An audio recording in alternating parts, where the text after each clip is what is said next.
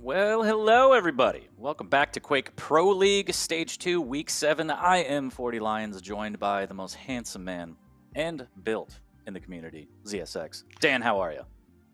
Feeling good now, man. Feeling really good now. That's all I needed to start my day. Coffee and a compliment. I'm here to boost you. Here to boost you up, Dan. We got a 5-course meal coming up for today, but let's throw it back real quick and take a look at the Valentine's Day frags that people may have missed.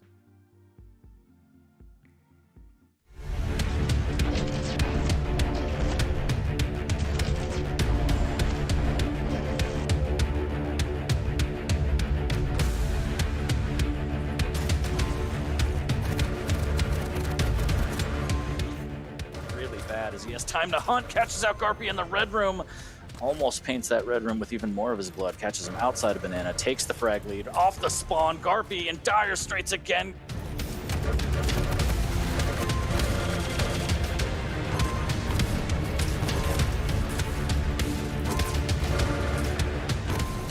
This could be his chance to actually push in and try and make something happen. And it all comes out, so does the Rockets, but the duel comes in. Wow. Will he be able to take down Cypher? He's so weak, he needs to try and push on and finish up. The just manages to clean Cypher up as he went up the jump pad.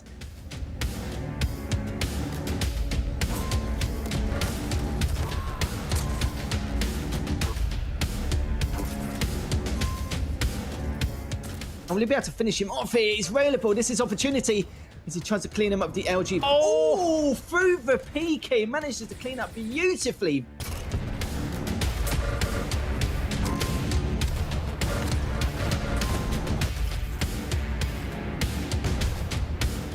Nosfer's like, no, that's fine. I'm going to roll you back. Don't you worry about it. You can miss all the shots you want.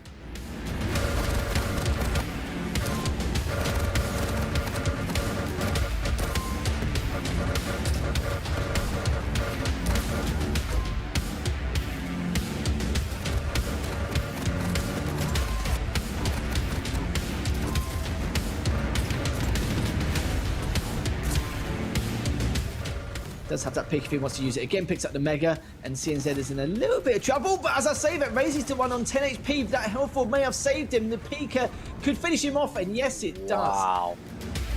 Catch Razy off guard, but it's just not happening here. But it's used to Pika anyway, and still manages to take him down 40. Razy just hoping to finish him off if he can. Oh, Gauntlet he's gonna maybe. do it! Oh, he was. I knew he was gonna be able to try and gauntlet in.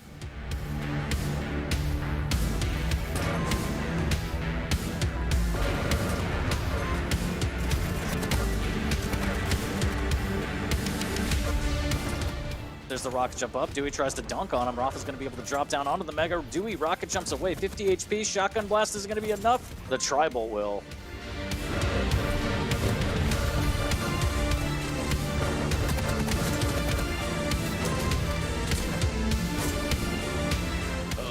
Yeah, I think it was over after the second frag. He looked defeated. We'll have to see what Dewey can do and actually trade out for him, but that was beautiful. Cleans him out with the shotgun.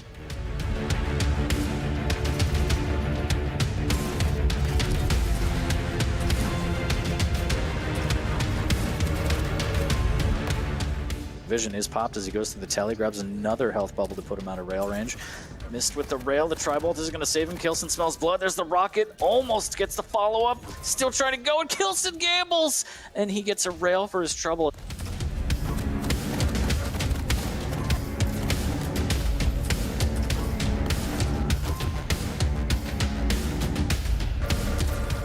A lot of LG. Kilson, see ya. Goodbye.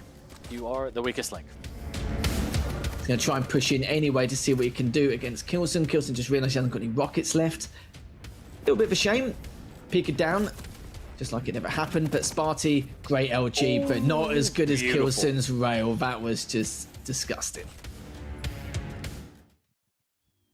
A whole bunch of action on Valentine's Day, but today we're going to kick it off with CNZ versus Sparty. Dan, your thoughts?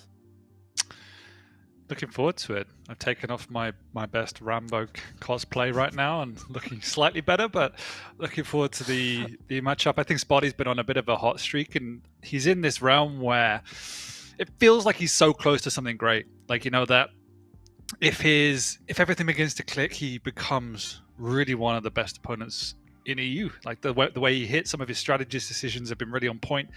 Just feels that he's probably not there in terms of the confidence level just yet.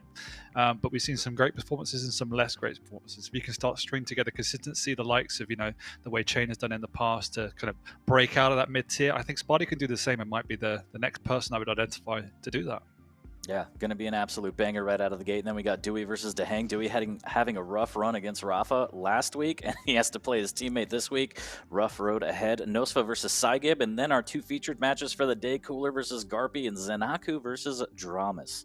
Cooler versus Garpy might be a rough road for Garpy. But, I mean, it all starts with CNZ and Sparty. That's just a look at the day. And I feel like, in kind of the same vein as what you said, I also feel like Clash of Styles may be into play here. CNZ a little bit more tactical maybe than Sparty. Sparty has the ability to just chain the Gala to those rails and just pop off and just become an absolute beast. I mean, we saw him play against Kilson. I believe he dropped that set 2-1, but still the rails were just flying on both sides. So Sparty's no stranger to just being able to post up with the rail, take it to your face, and just, take over the game that way. Definitely, and a lot depends on how hard he hits, and I guess that's a bit of a flaw in the way he does play. The fact that he is very much aim reliant, more so than other players in the scene. So an evolution away from that would be beneficial for him. Nevertheless, when he does hit, he is so damn scary. And as you say, CNZ definitely a clash of styles. He seems to have found a bit of a plateau, I guess, having then kept himself in the QPL ever so slightly. He doesn't seem to be breaking out of that, like I think beginning of the last stage he got on a bit of a hot streak at the start and then found that level and hasn't pushed on since then. So I would love to see CNZ is kind of a stamp his authority in this matchup and take it 3-0. That would show me he really means business and can mix it with the best. But I think I'm actually feeling a Sparty victory today.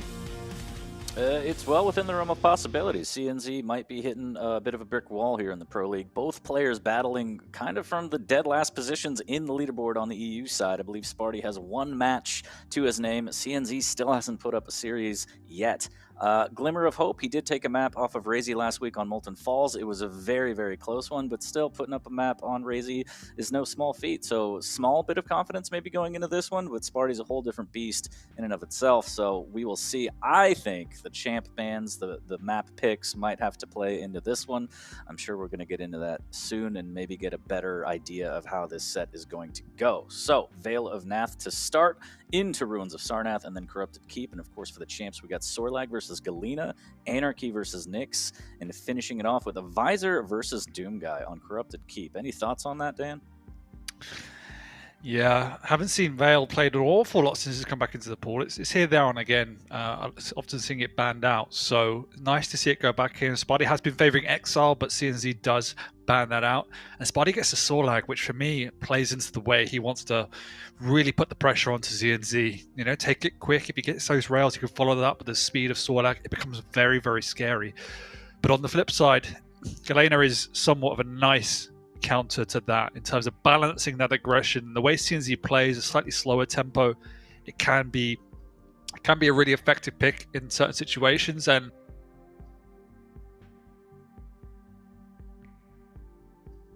can put even more pressure on.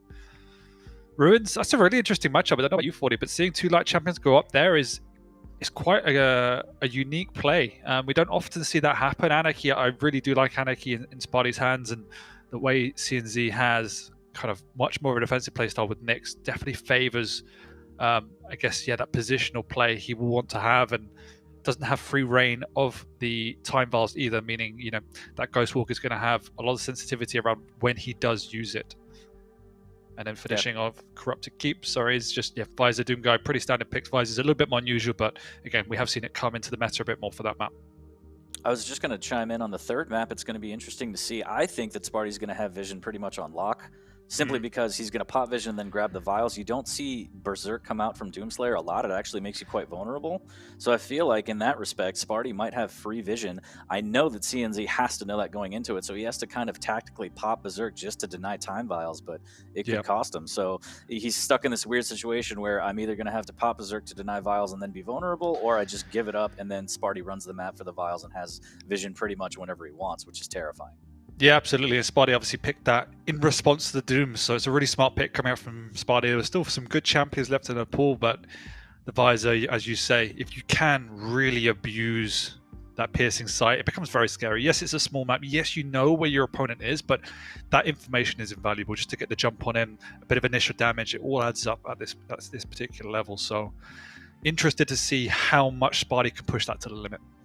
Yeah, should be an interesting one. Chat, lock in your predictions as we're going to get set to jump into this one. I think for us, Dan, if you had to pick, what do you think? I'm favoring Sparty 2-1. I think for me, he edges the picks just on a kind of theoretical level. I think CNZ often has a much safer picking style, picking the Nyx, picking the Galena, and it does play into his play style. But I think on paper, I would just edge this one Sparty 2-1.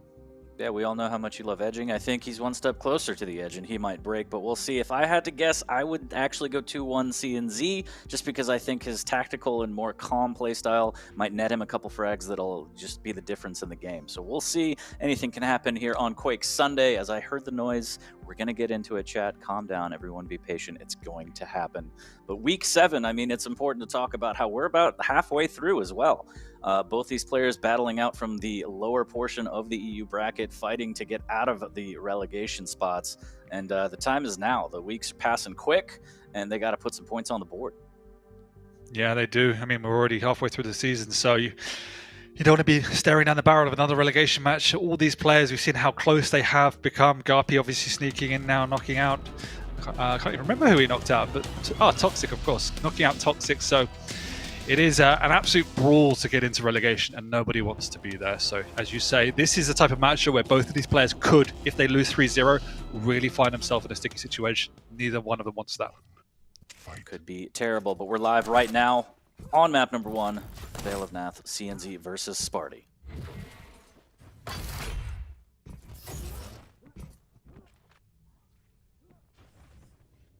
Nice slow start here. A lot of the time with Galena, we'll see kind of the totem empire over at the Mega here. Oh no, needs to be really careful. CNZ round the corner, the rockets fly out. Sparty makes his way through, a little bit of LG, throws down the spit. Making sure that CNZ won't chase that great rail there as Sparty putting on the pressure early. 1 HP for CNZ as somehow he's alive. He's going to be able to make it back to his totem as well. That was insane right off the bat, but both players grabbing their respective item, and things might slow down a little bit more.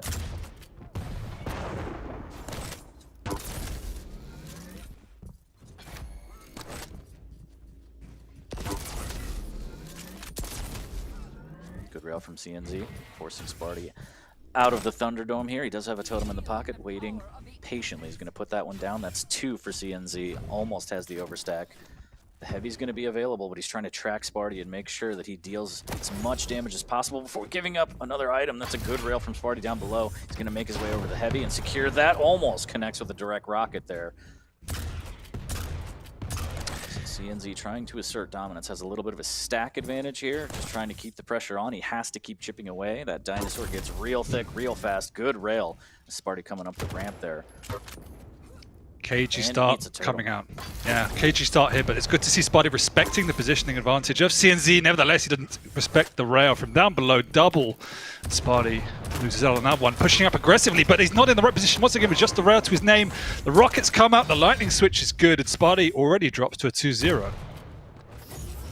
Rough start for Sparty here. He does go through the telly with the rail. Swaps to LG, but a little bit too late as CNZ will take him down yet again. 3-0, 2 minutes in, just stacking the frags. Doesn't have any armor right now, so he is vulnerable. And off the stack, or excuse me, off the spawn, the stack for Sorlag is going to be pretty thick, just like that one rail. CNZ has to run. 85 HP, still railable. Sparty looking for that angle. Ooh, and that's a big combo there, CNZ. A rail into totem. He's able to get back to the Mega in time. Sparty's trying to spit on it a little bit, and there's the totem to try and negate the spit. Very weak. The rail's coming out from Sparty, and somehow CNZ threads the needle, gets another frag, needs to be careful, takes a detour, doesn't want to give up anything. And if he stays alive through this, it's just going to be incredible, Dan.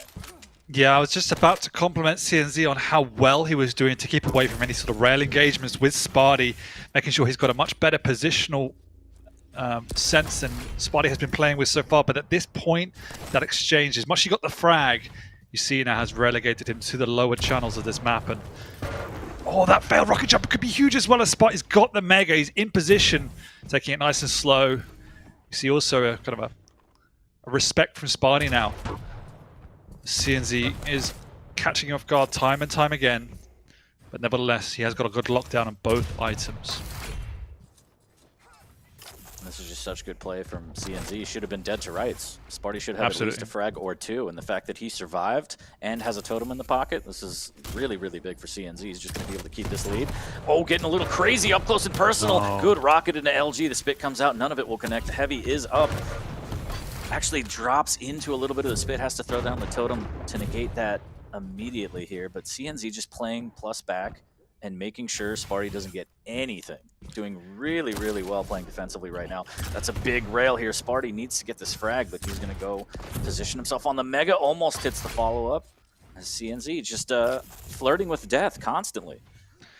No, but he's doing an exceptional job to use audio cues to advantage. You can see him waiting and waiting and waiting, listening to where his opponent's going, backtracking, because all he's trying to do at this point in time is obviously deal some chip damage from afar, but he wants to work his way back up onto that high ground, into that choke point over by the Mega.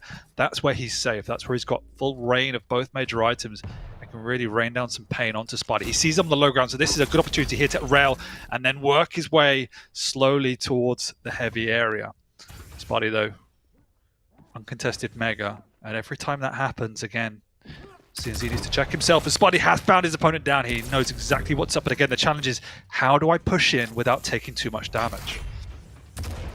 CNZ just has all the answers. That rocket, unfortunately, will miss. Sparty with a little bit of damage as he drops down, just trying to catch out CNZ however he can now. It's got to be frustrating as we're hitting the 5-minute mark, and CNZ has a firm grasp on this 4-0 lead.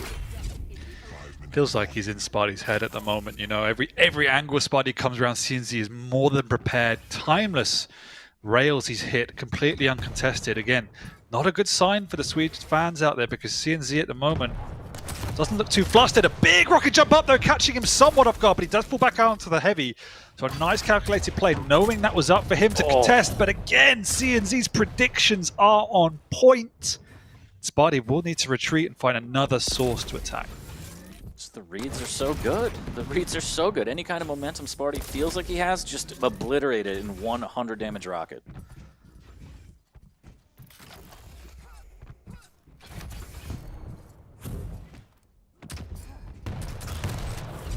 Needs to be careful. Might finally get caught out here at the nail. And finally, Sparty puts his frag on the board almost 6 minutes in. Such hard work. That was kind of 4 minutes of progression and aggression. But he's finally got it. He's also found his opponent, knowing he's limited on the weaponry. He wants to make this count, and he does. Relatively clean, has a Mega to fall back on. But CNZ is there. He just needs to steal it away.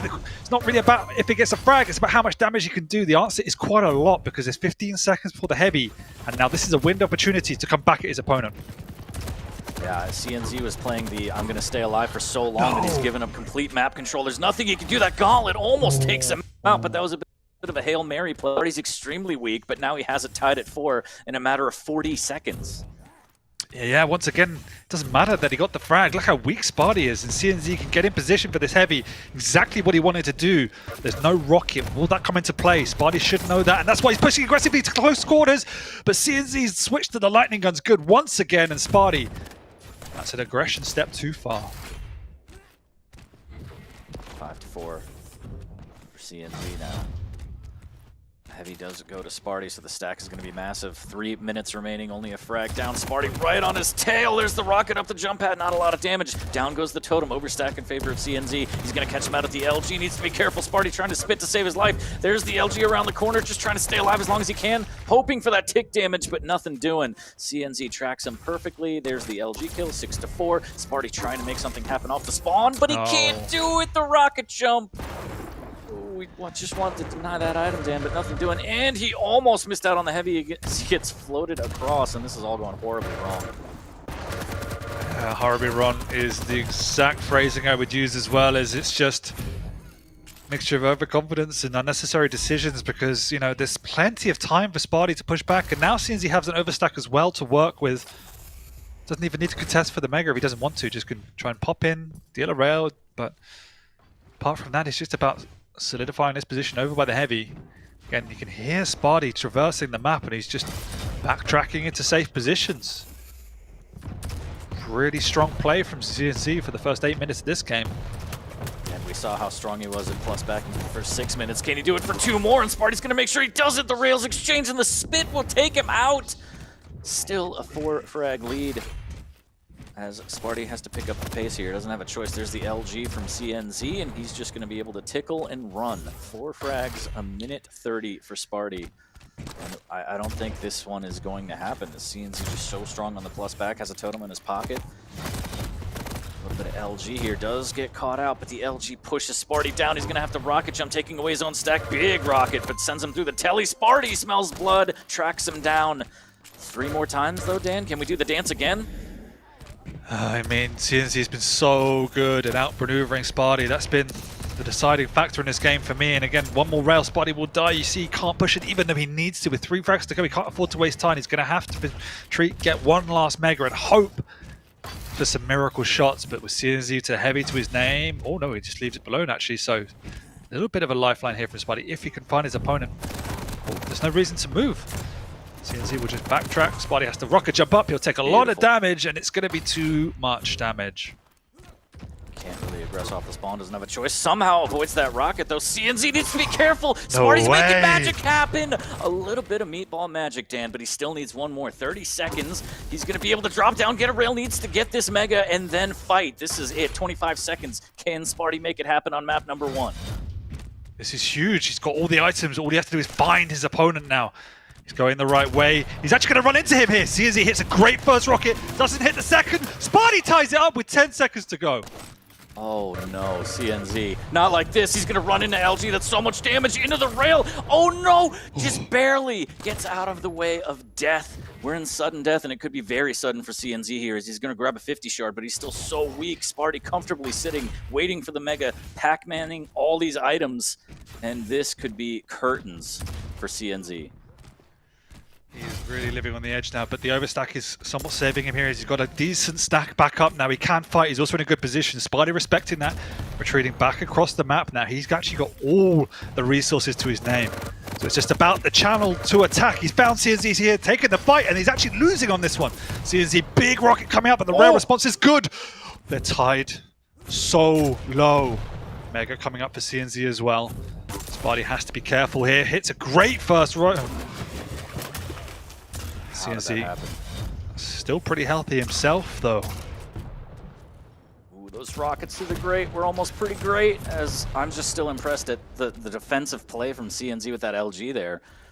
Really making Sparty work for it and almost throwing the game here as we're tied at 9, 1 minute in. There's a trap, good rocket, but it actually sends him flying, doesn't really stop his forward progression. So unfortunate for Sparty, that could have been 2 big rockets. But CNZ now claims Mega, and Sparty in a bit of an odd position here. Can he send him out the window? 2 rockets, make it 3. Sparty makes it rain in a nail biter. Look at that pop-off! Look at that pop-off! Oh, all right, Sparty, all right, God. let's see you. He heard me, and he's like, I'm sick of your garbage. You already predicted I'd fall off the map on Corrupted Keep last week. It cost me the series.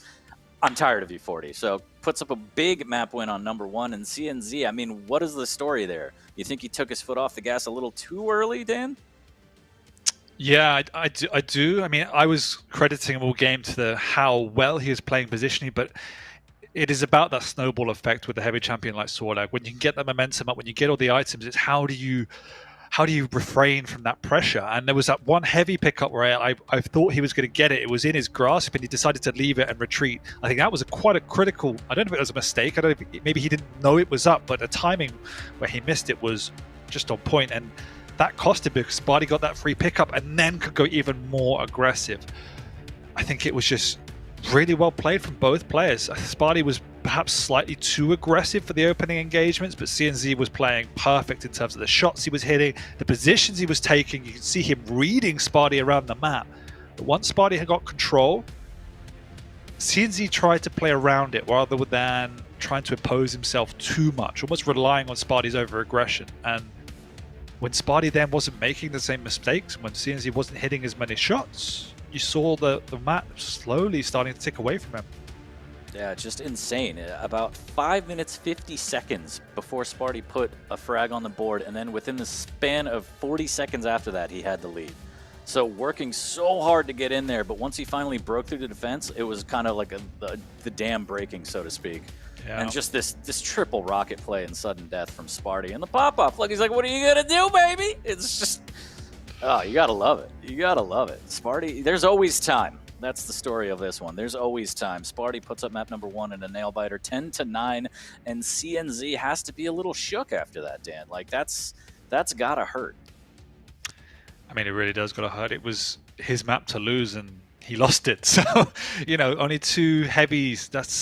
You can't afford to give your opponent such free reign of the items. And considering that he had, what, a 4-0 lead after 2-3 minutes, he was still missing out on major items in that time period when he should have had control. So, again, when you give your opponent that much latitude with such a big stack to work with, it's going to be such a tough ask to walk away with a victory. And CNZ nearly had it. Sparty began to hit clutch, and hit clutch he did. Sparty too clutch, yeah. I hope somebody already clipped that and gifted it and put it on the subreddit, because that is a happy dance. And it's interesting to see as a Galena only having 2 heavies, because you figure, okay, I could play around overstack and play more towards the heavy side of the map. Didn't do it. I don't know. So, yeah, interesting turn of events there. But big shouts to Sparty, you know, clutching that one out and heading to map number 2 has all the momentum. I mean, I don't know. It's going to take a lot for CNZ to bounce back from that, in my opinion. Yeah, but that's the way CNZ likes to play. It was working for 99% of that game. Yeah. Favors the positional play, like kind of baits his opponent into these engagements. You saw what Sparty was trying to do. He was really forcing the issue because CNZ's defensive positioning was so strong. He had to take these risks. Rocket jump up into his face. Now he doesn't have a Sorlag anymore. He has an Anarchy. So yes, he has a very similar movement capability and similar speed to work with.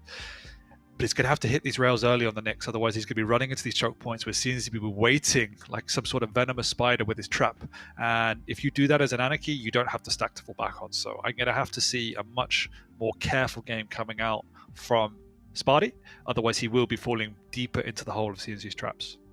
And we'll see if that plays out the way that you think. I think Sparty may have a little something in the tank, and he could still rocket jump like a madman and then pop that inject. But we'll see. We'll see if he resorts to that. I think it might be a little bit more measured, but I think the rails are going to be the tail of this set here as we go on to Ruins of Sarnath. A lot of distance to cover. As you mentioned before, Anarchy versus Nyx, 2 lights on this map. It's going to be very interesting. It's going to be a battle for the vials between the Ghost Walk and the Inject. It should be a good one, as I heard the sound. And chat predictions. I think a lot of people may have gotten ruined. I didn't actually check on that one, but going to be a rough one potentially for CNZ as we're going to get into it. Ruins of Sarnath, map number 2 between these two as they're trying to battle their way out of relegation here. It's crazy to think you got this quality of games and they're battling for relegation. It is quite the standard we have at the moment. A bit absurd, isn't it? A bit absurd. I mean, there's always Garpy, the anchoring down the bottom place at the moment, so not quite. Some might say that he's constantly holding it down here. As we are live on CNZ's POV, he's going to grab that rail right off the bat. Doesn't want to give it up for free. Wants to try and do some damage because he knows how much Sparty loves that rail. And more interestingly, both items being super delayed. Mega finally picked up here. CNZ's going to grab an LG, fire off a rail, but nothing doing as he couldn't do the damage he wanted on that weapon. And instead, Sparty, like clockwork. Huge. Rail. Wow, big Ghost Walk right off the bat. I love the double back as well. He's going to catch him here. What a read from Sparty, and what an opening. You know, we said the rail's going to be clutch, and clutch it was. Hitting a couple rails back-to-back, chasing his opponent, forcing the Ghost Walk, and reading it with the double back was absolutely sensational. Oh, creepy play from CNZ. Sparty just missing out on that as well. Creepy indeed, as he's just staring from the bushes. There's the rocket jump up. Sparty trying to deny the Mega, but he will do a little bit of damage. Inevitably goes to CNZ, but you couldn't really tell as looking at the stack. Sparty still firmly in control. Heavy is up though, so what's the play, Sparty? As he's trying to hit another rail there. The response from CNZ dead on target. CNZ leaving the Heavy. Maybe a timing error. Not too sure why he did leave that after hitting the first rail on Sparty, and opens a big window. Ooh. Gonna have a headache after that one as Sparty gets knocked out of the way, and CNZ does pull off with the Mega. It's tactical Dan here. So Sparty trying to grab those vials, wants the inject on hand in case of emergency. Break syringe. Does a good job too, of grabbing most of them on the map. Makes his way down, raining rockets on CNZ. The second one won't land. Make that third one will into the rail, can't do it. 46 HP. He's gonna turn tail and run, saving that inject, staying calm. And taking his time going up the jump pad, almost hits a rail, but right off the bat, CNZ right on him. And this should be a frag easily. There's the drop down, taking his time, deciding on LG for the course of action. Tied at 1. Popping the inject as well. I mean, Sparty has to be a little bit more careful than he would be otherwise. Not having any stack to work with. CNZ lockdown on the items. There's a good 10-second split, which is absolutely perfect on a map like Ruins. Can cycle these items. You have plenty of time to get into the Mega now, secure the area. Not like that, but you still have time. Mega goes to CNZ. Sparty reclaim the outside armor, but he takes a rail, and now we see CNZ kind of pulling a Sparty where, you know, he was doing this earlier in the first map where he's just everywhere Sparty wants to be and he was landing rockets. But on this map, he's just landing the rails, and you add in the light champion stack, and Sparty takes a rail, he's already got a turn and run. Yeah, he's got nothing to work with now. He's just got his first light, which is the first item, and he's been caught here as well. Should be another easy frag. I'm not too sure about that weapon swap, though. He's now in a full rocket for it. Sparty pushing in aggressively with the rail of his own. He's hit one more, but he can't do it. Nevertheless, you see the challenge here for both of these guys. One big rocket, one rail often flips these engagements on their head, given they are both light champions. So you have to be clinical. The Ghost Walk comes out as well, but Sparty should be able to get in for the Mega. Doesn't risk it. CNZ breathe a sigh of relief before he receives a rail. It's really good. Sparty slowly heating up now. CNZ might get caught out. Good rail. He's going to turn and run, but the shotgun, that rocket was everything. Stopping Sparty's progression. Couldn't catch him, but he's going to read it perfectly. Again, there's a little bit of a rocket, but somehow stays alive. Oh, goodness, Dan, that was it. That was the one. Sparty's got to be so frustrated. 56 HP. He's going to grab the 225s out in the courtyard, but CNZ just escaping death again and somehow flipping the tables, or at least evening them out. Both players so incredibly weak right now. It's easy to get away with the heavy from nothing to everything in a blink of an eye. Sparty, though, will be able to grab this Mega. Pops the inject as well. She doesn't get full utility of it. And they're going to meet here. Ghost Walk comes out immediately in a big rail. Sparty double backing again. Wants to have this fight. He knows he's also got a window of 30 seconds or so to push the advantage, but that's not the way to do it. Caught in a corner. CNZ equally wary, knowing that, again, a single rocket could be his death. And it will reset here as both players don't want to take a risk. Still fairly early on in this map. Oh, and Sparty just going full force into that Mega. CNZ not landing the nails he wants. He has to be careful. Rocket on rocket on rocket, but the trade comes out from both players. CNZ will maintain the 1 frag lead. Inject off the bat used by Sparty. A little bit of shotgun trying to pump some damage into CNZ, but instead takes a rail. CNZ has the slight advantage here. Sparty trying to grab this outside armor. Will not be able to contest the heavy. That's a free heavy for CNZ. The rail almost making it worthwhile, but instead Sparty eats one himself. Just like that, CNZ, big advantage here. Is going to lose out on the Mega. Will he hit another rail? And he does! CNZ is on fire right now. Yep, the rail once again has a crucial weapon, and we said at the start, Sparty's going to have to connect, and he's not after the first few engagements. There's not really be any rails coming out from Sparty's side, nor has he been picking up the items. So I really would love to see him slow down this pace and concentrate on getting a rotation up, because at the moment he's been outmaneuvered by CNZ. That's a bit of a mistake by CNZ, though. He was late to the party. Sparty gets the Mega, but he's taking an age to get up to here. And now he's got both items to his name. CNZ's used the Ghost Walk. Sparty wants to push the issue. CNZ heard that. Knows better than to go for that armor outside. Just so smart. 1 frag lead. He wants to make it 2, but first he's got to survive and hang on to this 1. 4 minutes left. Sparty on the hunt. There's a great rail. 10 HP. CNZ hanging in there trying to get some rocket damage. Ghostwalk's going to be up in 1 second. But at this point, is it even worth to use? He does! No. Gives up the heavy as well. Great rail on the way out. But CNZ's still so incredibly weak.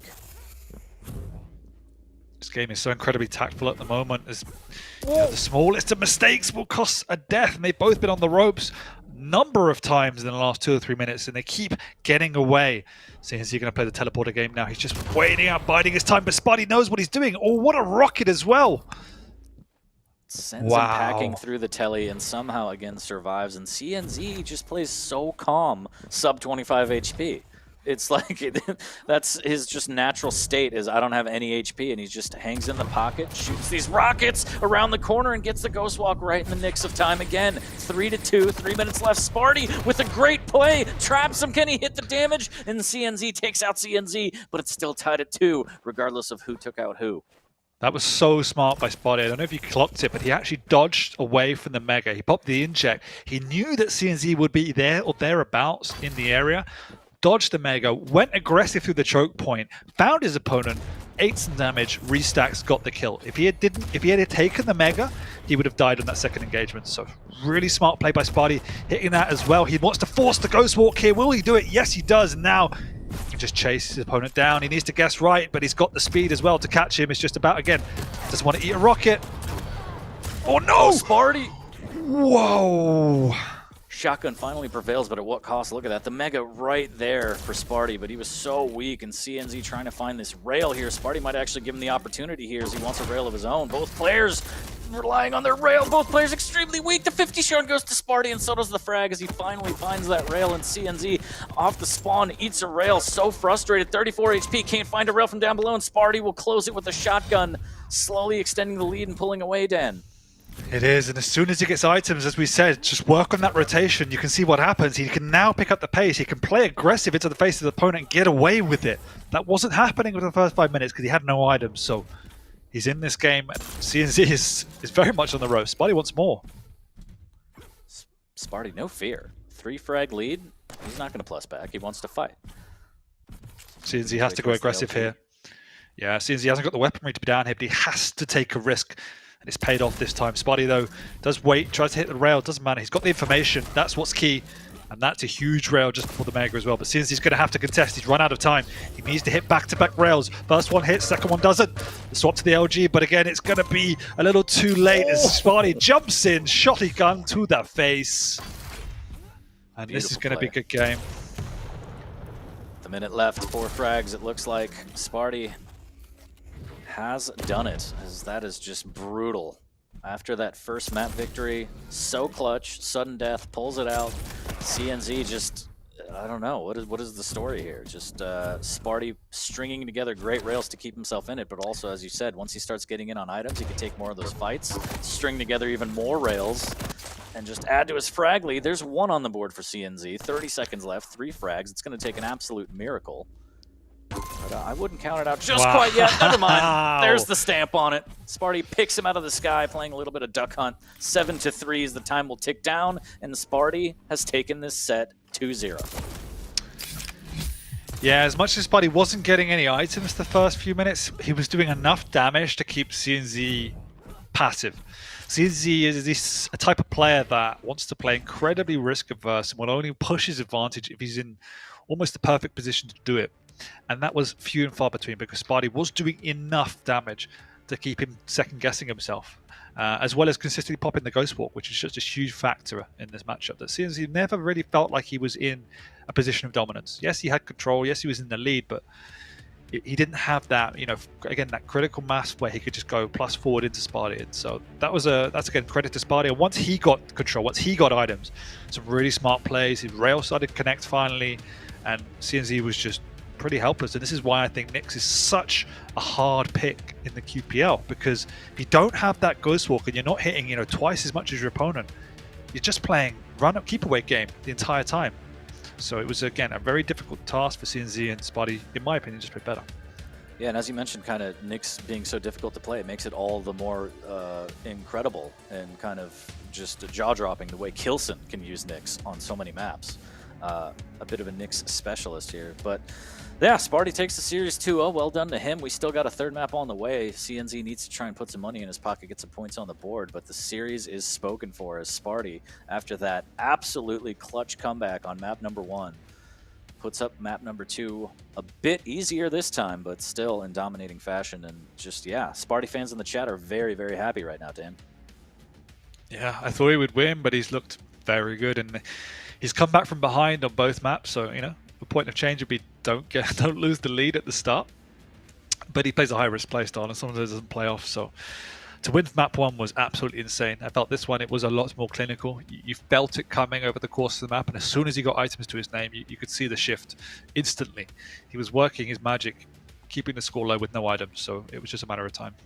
Yeah, and looking back kind of at the highlights and kind of thinking about CNZ's playstyle and those defensive rockets posting around corners, some of the issue may have been that Anarchy, in the way that he moves, he was kind of hopping over those defensive rockets a little bit, just edging closer and closer, and CNZ wasn't landing the damage that he was accustomed to. So that may have played into a little bit the positional play. As you said, he's the master of it. It's just not landing the damage will get you killed every time. So unfortunate for him. Sparty puts up map number 2, takes the series. But now we go to Corrupted Keep. Still time for CNZ to kind of redeem himself and put some money in his pocket. But it's going to be Visor versus Doom Guy. I personally feel like Sparty's just going to have vision pretty much whenever he wants. I don't really see CNZ popping Berserk. It just makes you too vulnerable. But we could see maybe Sparty's going to get a couple in the face. You never know. I'm a big fan of the Berserk, but as you say, like if Sparty can keep a high uptime on Piercing Sight, it just makes his life infinitely easier. Again, a big factor. No rail. How will that come into play? I know Sparty used to love back in the day the Lost World, which again didn't have a rail. He's a pro. He'll be more on the cusp to this. It will settle the game a little bit and can work in his favor that he's not taking these undue risks. But I think it's up to CNZ to slow the pace when he hasn't got control and play around that vision. We're live on map number 3 here between CNZ and Sparty. We're going to start off on CNZ as he's rocking the Doom Guy. So much LG coming out from Sparty right off the bat. Good defensive rocket there. A little bit of shotgun on the way out as well. CNZ trying to fight back, making sure that nothing is too free for Sparty. The machine gun, decent damage here. Sparty taking the LG fight to him. 44 HP, just dancing all day, and takes him out behind the statue as CNZ drops. That was such an awkward fight, and I'm not entirely sure why CNZ voluntarily put himself in that position without a lightning gun to work with. Big drop down, a Sparty caught with the wrong weapon, but you can see the strategy so far. Popping that Piercing Sight on cooldown, eat up those time bars as they are such a critical resource. And already 2-2 catching his opponent off guard.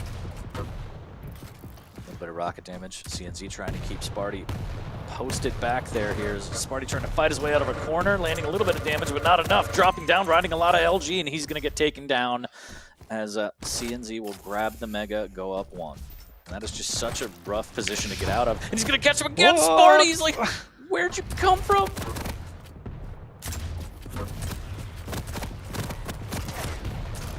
Wow, Sparty just somehow making that work. Actually takes the stack advantage after all that. Heavy will go to CNZ, but he's wondering what the hell just happened. Does Sparty just put the beat on him? A little bit of machine gun peppering in now as CNZ wants to fight back. Go toe-to-toe, does have the stack advantage to do so. Maybe time for Berserk as he drops down and steals the Mega right out from under Sparty. Very unfortunate, but this is going to aid CNZ in grabbing more of a lead. And pushing it further here through the telly goes Sparty. A lot of shotgun damage. LG's too strong. It's been a bizarre opening to this map. Every single one of these fights has just been wacky. But hopefully we'll see it settle down now as that scoreline begins to open up. Big rocket bouncing CNZ across. He'll need to take this fight as Sparty wants to force it. The Mega is up as well. Sparty moving him out of position. Can he drop on it? The answer is no! CNZ gets away with just 4 points of health, and Sparty keeps the aggression on, but he needs to learn his lesson at some point. Good LG from CNZ, making sure that Sparty's wary of that exit. Thou shall not pass here as 5-1 CNZ. 4-frag lead wants to extend, and there it is again behind the statue. Sparty's trying to make it rain, drops down into the armpit and actually takes himself out. He's like, I don't even want this frag. Let's reset. 5-0 in favor of CNZ as he comfortably grabs the Mega. This one's looking a little rougher on Sparty, but as he showed in map number 1, I mean, anything can happen. He's very, very clutch. It's just a matter of him getting maybe one frag, getting some items, and getting the ball rolling. Yeah, it's a very, very different ball game there without a rail to create those openings for cleaner frags. And finally, Sparty does relent on the pressure somewhat and slows down the pace of the game, as kind of throwing your body at the wall only works so much. And if you don't get frags, it does put a match very out of reach, and that's what's happening now, is he's already 6 frags down. 6 frags down, just trying to do a little bit too much. He does get the Mega, but he gets caught out behind the statue at LG again, and CNZ doing good damage off the spawn. And again, has the rotation as well, so he can take this fight, gets the frag, and then, oh look, there's a heavy. So the stack, fantastic after every fight for CNZ, enabling him to go toe-to-toe right off the spawn and doesn't really have to worry about an aggressive push from Spartius. He's going to ride the lightning and into the rocket. And oh look, a Mega again. CNZ just timing these fights perfectly between the items. See, and he's goading him. That's the problem. So Spotty's falling for the bait. CNC wants to take these fights. He's kind of backing off, pulling away, letting Spotty move slightly head forward, and then he kind of hard commits in, and Spotty's not relenting from these fights, and CNC's the one with the timing, with the item positioning, and he's falling on these items time and time again, restacking. And so, as much as it feels like Spotty's doing a lot of damage, look, well, this time he gets the frag, but if he did, CNC stacks up, gets the Mega, and it's back to square one for Spotty. This time it works, but he needs to get out of here without taking too much damage, and CNC now has the padding of 7 frags to throw his body at Spotty. Right in the breadbasket. CNZ's like, nah, this is my thing. There's a rocket right in your chest. 9-1. Sparty, glimmer of hope there, stomped out immediately.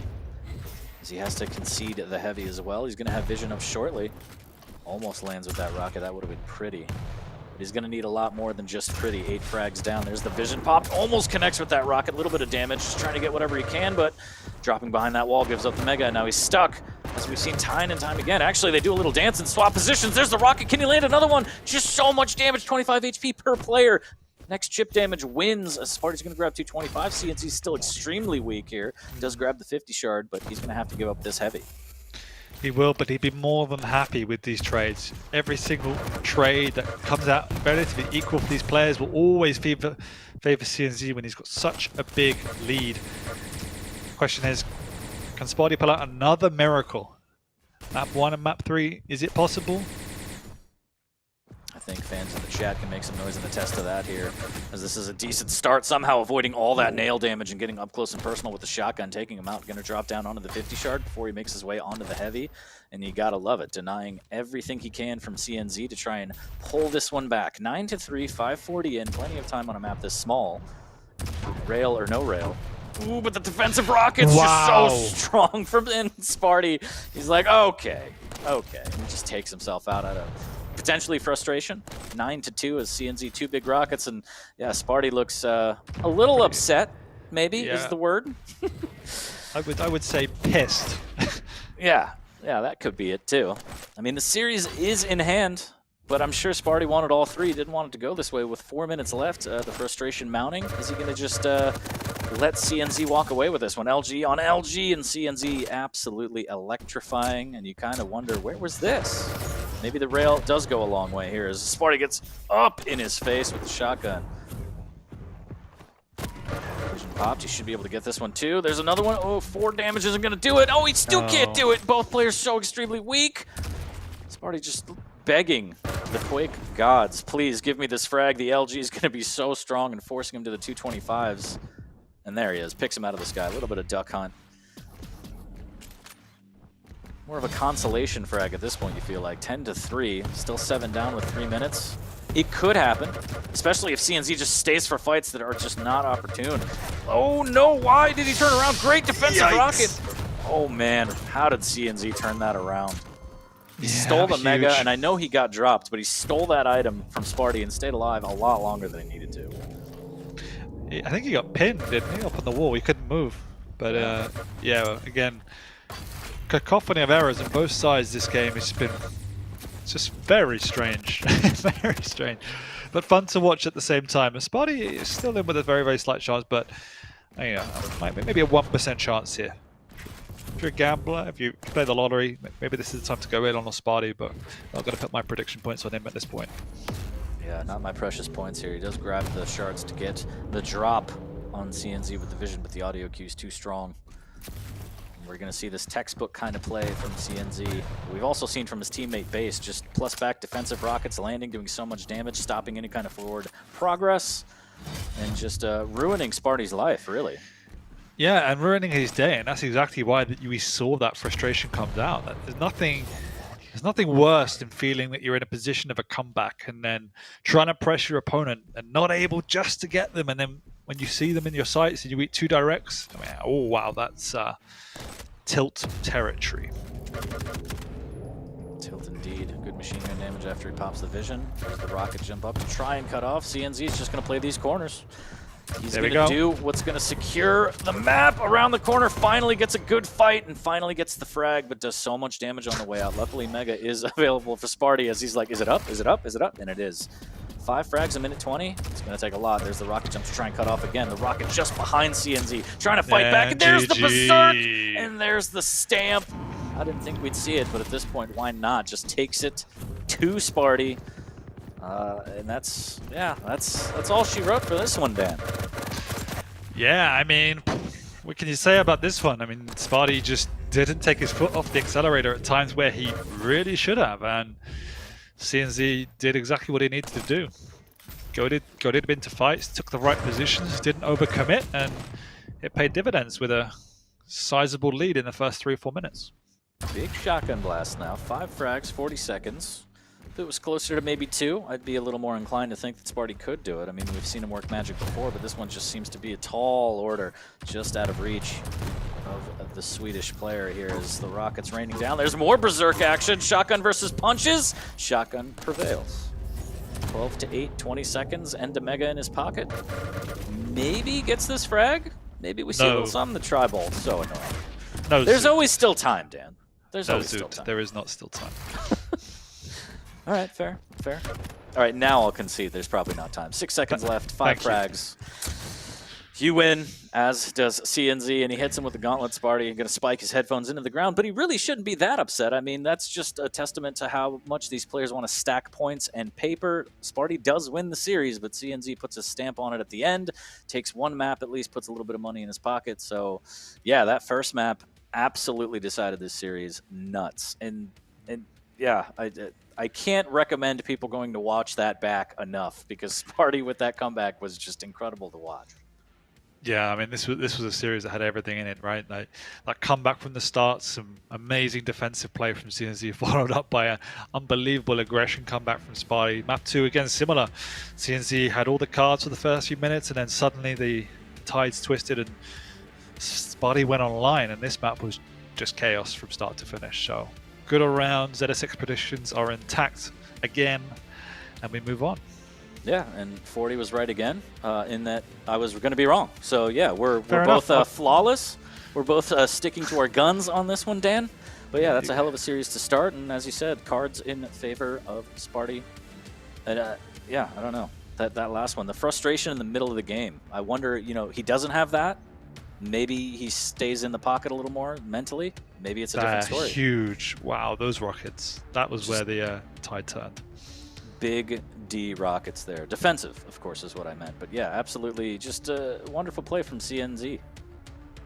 It takes a lot to stay in mentally in the series and just know that you need every map at this point. Everything counts as we're halfway through the regular season, marching towards the stage finals.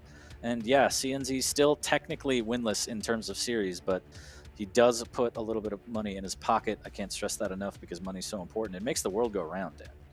But, still on the relegation chopping block.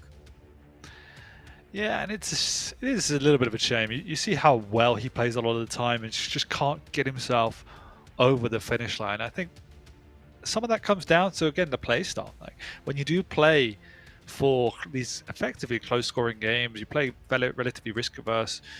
You're not overstretching yourself. If you give your opponent an in, like he has done on maps 1 and map 2, the map can quickly get away from you, and that's exactly what we saw. I don't think the picks favored him on the second map with Nyx. It's such a hard task, and unfortunately for CNZ, again, it was a bridge too far today. Sparty played really quite exceptional on both maps on 1 and 2. Map 3 wasn't clean whatsoever, but CNZ did what he needed to do.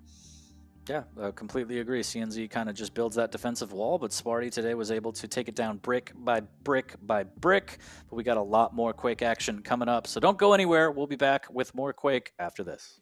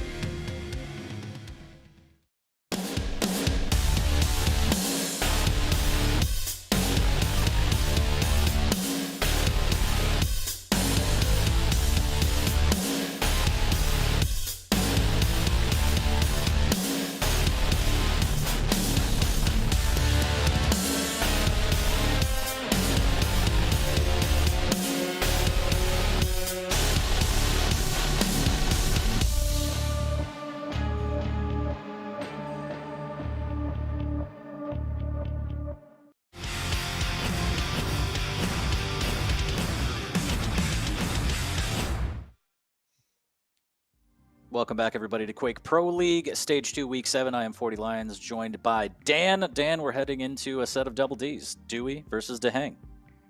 It's the best letter in the alphabet. That's all I can say. So we're in for a good matchup if that's the standard I'm holding it to. Oh yeah. I think a rough road for Dewey, though. We saw last week he went against Dehang's teammate 3-0 in favor of Rafa. Probably what we expected, but the way in which he dismantled Dewey, just kind of demoralizing about map number 2 and 3 was just, it wasn't even really a map. So hoping that Dewey could bounce back, but against Dehang, it's going to be a tall task. Dewey having a rough road this season. He hasn't put up a series yet. He's sitting in 8th place, but essentially it's dead last because of the bye weeks for Effortless and Dramas. So it's just a rough ride for Dewey, hoping he could bounce back, but we'll see. Dehang is probably not going to allow that, if I'm honest. No, I think it's very rare I would ever go into a series and predict a 3-0. Obviously, Rafa may be aside, but this is one of them I would probably side, again, 3-0 to Dehang. And again, that's no discredit to Dewey. I just think Dehang is finding himself again, and Dewey is doing the opposite somewhat there. You know, I think last stage we saw him kind of reinventing himself a little bit. He has done slowly over the course of the year. He's become incredibly aggressive a lot of the time. And that's become the norm, which is great. But again, it's not working as much as it was before. So I guess some internal reflection needed. But saying that, he's put up some great maps. We see some amazing play from Dewey. It's just one of those seasons where some things are not working. And then you need to be on your A game at all times to kind of be putting up maps against these players. Yeah, completely agree. Just a couple adjustments, and it could be a completely different story. But Dehang sitting pretty at 2nd, right behind his teammate Rafa. If he puts this one up 3-0, I think they're going to be tied.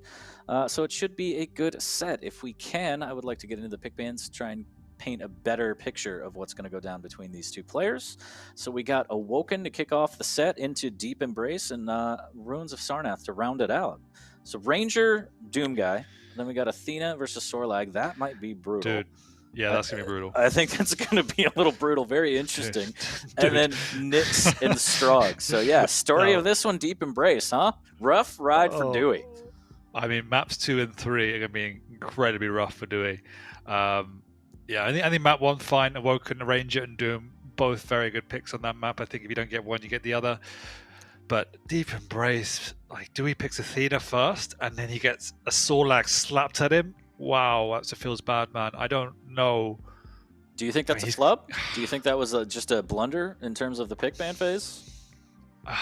Potentially, maybe it slipped his mind because like there was a Keel ban and straight up, then there was a Scale Bearer ban. So you see the two big heavies are at the pool, and you think, okay, maybe I pick Athena, I can go up against maybe a Galena or something along that ilk, but then maybe it just slips his mind. I don't know, but he's going to have to play spectacular to pull a result out there because that map is fast and furious, and Sorlag enjoys that atmosphere. And then Ruins as well. Like I keep banging on about it. I'm not a big fan of Nyx. I think she's very hard to play. And then Dehang is one of the best in the world at Strog and Pika, and Ruins is such a great map for that. So I just think the pressure on Dewey to pull a result out on Ruins is going to be immense. He's going to have to play smart. He's going to have to play defensive. He's going to have to time well. He's going to hit all of his shots. Because if you miss a single shot, Dehang's in your face. And then what do you do? If you don't have a Ghost Walk, you're dead. And then if you have a Ghost Walk, you pop it, and you're on the back foot again. So it's such a tough ask to put a result out there. I can't see this one going his way. Yeah, it's going to be a rough ride, especially Ruins being the third map. Depending on how the first two go, he could already be in a horrific mental state given the outcome of the first two maps. But nevertheless, lock in your predictions, chat. Let's see what you think. It looks a little one-sided so far. I think the saving grace for Dewey may be that he does get his Ranger on Awoken, and he's very good with that champ. Loves using the Dire Orb. If he could use it successfully, I think he takes away this first map. But again, Dehang is just so calculated, so precise with how he plays. It's going to be a rough ride for Dewey. But you never know. Maybe that one Dire Orb, that one Hail Mary play kind of splits the difference and turns the tide in Dewey's favor. But predictions going in, let me take a quick look. How bad is it?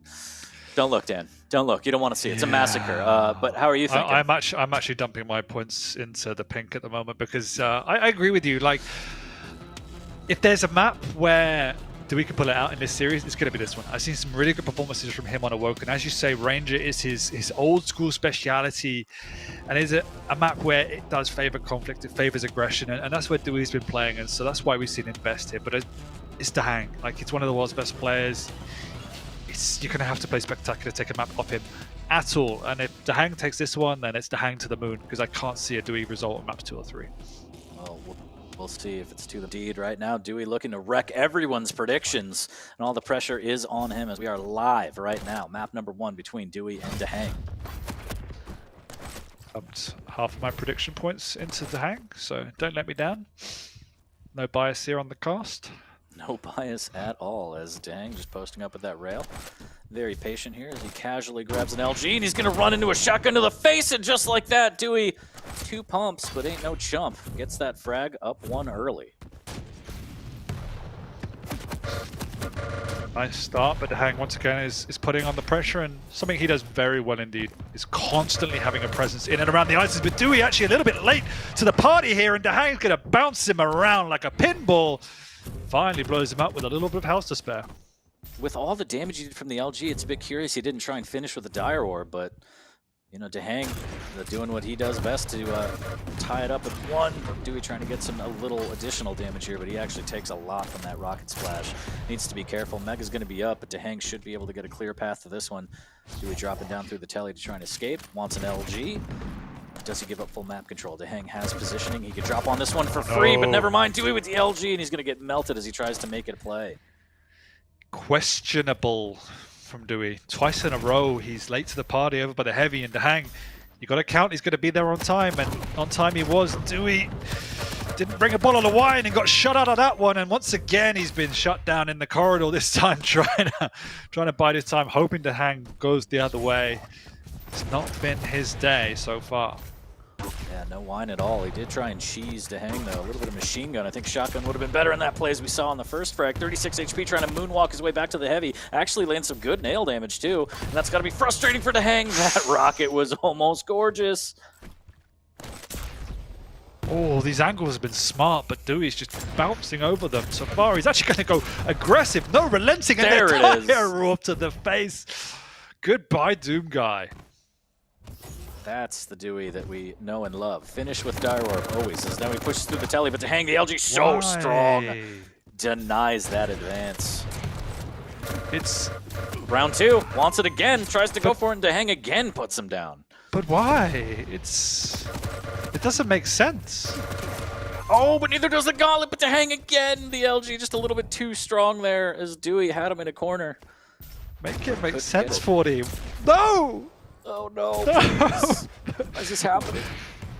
Okay, he's got himself an item here, but you know, it took him 4 frags to get that. That's fine. It's fine. He's going to go up the jump pad as well. That's not fine.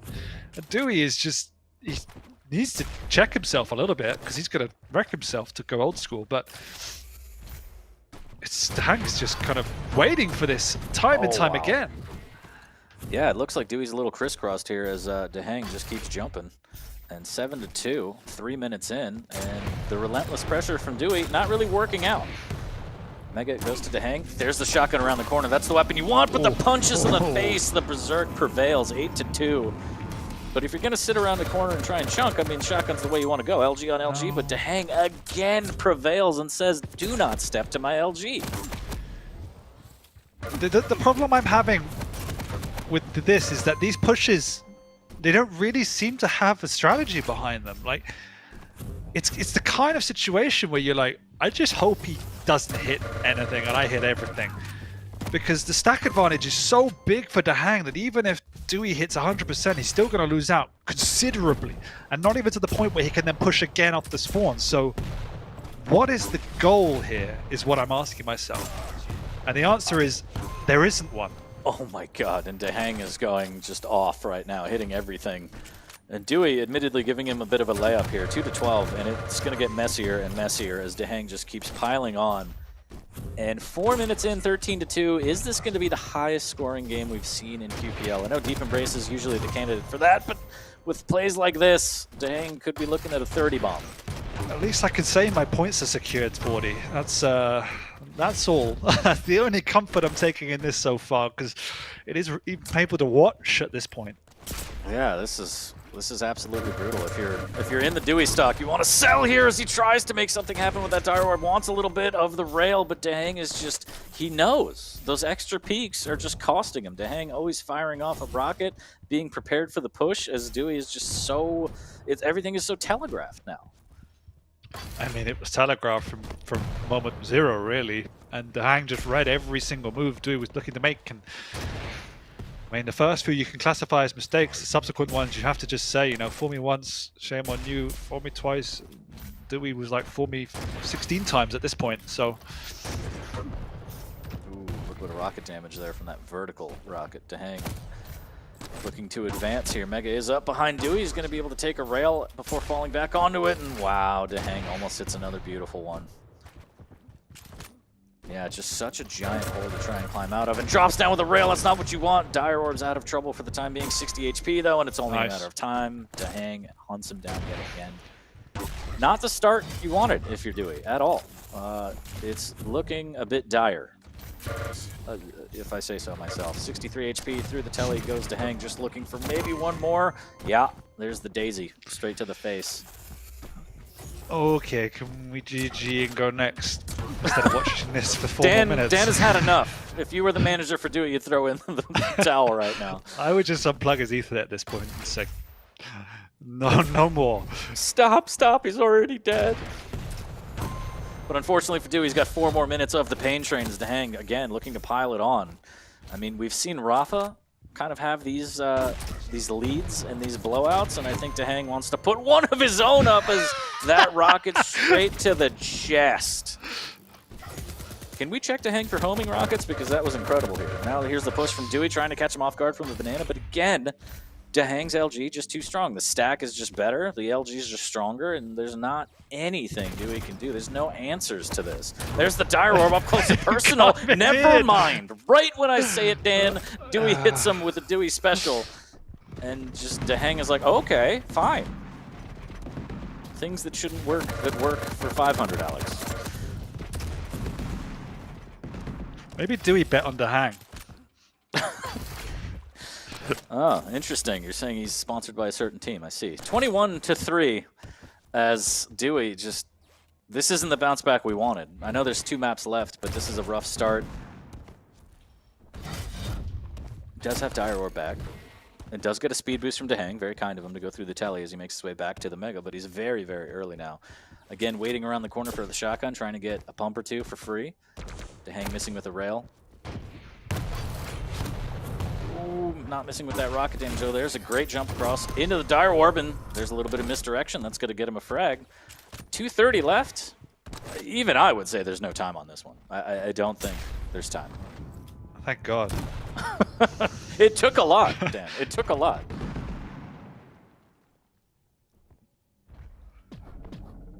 Oh my God, Dewey's not running at him. It Something's didn't work clearly out. wrong here. Maybe you should have, because that was not the play either. Just brutal. Dahang relentless, as he should be. Anything goes in the arena. 2 more minutes for Dahang to warm up his aim, really. Yeah, Dahang is gunning for more frags than he has ping at this point. Oh, that rocket. Dire Orb in hand. Dewey could finish if he lands this rail. Ooh, guesses wrong, misses with the follow-up rail, and does Dahang turn this around? And he does. It's got to be so frustrating. He really wanted that light armor 40. He really wanted it. That was going to be the difference maker. Yeah. Rocket jumping off of his face now as Dewey somehow avoids that rocket but cannot avoid the rail, trying to make it through the telly. 1 minute 20 left of the pain train. No signs of stopping the 310 to Yuma through banana with the rail, 25-4. And off the spawn as well. Dewey just getting obliterated. Please, somebody stop this madness. This man has a family. Yeah, Dahang's getting more frags in the QPR than most people get in a free-for-all. Oh, man. Good rails traded. Stewie on the hunt. Doesn't really have a choice. This is all in all the time now as the Berserk comes up, hits him with the Shoryu. And that is the uppercut from hell as Doomslayer 27-4 ripping and tearing his way. Come on. Insane. Insane. It's gonna be 30. Oh, he misses the rocket. Yep, this is 30. I'm calling it. 30 seconds. The pace. Don't you slow down on me now.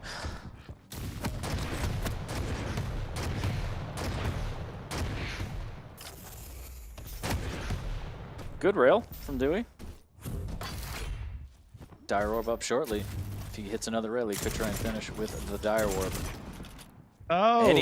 Anything to get some sort of momentum going, some sort of confidence. There's the rail, there's the Dire War play, but actually just uses it for misdirection, and it's going to net him the frag, as your predictions are off. Well, I mean, well, we had 33 prediction. frags. Yeah. We had 33 frags in total, so just saying. Brutal. I don't think there's anything to say about that. Yeah, one. I'm not breaking that down. Dewey was trash, and he just ran it to hang for 10 minutes. Tell me how you really feel. Not the best performance from Dewey there, as Dehang just had all the answers. Toe-to-toe brute force fights, not in favor of Dewey, as Dehang just outstacked him, and when you go toe-to-toe and you're lacking stack, the LG can't save you. Especially at this level when you know your opponent's going to hit just as much as you, if not more. Just an uphill battle. Dewey off to just a horrible start in this set. And the tail goes on. Again, bottom of the Americas leaderboards on the relegation chopping block, and it doesn't look like that's going to change this week, as Dehang, complete dominance on Awoken. I mean, full credit to Dehang. Like his aim, his aim looked on point. Yes, Dewey wasn't making it awfully hard, but you know, he wasn't missing shots that he could have easily missed. So you got to credit Dehang for that. Still, I obviously will always question what the thought process was for Dewey and why he went down that road. Again, there is a clear strategy where you can throw your body at your opponent in a vein to weaken them enough where you then take control and then you snowball, right? But a lot of the early pushes didn't even reflect having an opportunity to be the right choice. You know, he wasn't in a position to weaken him enough. He didn't have the stack. The hanger just restart. It wasn't the right moment to make that push, which was always why I was questioning it. And then maybe it got to a point where Dewey had given up. You know, maybe that was the thought to start with. It didn't work. He knew he was too far behind, and he clearly gave up. But you know, you got to now reset. We've got to move on to map 2 and say, let's start from scratch. The challenge is now, we were looking at this thinking, you've lost the picks. So you're going to have to play out of your mind to come back. I mean, the same old strategy won't work here. Even if you hit everything, it's Athena versus a Sorlag. Just by default, you're outstacked, and it's just, I think this is going to be more of the same, unfortunately. And I feel like the predictions will reflect that as well. So it was a weird start, too, because Dewey posted up around the corner, got the surprise shotgun kill first, and you thought, okay, this is standard Dewey, playing very slow, methodical kind of a play, defensive even, making Dehang kind of run into him. And then right after that, it was just all out the window, just let's throw fists. And Dehang came out on top easily, and I feel like more of the same, but we're going to see what Dewey has in store. The Athena pick, absolutely brutal in our opinion here on the desk. Athena versus Sorlag, live on Deep Embrace is where we're heading, folks. Dehang versus Dewey, map number 2 in the series. Make some noise in chat. Predictions coming in lopsided, so to speak, but at the very least, thoughts and prayers, please. Yeah, I mean, someone out there's got balls of steel to put some points on Dewey for this one, but you know, if he's going to get it back into this one, we're going to have to see a complete flip in strategy, in play style. I would need to see him to play super positional and careful, but this start doesn't reflect that he wants to do that. He just wants to challenge the Lizard, and it doesn't work out. Just too thick to quit, although the damage was decent. Got him down to 65. Now he's railable, so Dehang actually has to play slower, grabbing a 25 to get out of rail range. Does still have the spit up as well. So can Dewey get some early damage? There's the hook. There's the defensive spit as Dehang has to back away. Just ready for anything. Dehang so prepared. He's going to be able to back up onto that Mega after the tick damage comes out. And LG on LG. Dehang still weak. Dewey will fall back onto some armor, taking it slow this time. Ooh, that is a pretty angle right there. That was really nice. But no, I mean, the initial frag wasn't great, challenging Sorlag, but the return play was good. Ooh. Wow, what a shot that was. Dehang so on point right there. Into the LG. Athena just does not have the stack for this. As Dehang right on time for the heavy, and brace yourself, Dan.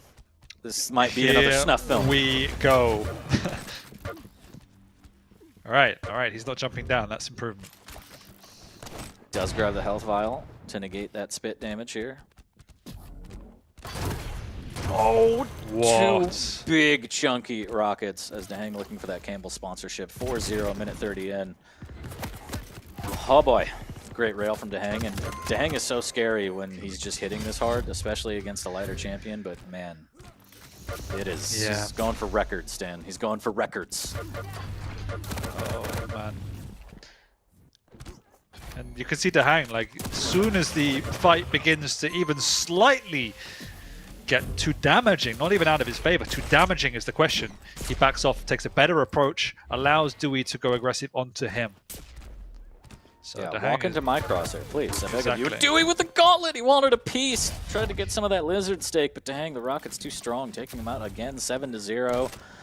A little bit of LG. Dewey trying to make a play on the Mega, but it's not worth it. Danger, Will Robinson. And this is the balance as an Athena or as a light champion going up against a heavy on this map, is that you constantly have to be in the face of your opponent, but in a way that is safe.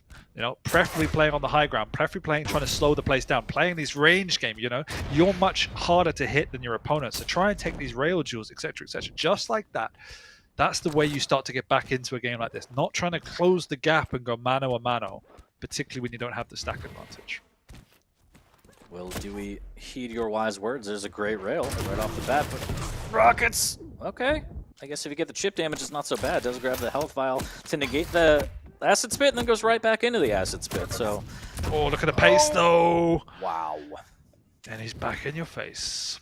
And he's got the stack. Nice from Dahang. A bit of LG from down below as Dahang trying to pump some buckshot into Dewey.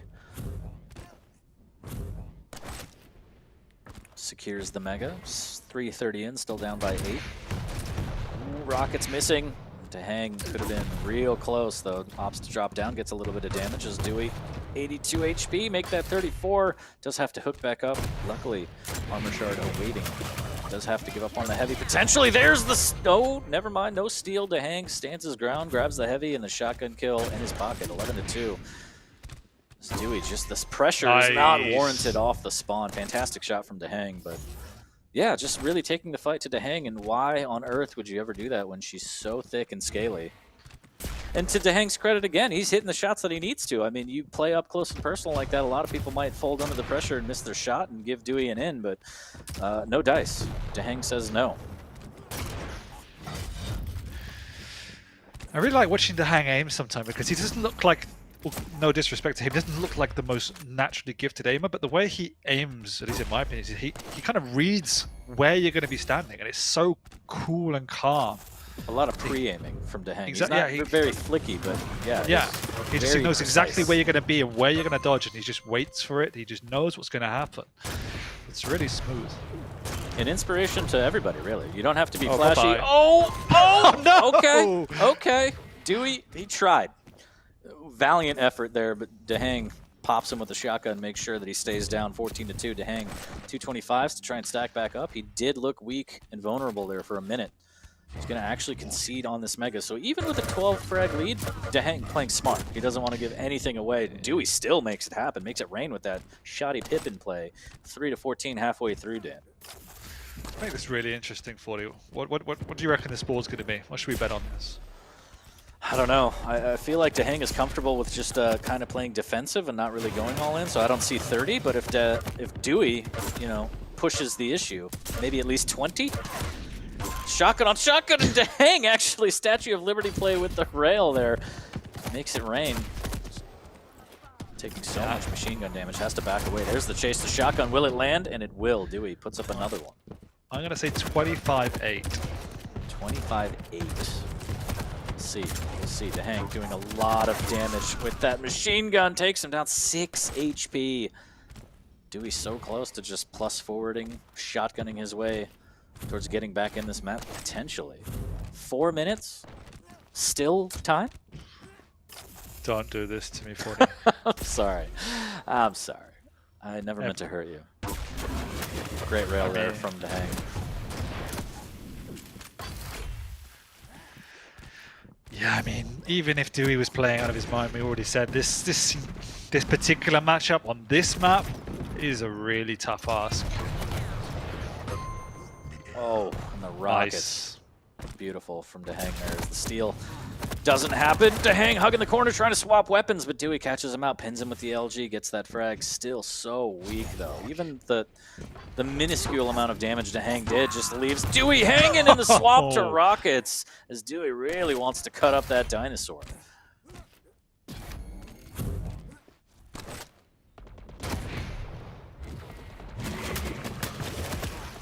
The thing is, Dewey hasn't even done that badly on the item. It's actually relatively even. Ooh, off the spawn, maybe could get it. No, too strong. Just Zac is just too thick to melt through it.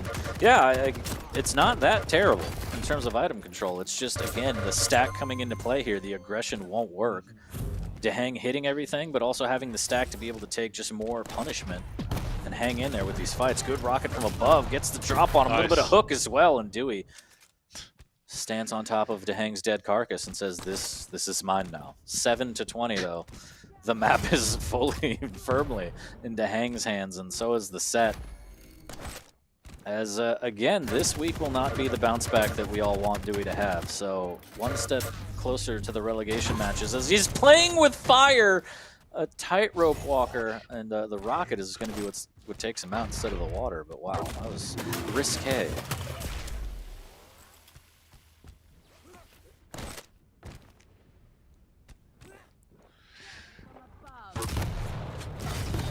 Really good movement from Dehang, too.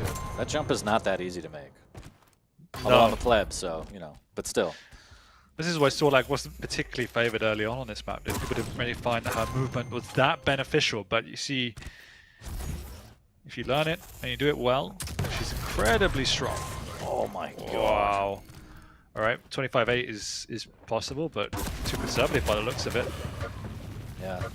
Bet the under here as the tick damage. Dewey doesn't really have a choice. He is going to last second hook into his own death as he jumps back, just to take a peek and make sure that the armor's gone. Don't need that pesky thing. Get that out of there. 25-7. Can Dewey put up the frag? As the prop predictions are coming in.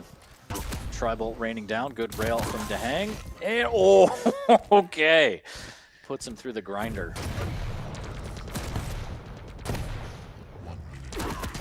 Oh, again! Ooh, okay, Dewey, okay. He says no, no, no. Hits him with the Dikembe finger. No thank you, 26-8, make that 27! Tri-bolt not doing the deed.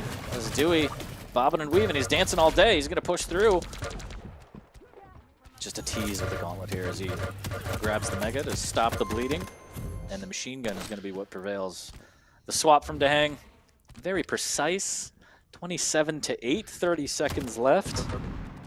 And I think from a coach-manager perspective on Dewey's side, they're running out of towels to throw, Dan. I think there's no more towels. They don't have any in the inventory. 27-8, another brutal scoreline. That is a fantastic rail, though. Credit where credit is due. Threading the needle on that one. Oh, and Dehang with such a response.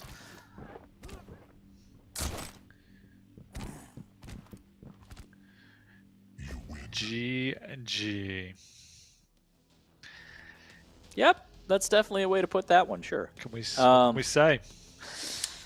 A little bit more of the same. So, third map. You muted, my friend, I think. For me, anyway. I just didn't want people to hear the things that I was saying. Yeah, I'm surprised. Yeah, third map. I don't know. More of the same. Brutal. Savage, wrecked. No, yeah, it's... I don't know. The pick was sus right off the bat, right? Maybe he had a little something planned, but just any kind of avenue that he had to try and make things work, Dehang shut it down. I mean, maybe he's hitting everything. Maybe the entire plan from Dewey was to overwhelm with pushes, but doing so against the Sorlag with that stack disadvantage is just a brutal uphill battle, and add in the fact that Dehang is so calculated and he's hitting everything and popping off. It's just a recipe for disaster right off the bat, especially after seeing the first map and how it was going. I don't see the third map being any different. No, I mean, it's a good summarization, really. The pick was sus, the strategy, the game plan was even more sus. Dewey was playing as he was the Sorlag, and Dehang was the Athena. So, you know, completely at odds with reality, poor Dewey. And that's 2 maps in a row where he's not shown his finest colors on this glorious day. So, going into map 3, I think once again, I don't have a lot of high hopes. The picks not in the best favor. It's more even.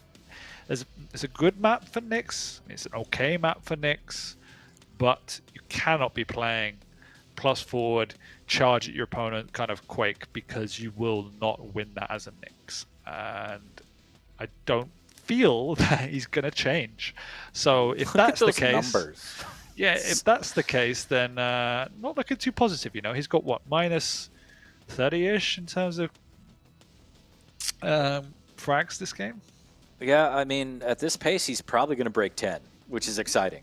But I think Dehang might hit 30. I mean, bigger map, so you got to think I don't slower think paced, but you never know. Maybe it's not slower paced. Maybe Dewey just wants to get up there, you know? I know. I'm expecting a twist in this novel, and Dewey just reverses fortunes and goes full camp mode for 10 minutes, and we end up with a 0-0 overtime. I'm in it. I'm in it to win it. Let's go. Let's go 10-minute overtime, no frags given. It'll be interesting, yeah. But you got to... Hats off to Dehang, but you got to wonder, like, Dewey, where's the bounce back? Is this it? Is this just, you know, is it a matter of, you know, kind of a relegation chopping block? Let me throw whatever I can at the wall, see what sticks. Maybe taking Dehang by surprise with my strategy, but it's just not working. It's man, if you chuck shit at the wall, even if it sticks, it's still shit. It's not going to work all the time. So, like, that's one way to put it. Yeah, maybe he's smearing SOS in that. I don't know. I don't know. Somebody needs to help Dewey, and hopefully he can help himself. But map number 3 might be more of the same. Dehang looking to tack on a 3-0 victory and try and tie it up with Rafa in the leaderboards on the Americas side. But we're live between Dewey Dehang map number 3 right now as Dewey gets the mega spawn, tries to make something happen after a little bit of rockets, but Dehang's right there peppering with machine gun. Again, perfect weapon choices, doing the damage wherever and however he can to stay on top. Good. We haven't seen a frag in the first 20 seconds, so that's an improvement on map 1 and 2. And Dewey actually looks like he will be playing a bit more strategically. Falling back for the light. Dehang is making himself heard, and this is why Shock and Pika, particularly against the Nyx, is so powerful. You can just get in her face, you can keep her stack low, you can force out the Ghost Swap, which he has done already. But Dewey going in aggressive here, and then will this be the play? I don't know. He hasn't got a Ghost Swap to fall back on, but if he hits his shots, that's where it comes to count, and he actually backs off, which is a positive sign. Rails traded, both players weak. Next rail wins here. Dehang trying to stay alive, trying to calculate exactly where Dewey might peak from, but Dewey's already gone. Trying to stack back up, make sure that he can try and contest for this mega. Dehang taking his time, slower, looks like full concession on the mega and wants to play for the heavy. Peeker in pocket, in case he needs to pop lock and drop it. Here's the mega pickup. Heavy's going to be free as Dewey's nowhere to be found. Nope, and we see Dewey playing as he should be now, playing slow, playing around the choke point, catching Dehang off guard with the rail, and that's exactly what you need to be doing as a Nyx. Back-to-back rails, follow it in, but going up against a Strog, he has the utility of the speed of the crouch slide, he's got the Pika to have the burst damage. It's going to be a tough map.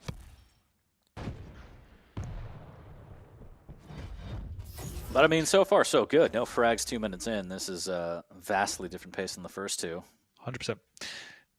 Dewey waiting around. He actually didn't split the items, and what that shows me is that he's not confident at this stage of the map to play a control game. So he delayed it, tied the items, means he's always got one of the 2 items to fall back on. The way this map is split means you can definitely get one of the major items if you play your cards right, if they're on the same timing. So Dewey did that. He's already chosen the heavy. He's set up early. It's good play from Dewey so far. Faked out the jump pad as Dehang was lying in wait. Good move from Dewey there. And this absolutely could be one of those maps where Dewey plus backs to a 1-0 victory in sudden death. Potential is there as the drop down from Dehang with the LG. Trying to use that eyeball to stay alive. Dewey trying to make his way out of there. Oh no. And if you don't use it, you lose it, Dan. And he lost his life on that one. Dehang up 1. Has Peeker in pocket. Sets up with a beautiful rail on the way out after the heavy pick up. And another one through the telly. Dewey able to respond with a rail of his own, but he gets a big old peeker to the face as Dehang makes it 2-0 3 minutes in. And this is going to heat up now after a slow start. I feel like Dehang might tack on another one. No, great, I guess, Oh man, and see the smart play from Dahang there. Instead of trying to do the hard thing of hitting 2 rails back to back, he weakened his opponent to the point he knew he was railable. Got a rail. Really smart, professional play from Dahang. Just so calculated. Accounting for everything as he's going to grab that lower 50 shard, making his way for a little bit of LG. Oh, that Close. one just gave Nyx a haircut. Very, very close right there. Dahang is starting to split the items now, meaning he can capitalize upon this and get back-to-back items. And Dewey's actually going to stick around for this Mega. He knows Dahang is on the low ground. He can't actually get it, but the rocket jump up, perfect timing. Risky play from Dewey didn't pay off, and now Dahang is there. The Ghost Walk is not there, and now this map begins to spiral. The downward spiral indeed. It's LG, Dewey trying to rely on that shotgun. Does get a big chunky blast and jumps over. One more could do it. But no, Dahang survives to fight another day. Never mind, Nice. Dewey waiting patiently on that eyeball. Good read, gets that frag. 1 to 5. Good frag off the rail off the spawn, which could lead to a frag here. But the heavy pickup saving Dahang's life. Aggressive Ghost Walk, but Oh, Hang no! actually doesn't rocket jump up. He messes that one up, and Dewey switches to the rail. Really nice shot. He's creeping his way back into this game.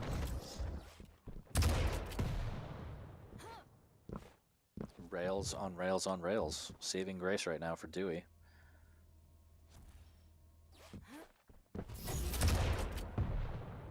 Avoids a tickle, grabs the Mega, but now the sprint for the heavy is on. Dewey's going to be nowhere to be found there.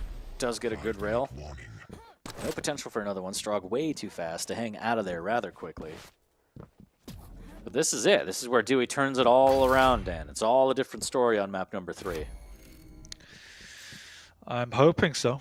He's definitely playing a lot better. I think a few of the frags in the mid game that he gave up were a bit sloppy, but you could see a much more patient approach, and definitely still in with a chance on this map. 3 frags is quite easily manageable on Ruins, but again, has to be a perfect game. Cannot afford to give up his stack, cannot afford to give up control, has to use the Ghost Walk carefully, and he goes aggressive here, trying to catch Dahang off guard, which he does do, comes out a little bit early. Lovely drop from Dahang, and again, the quick Pika play, spot on, shows his proficiency on that champion. But I like the proactivity from Dewey. Yeah, not bad. If he would have hit that rocket, it would have been a different story there. As the rocket's up close and personal, Dahang floats him. Bouncy, bouncy, 6 to 2. And this is bad right off the bat. Takes a rail. Dewey trying to hang in there. Does grab a bubble to get out, but he wants a piece. He wants a piece. He's going to drop down. He wants to take the fight to Dahang with the LG. Says, stay away from me, you madman.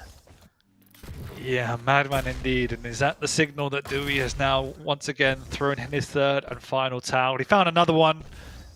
He's holding it above Dahang. Has he thrown it in yet? I think last chance saloon with this push again is now 6 frag the difference. That is maybe a bridge too far. Maybe we might have seen the last of Dewey on this set here as last chance saloon indeed. It was whiskey business and he looks a little drunk. 74 HP and the peeker takes him out. Oh Lord Dahang, why? I mean, this series has felt like that scene in Jurassic Park where they just dropped the sheep into the raptor pen. Poor Dewey has just been You didn't have to dropped do him like that, Dan. You didn't have to do him like that. into a consecutive weeks of Rafa and Dahang, and Ooh, yeah, that was a really nice jump. Let's talk was about that actually. one. I bet for the people at home, you missed it. Dewey's got the moves like Jagger, but he's just planted again by Dahang. 10 to 2. As it looks like Dahang is going to move towards this 3-0 victory. And I believe, if my calculations are correct, which they probably aren't because American maths, that'll put him on par with Rafa on the America side in the leaderboards. Both players will be 5-0, 14-1 on the record for maps. So the Liquid Boys coming up big in the Americas here as, did I miss something? I think I did. they've GG'd out. Ah, fantastic. Well, I mean, what do you say? What do you say? There's not much to do. Yeah, in hindsight, they could have done that on map 1. Rude. But Not wrong. Not but wrong. no, But you got to look at this and you got to say Dahang played well. He looks really crisp, as we said going into this. He's definitely been finding his form again. His aim looks spectacular. His decision making, his professionalism, all on point, and that's what you expect from Dehang. Dewey needs to go away, hope he never faces a Liquid guy again, and try to take some points off of people in his end of the leaderboard.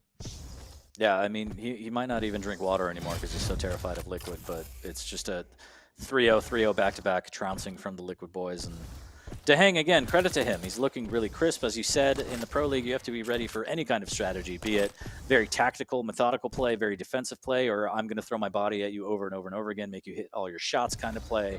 Dehang showing that he's ready for anything. On top of his game, again, tied in the leaderboards with Rafa, 14-1 in terms of maps, 5-0 for sets. I think that hasn't happened previously, so this is kind of Dehang's best showing this season. And yeah, he's doing a really, really good job as we creep closer to the Stage 2 finals. Yeah, nearly 70 frags in 3 games. Dehang racks up. Absolute beast mode. He's so jacked. Eats at the finest restaurants. I've always said that about Dehang, so... yeah. So, I mean, what else do you say, Dan? I don't know. Is there anything that Dewey could have done differently besides throwing his body constantly at Dehang? I mean, you hit those shotgun blasts, you hit a couple dire orbs, it spirals in your favor. I get it. But when you're down 10, you got to switch it up. Or maybe it's just too late when you're down 10. You got to pedal to the metal and keep trying. I don't know. I mean, who knows what was going through his mind to make the decisions he did. He got an early lead on the first map, which lasted all of 5 seconds. A slight mistiming on a heavy, went aggressive. Subsequent mistiming on a heavy, carried on going aggressive, and then the pressure, maybe the W key got stuck. I don't know. It didn't feel like he took his foot off that pedal the entire map.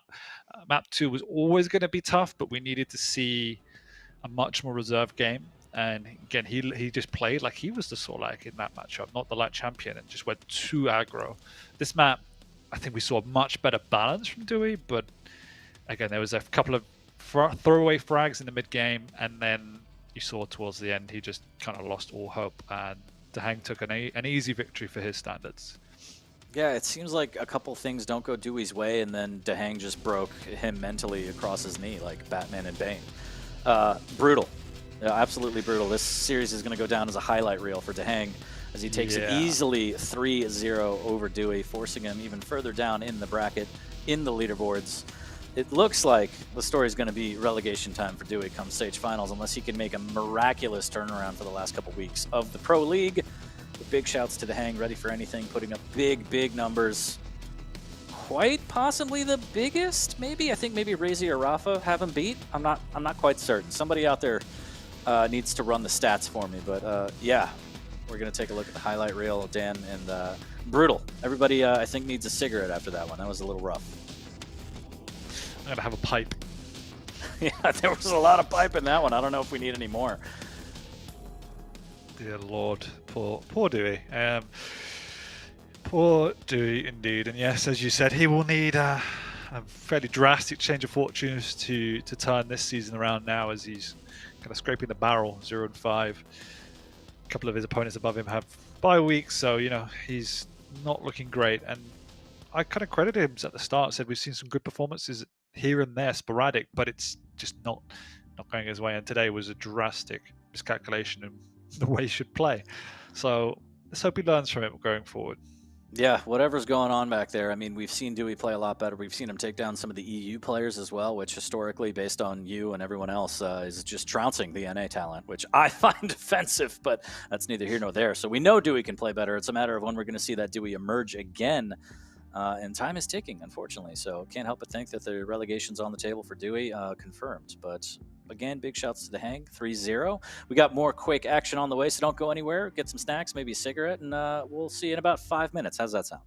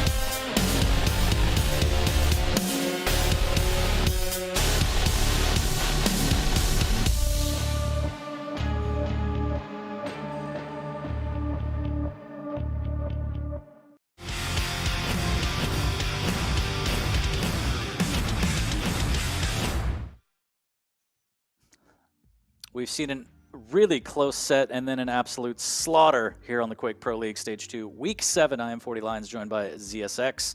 And I don't know what we're going to be in store for next. We got Nosfa versus Saigib. Which way do you think this one's going to go?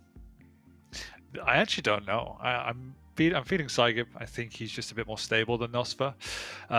But, you know, Nosfa can bring out the fireworks when he wants to, and maybe today is the day. Two guys with a lot of style points to their name in the game and out. Do love watching both these players play, and actually play relatively similar styles. So it could be closer than maybe some people think. I'm just looking forward to the webcams. I mean, you want to see Saigib pop off with those aviators. You want to see Nosfa with the fist pumps. That's what I want to see. But Nosfa coming off of a victory over Maxter. Saigib not so lucky last week, Zanaku. So a little bit different momentum for both of these players, but I think you're absolutely right. Both have the ability to pop off. They have that swagger both in and out of game. It's going to be, I think, a bit of a fist fight, and that's kind of what I love to see. I don't know about chat, but definitely looking forward to that. Statistically, in terms of the leaderboards, they're sitting at, I believe, 5th and 6th, respectively. I think the problem is, though, Nosfa has 3-1 series as opposed to Saigib, who's 1-3, so a little bit rough.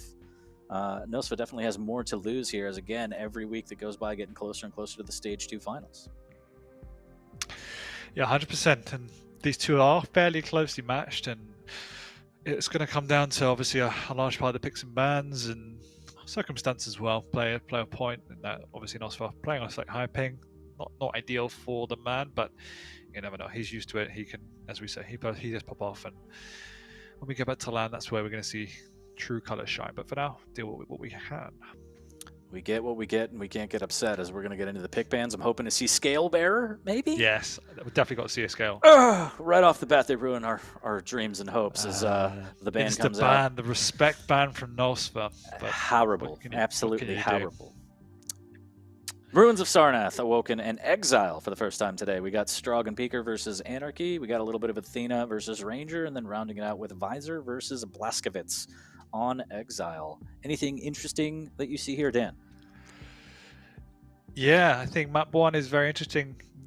The Strog versus the Anarchy. This is actually a good pick of an Anarchy here on the Ruins. Plays very well on it. You're not going up against the heavy as a medium, so you have a much better fighting chance as well.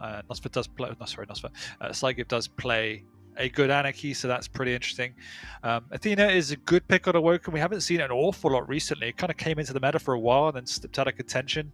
But Doom was banned, and it's, again, a nice comfort pick for him. Galena could have been an equally good pick, but it will give him a lot more versatility than the Galena offers as well. Just has to play a bit more careful around that stack and make sure he's in a strong position. But Nosfa, I'm sure, has that to his name.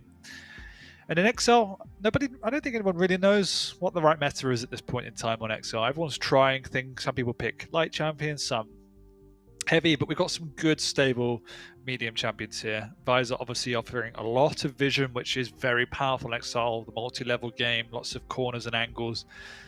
BJ, I haven't seen an awful lot of anybody else on XL, so let's see what game plan Saigib has there, but obviously the dual wield is always massively beneficial. Yeah, I wonder if he's got some traps in mind to kind of pin Nosfa down, be a dual LG, maybe raining down dual rockets at the heavy, something of that sort from Saigib, but nevertheless should be a good set here. Predictions are starting to roll in the chat. I hear the sound popping off. We're going to get into it shortly, but Dan, as always, predictions, what do you think? I think just on the picks, I think it's really even. I'm going to stick with my gut and say Saigib's going to edge it 2-1.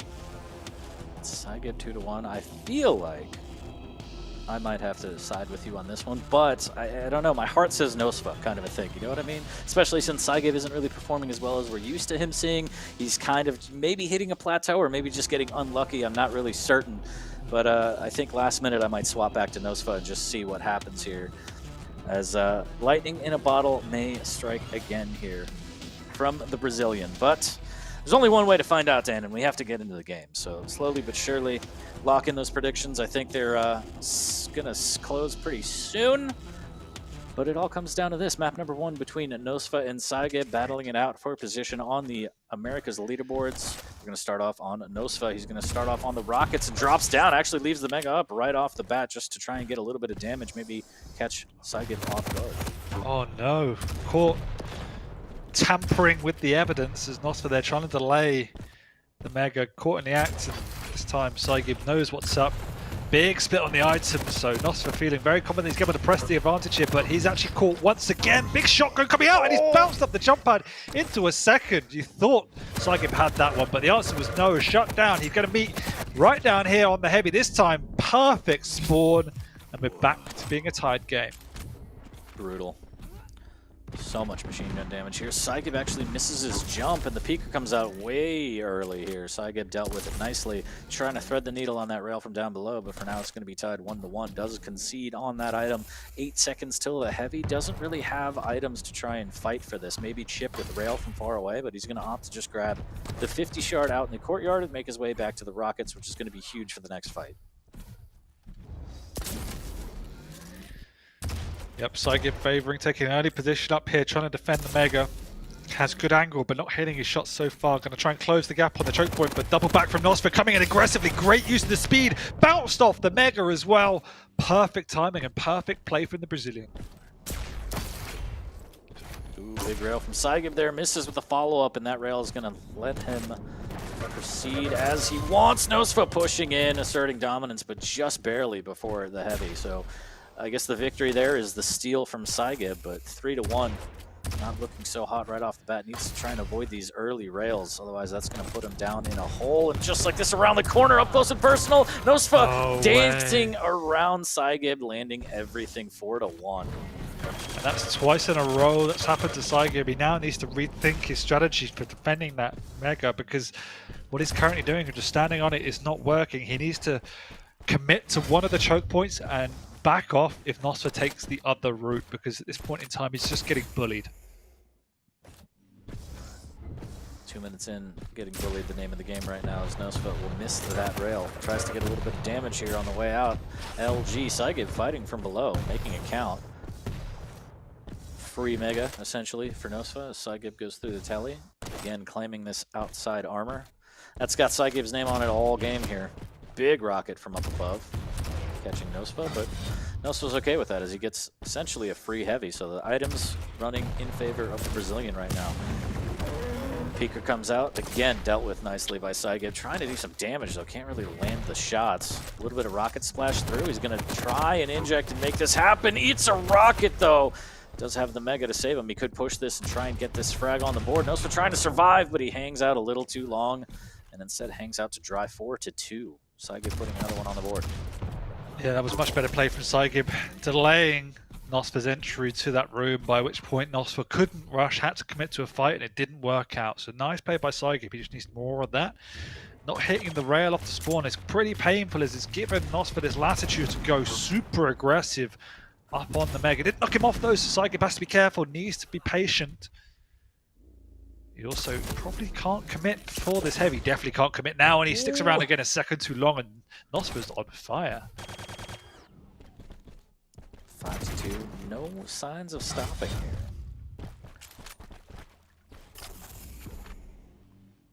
Saigib trying to set a trap here. A little bit of nail gun, nothing landing. Nosfer looks comfortable. I mean, he takes these fights. Ooh, he's going to push in after the Mega pickup, and somehow Nosfer, just so much damage. LG to rail makes it happen, and that's kind of what we've grown accustomed to from Nosfer. The in-your-face style of play, popping off again with the rockets as Saigib gets caught out. I mean, as much as we have to credit Nosfer for the execution, you have to again question Saigib. It's 3 times now the same frag has happened time and time again. Too early for the Mega, trying to stand strong on the item, which gives Nosfer an entry point to the room. You can't let him get in when he's got a much bigger stack than you, because even if you get it, he's still going to take the fight. Yeah, I completely agree. And the problem with Nosfer is, in general, when you give your opponent this kind of advantage and this kind of momentum, it's curtains. But especially for Nosfer, when he seems to play with this swagger more and more as the momentum swings in his way. Like 8-2, halfway through, this is rough time for Saigib right now. And it's kind of the gamble, right? Where you want to push, you want to bet it all, and then you miss out. Oh no! Oh no, not again! It happened again! It's exactly the same, and yeah, at this point you just need to switch up the strategy. It's not working, he's playing almost too basic. He just wants to take the item and fight. He needs to play smarter, he needs to try and catch Nosfer before the entry point, defend the choke point. And I mean, 7 frags, it doesn't, I mean, it looks like the game's over. Yeah, the definition of insanity is, doing the same thing over and over, expecting different results, be it play style, be it comments in the chat. It doesn't really matter. It's just pure insanity here. As the rail from Saigib prevails for now, 9-3. He needs to try and snowball off this momentum. LG on LG. Nosfa catches him out a little bit, but good play from Saigib, just tanking that damage to the face and taking the fight to Nosfa as he didn't get around the corner to safety after that peeker pop. So now it's kind of interesting. 9-4. Saigib could find some momentum. He does have the inject available. Doesn't have a lot of LG to work with, so he needs to be careful not to get caught out in an LG fight. Absolutely, and for the first time in this game, he'll probably get some free items to his name, as Nosfa's not going to be committing, not even going to show face. Just wants to double back, use all the Qs to get away from his opponent, but he hasn't got away as Saigib's in his face this time. Falling onto an LG, that's not the play, Saigib, and he's taken so much damage. Nosfa finally landing the killing blow there. But yeah, I mean, Saigib saw an opportunity, just had the wrong weapon out. It took him so long to get something out that Nosfa just put out so much damage. It was greedy. He caught his opponent well at the jump pad, but then he didn't execute and Nosfa got away, but he decided to chase, and it's completely the wrong choice, unfortunately. He's trying to post up. Good rail. Needs to hit the follow-up. Nosfa. Good reply here. Ooh. Tries to go with that pre-aim shot. Gonna miss. Saigib injects. Doesn't have enough stack to try and fight for that heavy. 12-4. Nosfa just piling it on now. 3 minutes left. It's gonna take a miracle. Saigib trying to make that miracle happen with the tri-bolt. He's gonna drop down right in his face. Can he do it again? And Nosfa Sambas his way towards a shotgun frag, but that was actually a lot closer than I thought. The up-close and personal tri-bolt almost got it done, and when that failed, the nail did the job. Might get it again, too. Nosfa off the bat, the machine gun too strong, but now it's just a bloodbath. Now it's just brute forcing on both sides. Let's make it happen. The peeker lying in wait. Oh, my God. We have seen some hyper-aggressive series today. Something's in the water. I don't know what's going on. But yeah, no fear from these players here. Saigib will miss barely. Both players missing out in the courtyard as the battle rages on. The tail of rail here is Nosfa wants to close in with that LG, forcing Saigib to make sure that he hits all his shots, and unfortunately does not. 17-5.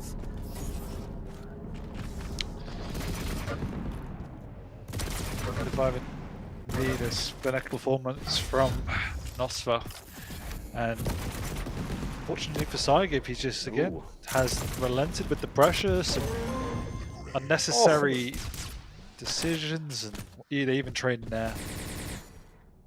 Even after all that work, still Nosfa finds a way to trade it, and he doesn't even really need trades at this point. 18-6, he can give up a couple if he wants. Minute 30 left. Take his hands off the keyboard at this point, Minute 30, I don't think you can respawn fast enough in 12 frags. Yep. Everything is against Saigib as this first map goes to the Brazilian. Nosfa making it look easy here. As again, questionable decisions, maybe a little bit overly aggressive as that rocket finds its mark. And again, a couple of these fights go Saigib's way with the aggression. It's a different story, but you're essentially gambling the map based on my pushes are going to work and I'm going to hit everything, and somehow my opponent's going to miss the crucial shots, and that's just not going to happen at this level. I mean, Saigib vs. Dewey would have been a fun game to watch. Oh, a little bit of pizza cutter action there. Saigib wants a piece, and Nosfa says, anything you can do, I can do better, and he just drops him with that gauntlet. 21-6, and now Nosfa kind of playing for maybe most frags in a set. As I think today might be just a record-breaking day for some of these players. They're looking for putting up 100. Has anyone put 100 in a set across 3? I don't know. No way. That's 35 frags a game, man. Yeah. Well, we'll see. As the peeker again dealt with nicely. The Rockets, will they plant Nosfa? How is he still alive? No idea. The rail's not landing. Both players dancing, and Nosfa comes out on top. The Samba too strong for Saigib here on map number 1. Ruins of Sarnath will go firmly in Nosfa's way. Yeah, is there a story there, Dan? Can you paint me a picture? It was a game that spiraled out of control very quickly. I mean, it was a different story to we saw the previous sets in Dewey. Saigib wasn't throwing his body at the wall to start with. It was just Nostra playing clean and Saigib maybe taking a bit of overconfidence or just the wrong decisions. Like the plays where he was just standing on Mega time and time again, he gave out 3 or 4 frags consecutively doing the same mistake. He didn't play around his champion's weaknesses, which is just a lack of stack essentially. Nosfa just played exceptional, hit the right shots, timed perfectly, kept a good split on the items, and then as the score line began to spiral, you could see the desperation come out from Saigib, which reflected in some really poorly calculated pushes. So you just got to credit Nosfa and say Saigib needs to clean it up, basically. Clean it up indeed. He's going into the second map. It's a tall order if he keeps playing like this. And again, it's one player seems to try and over-aggress, and the other player just has all the answers. At this level, Exactly. you have to imagine that players are going to hit their shots. Nothing comes easy. They're not going to miss these softballs that they're given. So that strategy has to be kind of reworked, so to speak. If you look at the vast majority of the frags we saw in that highlight reel, it was Nosfa playing around the item and Saigib running in. Slightly late, out of stack, out of position. Again, it's just not clean enough for this level. Nosfa capitalized upon that very, very easily, and it made him look exceptionally strong. So, step back from Saigib, deep breath, recalculate, go again. Absolutely agree. And big shouts. I see Kilson in the chat. Big shouts to you, Kilson. Hope you're feeling better. Recover quickly, as he's waiting for the Railson to get back, as we all are. But map number 2 between these two, Dan, do you think it's going to be more of the same? Do you see Saigib switching it up at all? Or are these players from the Americas just too stubborn in their ways? Tell my boys a thing or two. Teach them something. Talk to them. I don't know what's going on with NA Quake recently, man. The last set I casted of Saigib versus, I think it was Effortless, was pretty unusual, if I'm just going to be polite. It was, again, very, very... It's a lot of craziness happening here, I Dan, think it was Saigib Dewey, actually, to remember correctly. So again, it was a very unusual set. Not entirely sure what's going on over there. Stubbornness, maybe. Stupidity, maybe. NA, I don't know what's going on. We'll have to see. Offended. But on this map, I think probably we could both say that Nosfa might be able to take this one if we see at the start within the first 2 minutes. I don't know. Maybe too early to call. The predictions rolling in. It seems a little lopsided yet again on Awoken here. Nosfa versus Saigib live, map number 2 for the series. Can Nosfa take it in 2? I mean, one would think so, but let's see. He's on the Athena now, so he has his work cut out for him for sure. Stack advantage in Saigib's favor.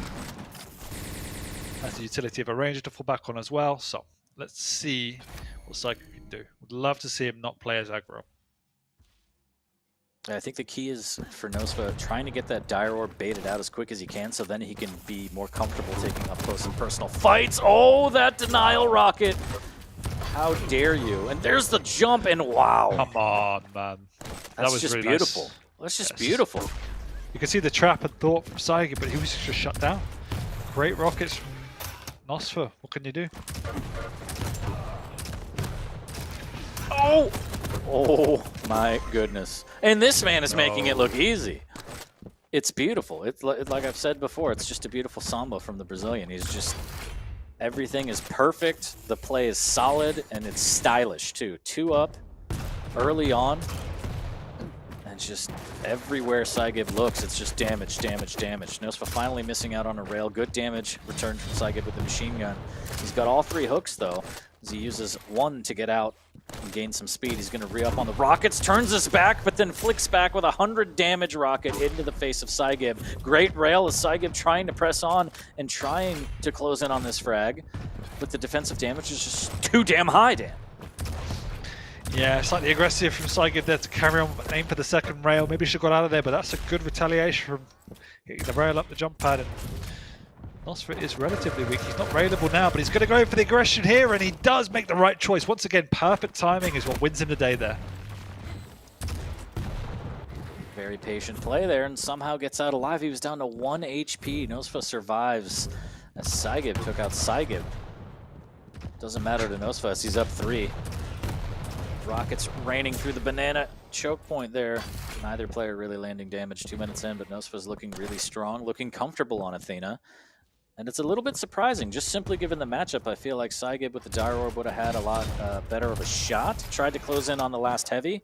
Got him down to 9 HP with the Dire Orb play, but off the back of that, Nosfa looks very strong. Almost connects with that rail. That would have been big. Now just trying to burn time until this next Mega.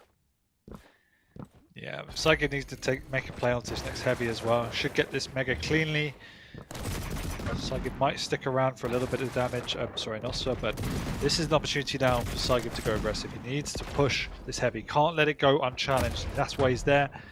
Got timing now as well, which is crucial. It's going to go in. He does steal it though, as Nosfa just waited for that push. He's finding that balance of doing damage and going super aggressive. And unfortunately, Saigib is falling on the wrong side of that scale so far. Is he going to push his luck? And he is, and he's going to get floated for his trouble, and the dodging so strong from Nosfa.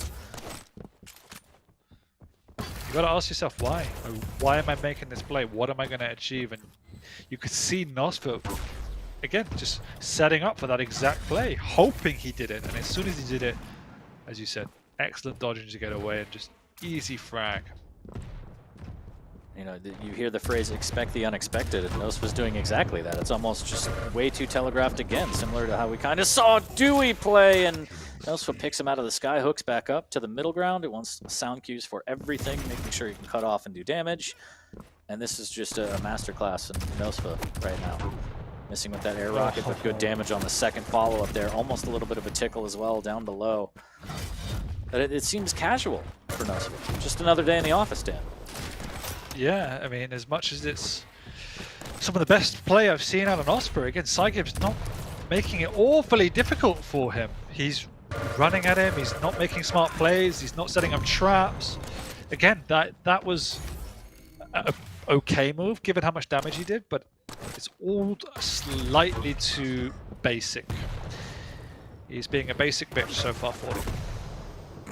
That's one way to put it here, as he gets absolutely destroyed trying to drop down. And this is a story of Saigib being so weak, wanting to steal an item and not even putting that item in his pocket. So Nosfa just gets stronger and stronger, stacking the frags, stacking the items, and making Saigib live a nightmare right now. Good LG finally, but the Tri-Bolt is going to be right under his feet. And look at this, Nosfa taking his time, denying everything in the middle of the map, and then doubling back for the Mega, and that's just a testament to how comfortable he is right now. You could see the double back there. He could have stuck around for the full lightning gun fight, Saigib. but he would have taken so much damage. That double back switch to the Tri-Bolt, great awareness, great combat, just general play. So smooth, and -2, man.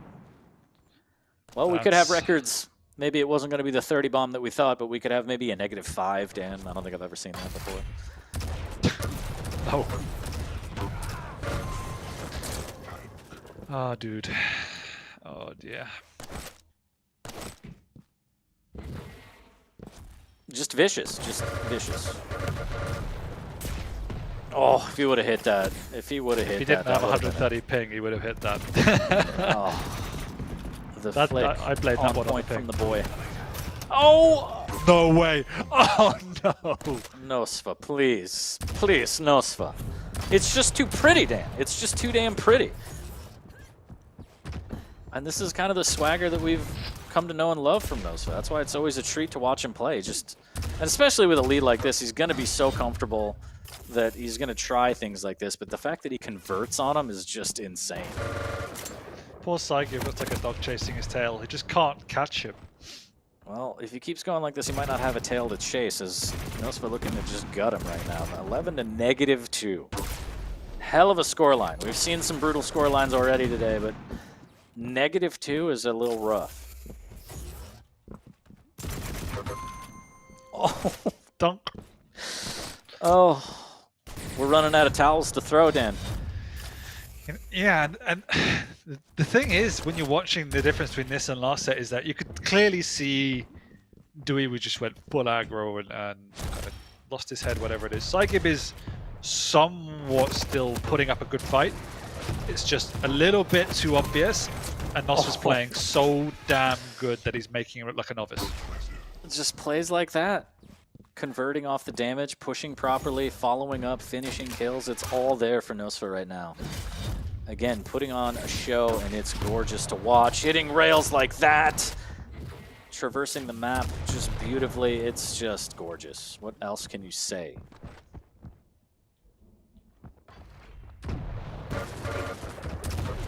Oh no, and a failed rocket jump. That rocket damage is going to give Nosfa the information. He's trying to line up the rail shot. Saigib in a horrific way, and Nosfa just goes for the timing rail, no big deal. Saigib will live, but he's still -2. I don't know. Has anyone finished negative scoreline in QPL? Are we going to have a first? Kilson did against Cypher, I think, on Deep Embrace. Rude. I think it was like 27 -1 or something. Okay. Well, Deep Embrace is a beast of its own, but this is still getting up there. 13 to -2. One for the history books, chat. One for the history books. And people very quickly kind of thinking, why did I predict Saigib exactly? What was I thinking? Nosfa just makes it look Nosfa has easy. no chill. No chill at all.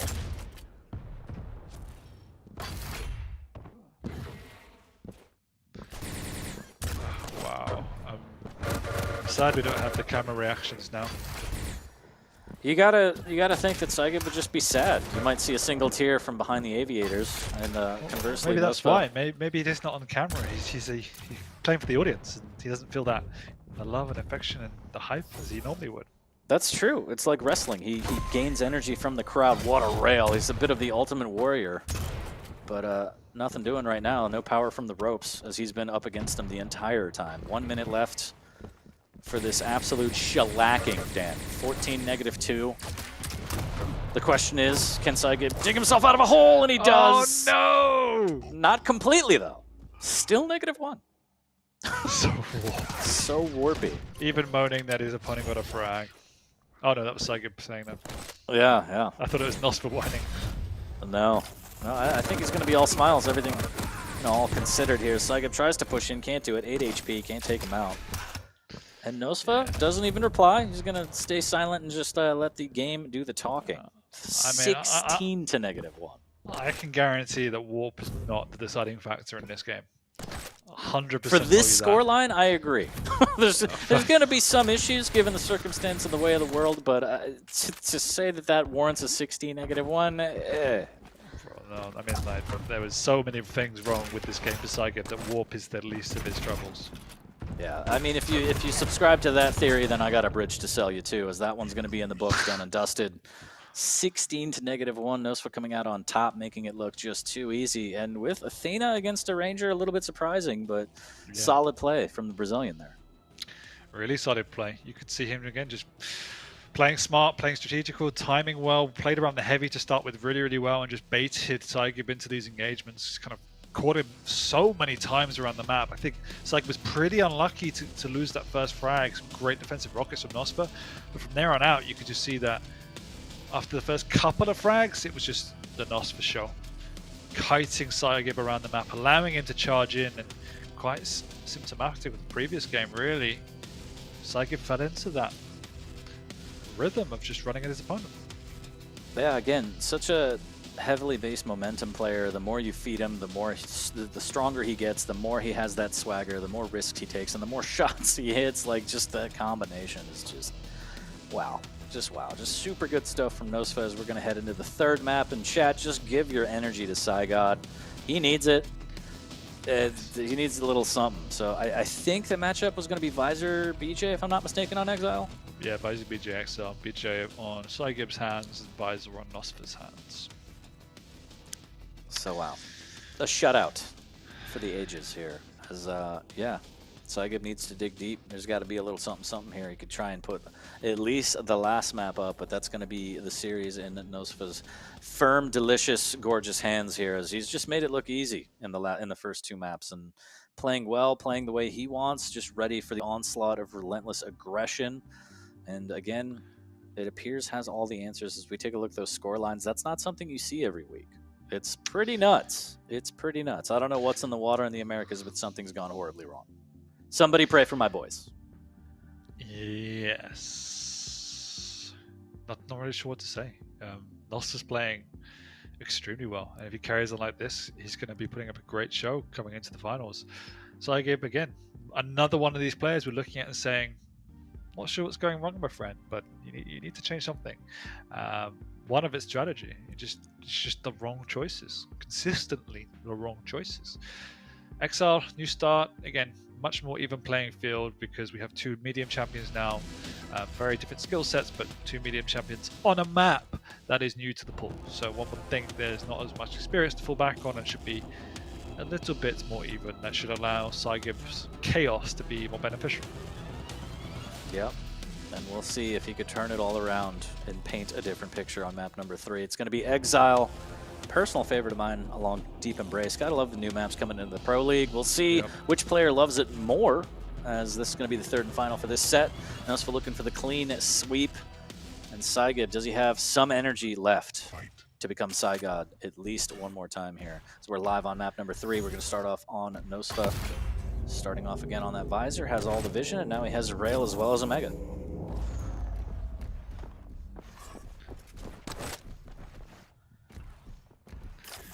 Saigib starting on the high ground, or popping Jewel very early, and that's going to be a feature of this game, obviously, both with very powerful abilities.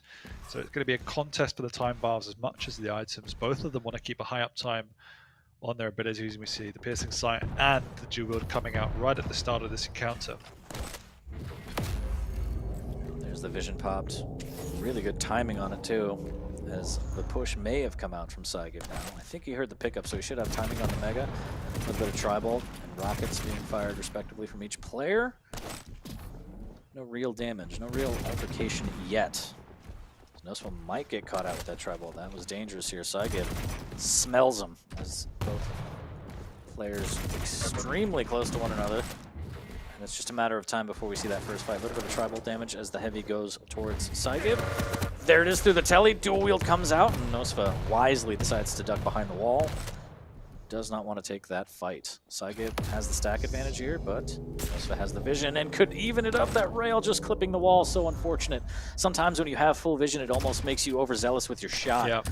And it's just unfortunate, so missed opportunity there from Nosfa to try and chip away. He's going to grab the 50 shard and make his way back towards the heavy. Is he going to be able to get some damage on it?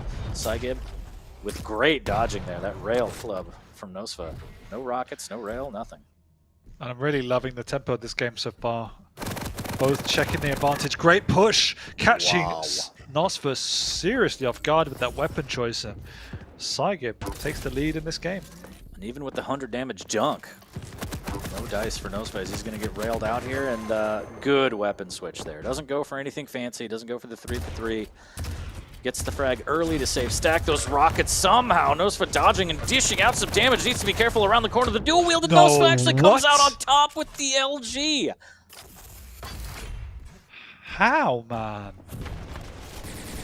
That was insane. He plus forwarded into a double rocket. Absolute baller Brazilian, yeah. No fear from the Brazilian. Like we said, the swagger is there. The fear is nowhere to be found, as Nosfa only down by 1, looking to extend to a tie game here, but somehow gets bamboozled, and Saigib with the shotgun takes him out, takes the heavy, and that was just daylight thievery.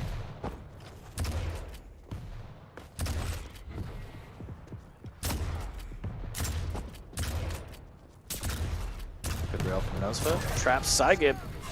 Rail, and wow, I thought that was going to be a telefrag. Instead, the shotgun will do it, but Saigib extending the lead by 3.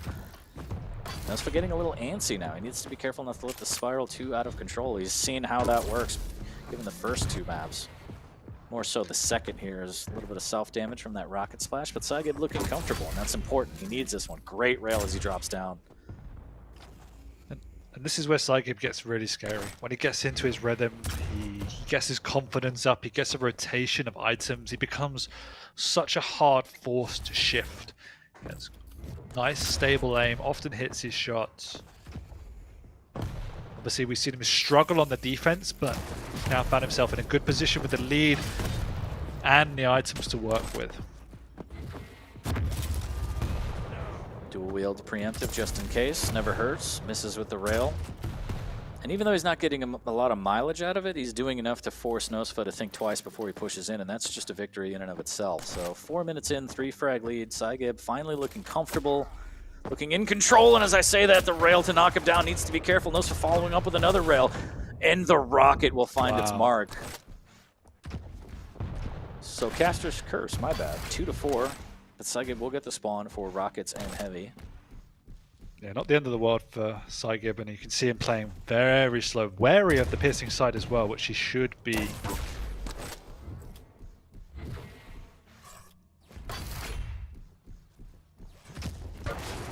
that rocket serving up a hundo there, taking too much damage. Dual wield as Nosfa tries to get up close and personal, and he makes it rain again. The dual wield not saving Saigib, and that's just going to give Nosfa even more confidence, saying, you know, the dual wield doesn't do anything for you. As Saigib showing that he does better with one rocket launcher, apparently. He can't multitask. He can't handle the 2, Dan. No, but that frag beforehand is nice double follow up the rail, but that frag is, again, very reflective how it was on map 1.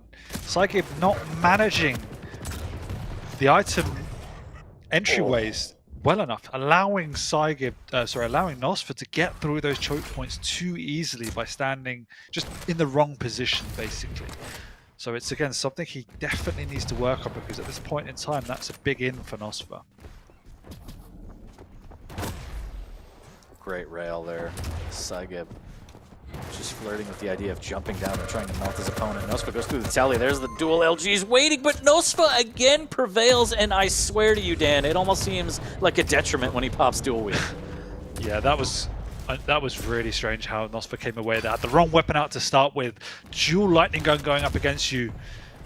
Oh, maybe it's Saigib getting nervous now. This map gets closer and closer with 5.5 minutes gone. Much more even than we've seen it in the previous 2 games.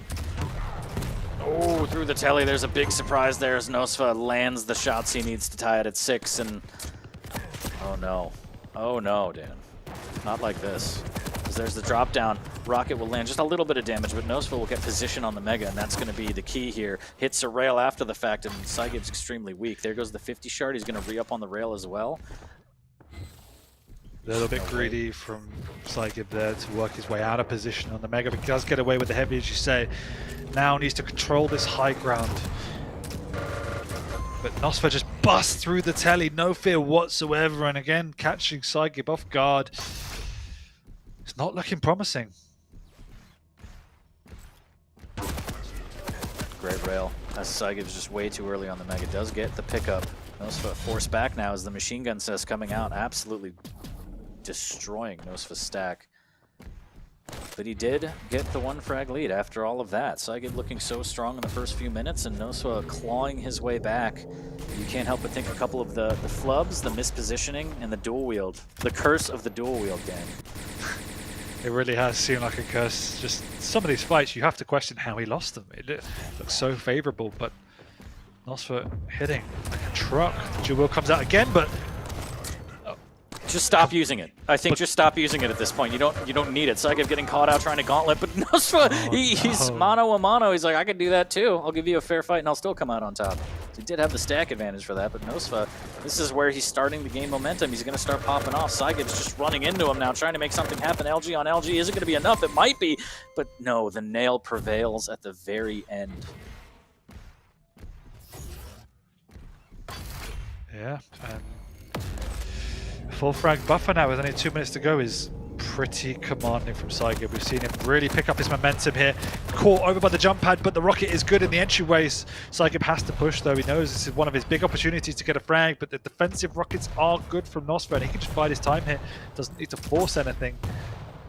And that rail will shut Saigib down. He's still going to push him with the dual wield. This is kind of last shot saloon. Ooh. Gets a frag, but again, at what cost? Saigib will just pick up the weapons, get the heavy, and is set for another push.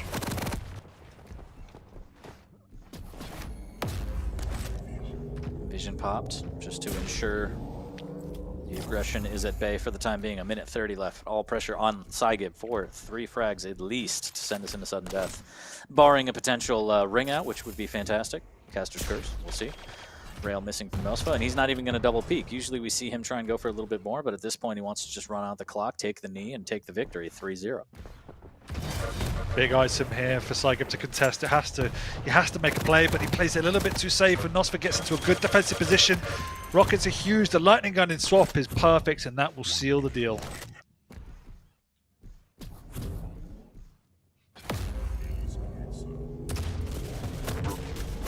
Great rail there from Nosfa. Goes up for a little bit more, and Saigib finally coming out on top of the dual wield. I believe that was the second time in this match that that's actually played into his favor. So down 3, time is ticking, 40 seconds. It's going to take a miracle here, and Nosfa actually giving him some opportunities there as he overstayed his welcome just a little bit, but doing good machine gun damage. He's going to get back in on the heavy. He's going to have the perfect stack to try and withstand the onslaught for the last 30 seconds of this series. Yeah, he's not even going to show face. He's just going to dodge around the pillars, dodge around the telly, catch his opponent straight through if he wants to come through, and not Saigib can't even risk it. And piercing sights there as well. Good games. Really well played by Nosfa. Some of the best form I've seen from him for a long, long time, and mislands. Yeah, you have to question.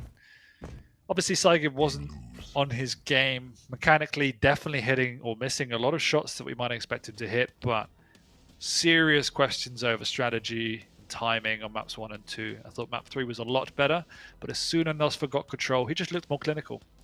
He had better positioning, better awareness, his catching Saigib off guard, and his engagements were better. Really well-rounded display. Just really, really fantastic performance from Nosfa there.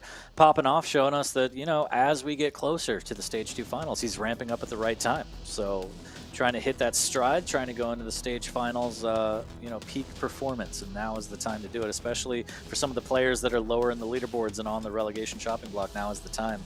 As a bit of a highlight reel here, Saigib had the chance. You can't help but think, like you mentioned, the positioning, just letting Nosfa in. Once you let him in through the choke point, it's game over. But also just the first 7 minutes, it felt like dual wield was just a detriment.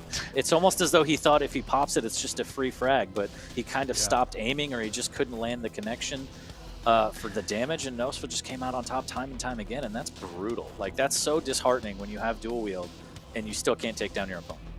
Yeah, 100%. And for whatever reason that is, it is what it is, and you need to adjust. And obviously, lag, warp, whatever was issues he was having could have played a role. But when you look at the context of the game, there were so many wrong decisions and outplays from wrong decisions and Saigib plots and outplay from Nosfa.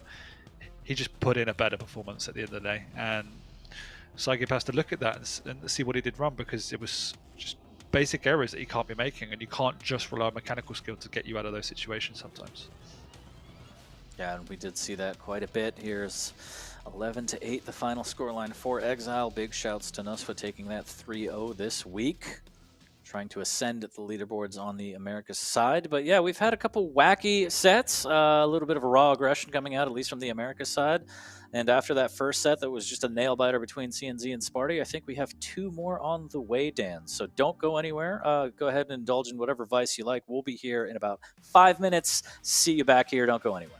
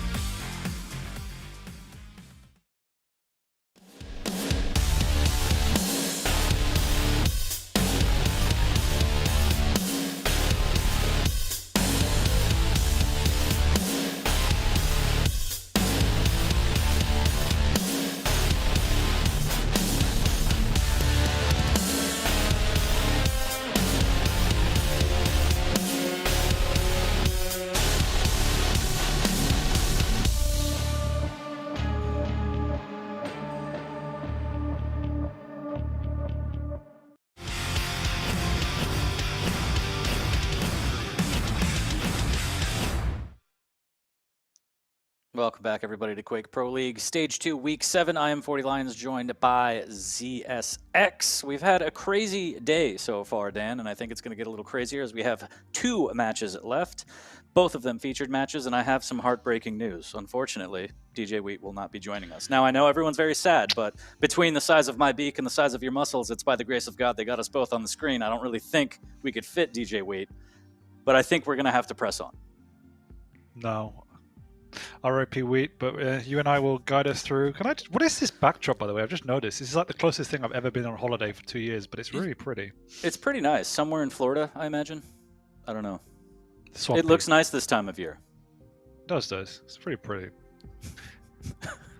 Anyways, half the budget goes on changing the graphics every week, doesn't it?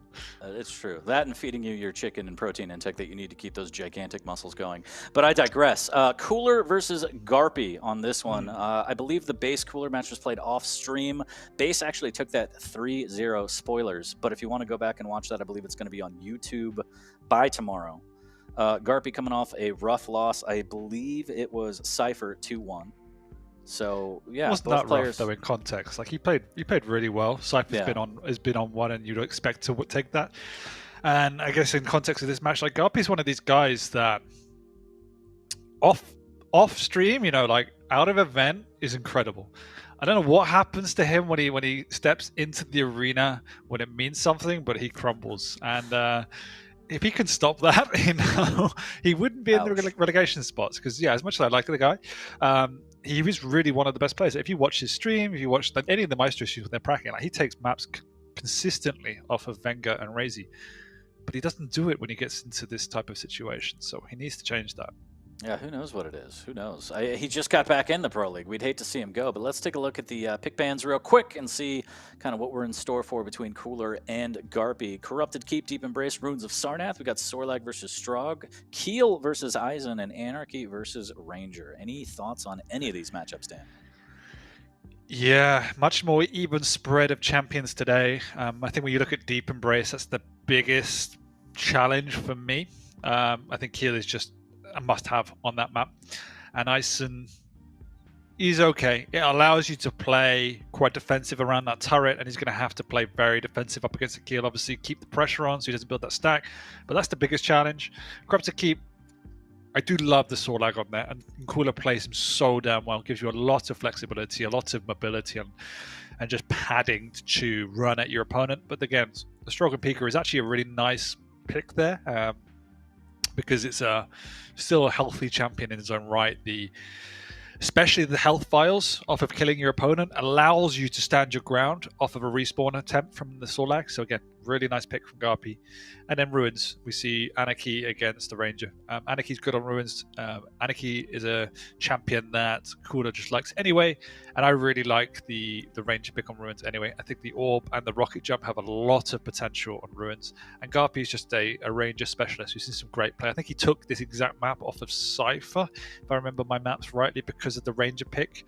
And as you said, Garpy gave Cypher a good run. So I'm liking the picks throughout. Edging it slightly to Cooler based on that Keel, though. Yeah, Keel, a big pick on Deep Embrace. We'll see if it gets him where he needs to go and if he'll do it in 2, or if we're going to see the third map kind of have any weight on the series between these two. But predictions rolling in chat. We also see DJ Wheat. Shouts to you. He's going to be joining the audience, so be nice to him. Right? Show him a good time out there, everybody. But I think personally I would have to side on Cooler 2-1. If I had to, if you pointed that gun that you have, both those guns that you have at my head, I would have to go Cooler 2-1, simply because Cooler, besides the base game, he's been playing up to the level of that we've come to expect from Cooler. He's kind of returning to form. The King Cooler has started to come back out, especially with these last couple weeks remaining. That's kind of what you want to see. The base game, who knows what happened? We're all going to have to go rewatch the VOD. But for now, I think the way Garpy's playing, I feel like Cooler edges this one out 2-1. I mean, your theory makes complete sense, 40. I think Cooler's one of these players recently. I mean, you never said in the past, but you genuinely don't know what you're going to get with him. Like, he used to be hella consistent. He used to be hella amazing. Does have a lot more up and downs than he used to. He's obviously reset. We've spoken to him in the past on interviews where he's explained he's in a much better place. He's changed X, Y, and Z, and that's put him in a good spot. But I don't know. I'm feeling a Garpy 2-1. Okay. Having, That might sway the predictions a little bit here. You're throwing a wrench in the gears. Yeah. I see you. I mean, I've analysed some of his games, not on this broadcast, and you see a lot of good things in his game. It was just the small details lacking and confidence lacking. You could see there's situations where he should have committed or should have done a much harder push and just pulled back because of a lack of confidence, and that begins to be changing. So I think it's a hard fought 2-1 if he gets it. I wouldn't be surprised if Cooler definitely takes it 2-1 or even 3-0. But I'm gonna be edgy, edgelord here, 2-1 Garpy. All right. No bias at all because, you guys are from the same. Yeah, okay. I get it. Yeah, that's fine. I'm going to stick with mine. Cooler 2-1. Chat, make some noise. Let us know how you feel. And it looks very lopsided. I'm not going to lie, Dan. But, I mean, we could all be wrong. Who knows? That's the best thing about Quake is you never know where you're going to get, especially on Sundays. So we will see. I'm doing my best Elon Musk impression, trying to move the market right now. So get my points going. Oh, to the moon indeed here, as we will see. Is it going to be King Cooler, or is Garpy going to have the claim to fame that he took down Cooler? Now's the time. Points matter as we get closer and closer to the stage finals. It's going to start all on Corrupted Keep between these two. Best of 3 set coming your way. Sundays are for Quake. Thank you so much for tuning in and being here, everybody.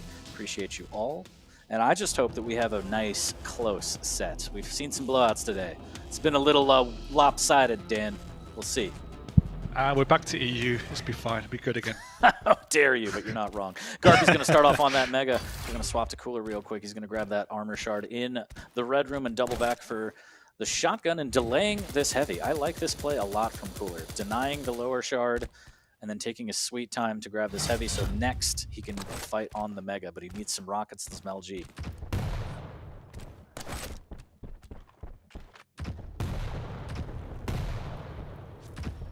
He's got the lizard trapped down there. Big rocket coming out as well. Doesn't want to drop. Respecting the nail gun from Cooler, respecting the stack. This time, though, it's going to fall onto that heavy, but it's so early and the aggression from Cooler persists.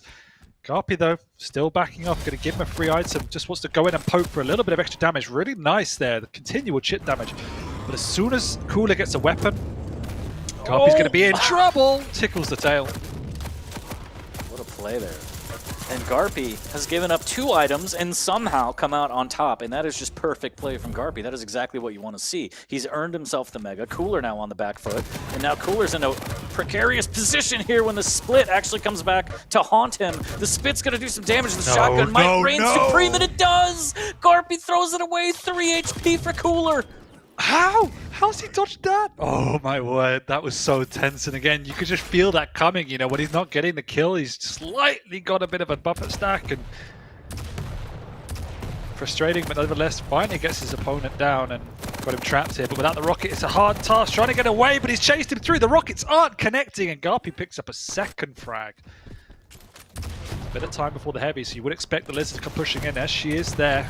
Garpy needs this, it's desperate. Cooler's taking a lot of damage. Needs to try and get away. That's a big rocket, almost with the follow-up. And wow, Cooler just on death's doorstep, almost eating a rocket. 2 HP, somehow still alive. Shotgun and spit, ready, loaded, trying to make it rain. There's a little bit. Will it land? He steals away the Mega. Garpy's going to drop onto the shotgun. And the peeker play to end it. 7 HP for Cooler. Could not withstand the peeker. Yeah, a little bit of too much confidence coming out from Garpy as he let Cooler get around the map in time. Took his sweet time getting onto that Mega, and Cooler stole it away. And obviously, such a damaging frag, as much as it was a frag, meant that Cooler could respawn and run straight at his opponent. And this is the challenge for Garpy. This is why Strog is slightly better than other champions, as we said, because you have those health files to restack you up for kills. But if you are going to be that weak, you know Cooler will be coming. Oh yeah, Cooler just lying in wait here. Playing off the sound cues, but he wants to take the fight to Garpy. Garpy has to be perfect with his defense, and he is! The rocket's so strong! Wow.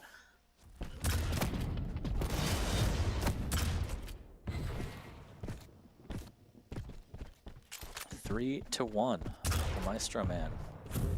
Maybe shocking us all? Question mark, Dan? It's still early, but looking very, very strong, as you mentioned. Analyzing some of his games, and the man knows how to play.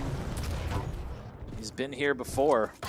Decent rocket there as Cooler picks up the Mega. He's going to be able to Make his way back to the middle of the map, but Garpy lying in wait with the LG absolutely melts him. Wow. Yeah. Hit him with What I Elders. really like is the balanced approach from Garpy. He's making his presence felt on the major items, but he's not committing for them. He's doing significant damage, retreating into these defensive positions in the mid-ground, and then catching Cooler. It's really smart play. Cooler will adjust. That's the thing. Cooler will adapt to this, and that's when you have to worry and you have to respond. And that, again, slight bit of danger. Cooler this time showing a bit more of the item to bait Garpy into it, and Garpy fell for the trap. Oh, will the shotgun save him? Garpy with the blast! What? And the LG up close wouldn't do the job. Cooler has to be frustrated at that. The shotgun prevails. LG on LG. This time, Cooler finds the mark. 3-5. But this time Pretty Garpy weak. comes steaming him. He's got timing. No, he's not Just committing. didn't commit. Again, as you said, it's like on the brink of committing like he should, but he didn't, and Cooler gets a free mega out of it. And that's one of those situations where you just feel, well, that's a huge rocket, so it doesn't matter now, but you know, you feel that maybe a bit more of a confident Garpy would have gone in and got the frag and got the item. Nevertheless, he does get a very clean frag now and is in a solid position to contest for this next mega. And this next mega is actually a really huge item in the contest, this map. It's the first time Garpy's got a clean stack and a clean kill. So if he can get the item and get away cleanly, massive. But That he was can't get away anything cleanly. but clean.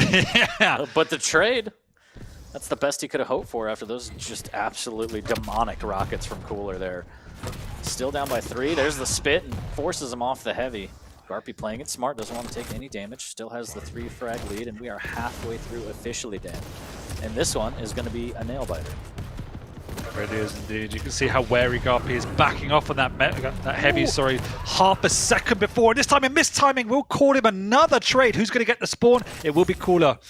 Garpy, though, realizing his opponent will be there, will actually go up and just get the right weaponry. He also needs to deal some damage over by the heavy. This is the challenge now. How do I deal damage when my opponent's got a lightning gun? Well, you just hit full rockets. He just keeps punching Cooler in the face, but the spit again, the trades, unbelievable, Dan. You can hear how thick the lizard is, though. Just dunk, dunk, dunk, and still comes back for more. Cooler gets in on that heavy and just so thick, so stylish, this dinosaur. So hot right now. 5-8, still trailing by 3, but Cooler, he's keeping himself in it with getting these trades, be it spit, be it rockets, whatever it is. Garpy's. If you're a Garpy fan right now, I'm pretty worried, if I'm honest. That steal is big, though. So what do I know? Because he was on the ropes. Cooler had a great stack. He had the weapons, but Garpy outmaneuvered and got the pickup. And he's actually in a good position now to at least do some big damage on the mega. He gets the steal as well. Oh wow! Oh my goodness. He rides the lightning, but still has the stack to take it on. And Cooler, yeah, just 2 yoinks in Garpy's favor, pulling a little bit of a David Blaine. 5-9. Cooler actually playing a bit reckless, and this is again partly what a Sorlag can do. You know, you have that stack, you feel almost invincible. Then you have the speed, and you get guided by the speed rather than what's the right choice. So you have to find that balance sometimes. Garpy just trying to soften her up before he dives in. He does dive in and gets the steal. Doesn't need to overcommit though. Just needs to now. Next target is repositioning for this heavy. He's given up so much and already taken so much damage. Can't contest this heavy because of it. So Garpy's going to have to try and live for that lower 50 shard. He is going to get it, but Cooler just massively outstacks him. Already denied the upper 50, so now Garpy's going to play the stay away and chip game. Which, if Cooler is on point, Garpy's going to lose. That stack's just not big enough. Garpy just trying to hang on there, using that wall for protection. Yeah. But Cooler now has the map. You're going to have to see some big rockets like we've seen all game, and that's now... This is now the critical turning point for Cooler in this match. Full stack, full rotation. Garpy's in position for the heavy. He'll steal it, but can he get out alive? The answer is no, but he's done so much damage. Where did that come from? I have no idea. It might have been shotgun funk. 6-9. Real nice here. As Cooler makes his way through the doorway just barely. He's going to win out on this mega. Garpy's coming in. Needs to be careful. Doesn't overcommit. Instead, using the peeker to try and get some chip damage. Never mind to get the frag. As Garpy is actually a drone pilot in his off time when he's not playing in the Quake Pro League. Rockets, though, putting that momentum quickly to an end here. Rocket jump for speed, grabs that heavy, and Almost. If he would have gone towards Rocket, would have had the position to catch out Garpy yet again. Less than 2 minutes now. 3 frags separate these two players. Preemptive spit coming down, forcing Garpy off the Mega, and it does. And now he gets caught off the jump pad, and that little bit of rocket boost almost gave Cooler what he needed to finish the frag. Still on the hunt now, trying to find him. 225s. The flick rocket is going to be enough. 13 HP. That's going to be huge. Cooler can try and stack back up after this heavy pickup, but he's going to get caught out. Somehow dodges that rocket. How fast was that? But he's still on the ropes, and Garpy can push in. He needs the lightning gun. He needs to position for this Mega, and then he should be able to take the full map away. Still only 2 frags, so Cooler has to contest. He can't let Garpy get away with this uncontested. Great use of the Pika to back him off. He's going to drop, he's going to commit, he's going to take the fight, and he's going to get the frag. He is ticking away, but again, the health vial's there to take that spit away. Looking good. And now it's about, Garpy can he kite his opponent? He doesn't need to commit. He needs to make sure he just plays nice and safe. Yeah, Cooler looking good, but Garpy just has the answers when he needs to. 3 frag lead, that's going to be comfortable. 40 seconds though, just needs to hug the ropes. Great LG through the doorway, huge damage. There's the peeker, almost takes out Cooler. Cooler has to dive on the Mega to survive. 30 seconds left, he needs frags right now. He's got to have to catch him out at the 50. Garpy with the wrong move, good read from Cooler. 25 seconds to put up 2. Garpy's going to go for the heavy. He knows how important his item is. Cooler's actually being greedy, waiting around for the light, and he's going to miss out on the item because of that. That's a good game for Garpy, and a really well-deserved map 1 for the Brit. That's just so well played. Cooler wanted to push. You could tell in his bones he wanted to push, but he wanted a little bit more armor. Stayed too long in the red room. Garpy saw his opportunity, and he took advantage. 13-9. This one goes Garpy's way, and I'm sure chat is livid. The predictions were... Didn't expect that one. Side with me and I'll make you money. That's all I can say. But you know what I really enjoyed about that game is the way in which Garpy turned one of Sorlak's strengths into her weaknesses, which was the speed and the stack. He knew that Cooler wanted to chase, he wanted to push, and Garpy allowed that to happen, but on his terms. So he played around the choke points, he backed off into the right positions, he kept catching Cooler, as you said, right at the end there, catching Cooler mid-jump, off guard, and just absolutely melted him. And that was one of the defining characteristics. He respected Cooler, he didn't overcommit, he just made sure he had a presence on every single item and made the right decision at the right time and when to commit and when not to commit. And some people are just swimming in channel points right now based off those predictions. Might make him think twice while the predictions are getting locked for Deep Embrace, because that's what's coming up, Dan. Big map, a lot more high flying action, except we're going to add a little bit of railgun to this one, and I don't know if that's going to be the deciding factor or not, but still a close game between these two. You really thought that Cooler was just going to get in there and send us into sudden death, but Garpy just had what it took to kind of edge that one out and make sure that he takes this first map, gets a lot of momentum going into the second, and we could very well be seeing a 2-1 in favor of Garpy. We'll see. Very different matchup now. Obviously on paper in terms of pure stacks, exactly the same. You've got a heavy against a medium. However, as you said, you've got the railgun in your favor. You don't have the same speed on the kill as you did the Sorlak, so Cooler will be forced into a slightly more reserved play style.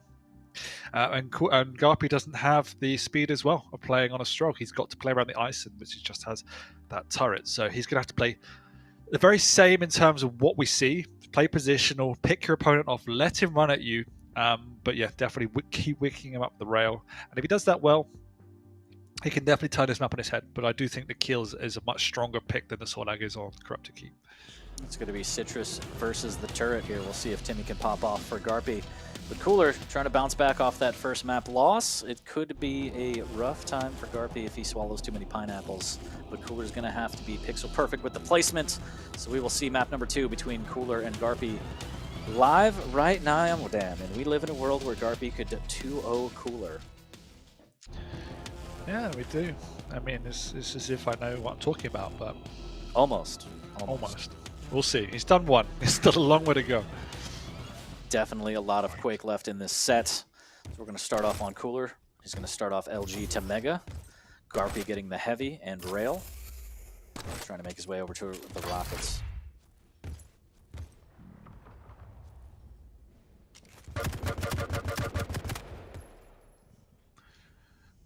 Garpy actually using it as a trap. He knows where Cooler is, and Cooler's actually going to fall into this one. He's going around. He's got the angle on there, but that's a hard shot to hit.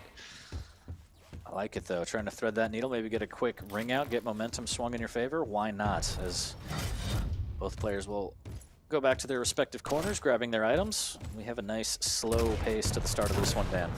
Ooh, big rockets! Really slow, and you can see the respect from Cooler here. Completely different tempo to how we played on the previous game, and this is where Cooler thrives, outthinking you, out-positioning you, and out-maneuvering you. But Garpy not going to fall into that. He's playing equally slow himself. He's worked his way into a position to pick up this heavy, so a nice little trade there.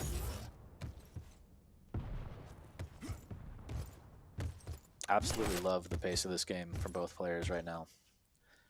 Nobody willing to give any advantage to their opponent. We're 0-0, minute 30 in. Cooler trying to look for an opening rail. Turret didn't make the jump. He knows what's up with Cooler. He doesn't want to take a fight here. He just wants to hit some early shots, which he does nicely. Big rockets from Garpy, and he gets the first frag. Bit messy, but it happened, and you should expect another aggressive push from Cooler. Instead, Cooler decides to retreat, get some weapons, and get the heavy himself. Garpy just looking oh so strong right now. Might have to eat my hat, Dan. 1-0, still plenty of time, 8 minutes left, but Garpy's just playing this exactly how he wants on his terms. Cooler coming around the corner, there's the turret, needs to be careful. Up against the corner, needs to deal with it, does so nicely. 123 HP, make that 32 after the rail. Garpy in a bad way, does hit a panic rail, needs to hit a little bit more. A little bit of chip off that rocket as he restacks, not too bad here. Cooler dropping down, almost finding that rail angle, but Garpy has the Mega to his back, and Cooler's going to have to concede and grab that heavy. Yeah, trading items at this moment in time, and Cooler actually delaying this, so he really wants to take control now. He knows if he can delay this, take the next fight in his favor, he's in a perfect position to solidify control on this map. Garpy did hear the pickup, I believe, so we'll be more than aware that this next Mega, he just probably needs to try and delay Cooler more than take it himself. That's why he's setting up on the high ground. He wants to delay Cooler, try and do damage on the pickup. Cooler trying to bully his way into this one, misses with the follow-up rail. Cooler at the minute, yeah, not looking that clean in terms of execution. That was the rail you really expect someone his caliber to hit. Garpy's taken full advantage of it, picking up the Mega, responding with a rail of his own. You can see the challenge. How much damage he has to do to whittle down that keel. Garpy's just looking so good What right a now. read. The predictive rocket right on point. The Madman, 2-0, needs to be careful, throws down the turret. Cooler's going to back away, grabbing that upper 50, trying to make his way back to the heavy, and Garpy spots that out and says, okay, Mega's mine then, that's fine. But look how respectful Garpy is, more than aware of the challenge Cooler poses. But as we have another engagement here through the telly, good read once again. But yet how respectful he is off the spawn. He could have committed harder, but he knows how healthy Cooler is, how those grenades can cause chaos even if you don't have a weapon. So he's just playing really safe and really strategical. Ooh, on death's door, playing with fire is Garpy, 35 HP. Cooler just letting him hang for the time being. 225s in his possession. Down goes the heavy in terms of Cooler, in favor of Cooler now, as Garpy has a decent stack to work with, but if you look at the top, Cooler, massive stack advantage here. Just needs to try and find Garpy. Garpy dancing around the pillar here, landing a little bit of rocket damage, but Cooler's going to pounce. He's not going to drop down quite yet, eats a rocket. Garpy just making the most of this right now, staying alive and keeping Cooler at bay. He's frustrating Cooler, but you can feel the pressure mounting. Cooler's just taking a few engagements here and there, whittling down Garpy, taking both items now. Big mistake from Garpy to leave that Mega up before, and it feels like a matter of time. We saw some crazy rockets on the previous map to stop Cooler's aggression. That's the only thing Garpy's going to be able to have in his corner at this point, as you can feel Cooler coming, and he's there, and this is the engagement, but rail swap! Wow, that was close. Those grenades saved the day. Citrus coming up big, and now Garpy has to be very careful. The stack's about even off the spawn. Garpy making his way to the heavy with the pineapples land. Garpy pushing in, he will secure the heavy. Turret goes down as well. Cooler needs to get out of there. Hits a fantastic flick rail on his way out towards the Mega though. Yeah, and the challenge for Garpy now is how do I how do I continue to take those items away? The reason why he was trading nicely in the first engagement is that they were trading items, but now Cooler's been slowly taking both major items. You could see how much more of a struggle it is for Garpy. Good rail. Oh, he wants to finish it. He's taking the fight to Cooler right now. Shotgun out, when in doubt, and he can't do it. No. Doesn't land the damage. And that's going to come back and bite him in the ass. He gives up the heavy. Cooler has a great stack now. Won't necessarily be able to make it to the Mega. Could detour through the banana, but instead takes a fight, and Garpy electrifying with the LG. So weak, though. Has to get in on the Mega. Does, just in the nick of time, and Cooler has to be a little bit frustrated. But after all of this, it's still possible that Cooler can get in there rather easily as the rocket jump up for cutting off the heavy. Garpy's out of there. Yeah, Garpy is just frustrating Cooler at this time, but Cooler knows it's a matter of time. It's a patient game. If he plays nice and safe, doesn't take needless damage when he's pushing out from picking up these items, he's in a perfect position to close the gap and take some frags from Garpy. That's exactly what he's doing. He's just trying to weaken up. He doesn't want to take needless damage, and it's a really tough ask for Garpy to still win this map now. Yeah, it started off as a war of attrition, but once Cooler broke through, you could see again the dam starting to crumble. Garpy up by 1. The turret not really a factor here like we thought it might be. Is Cooler dealing with it nicely? He's got both items now. Huge stack. Pineapple's locked and loaded. Might want to re-up on some rockets here, but instead he's going to advance. There's one pineapple, a little bit of rocket damage, but he's out of rockets. Needs to be careful. Swaps to the rail. Somehow lands it. Shotgun, will it be enough? And he dodges that like Neo. The rail just barely above his shoulder blade. No rockets again, forgetting. And Garpy gets the refrag with the shotgun. That's a big frag, and at the moment the problem is Cooler's not hitting anything. 26% rail, 23% lightning gun. It's giving Garpy a massive in. And again, that's all credit to Garpy to playing as slow as he is. It's forcing Cooler to take the more difficult of shots. That refrag was big in the context of this game. Garpy hit 4 rails back to back, and he's going to get another frag here as Cooler caught out in the open with that lightning gun, and big. It gives Garpy now an opportunity to get in onto his next heavy, which is exactly why Cooler's going aggressive. He doesn't want him to take away the items.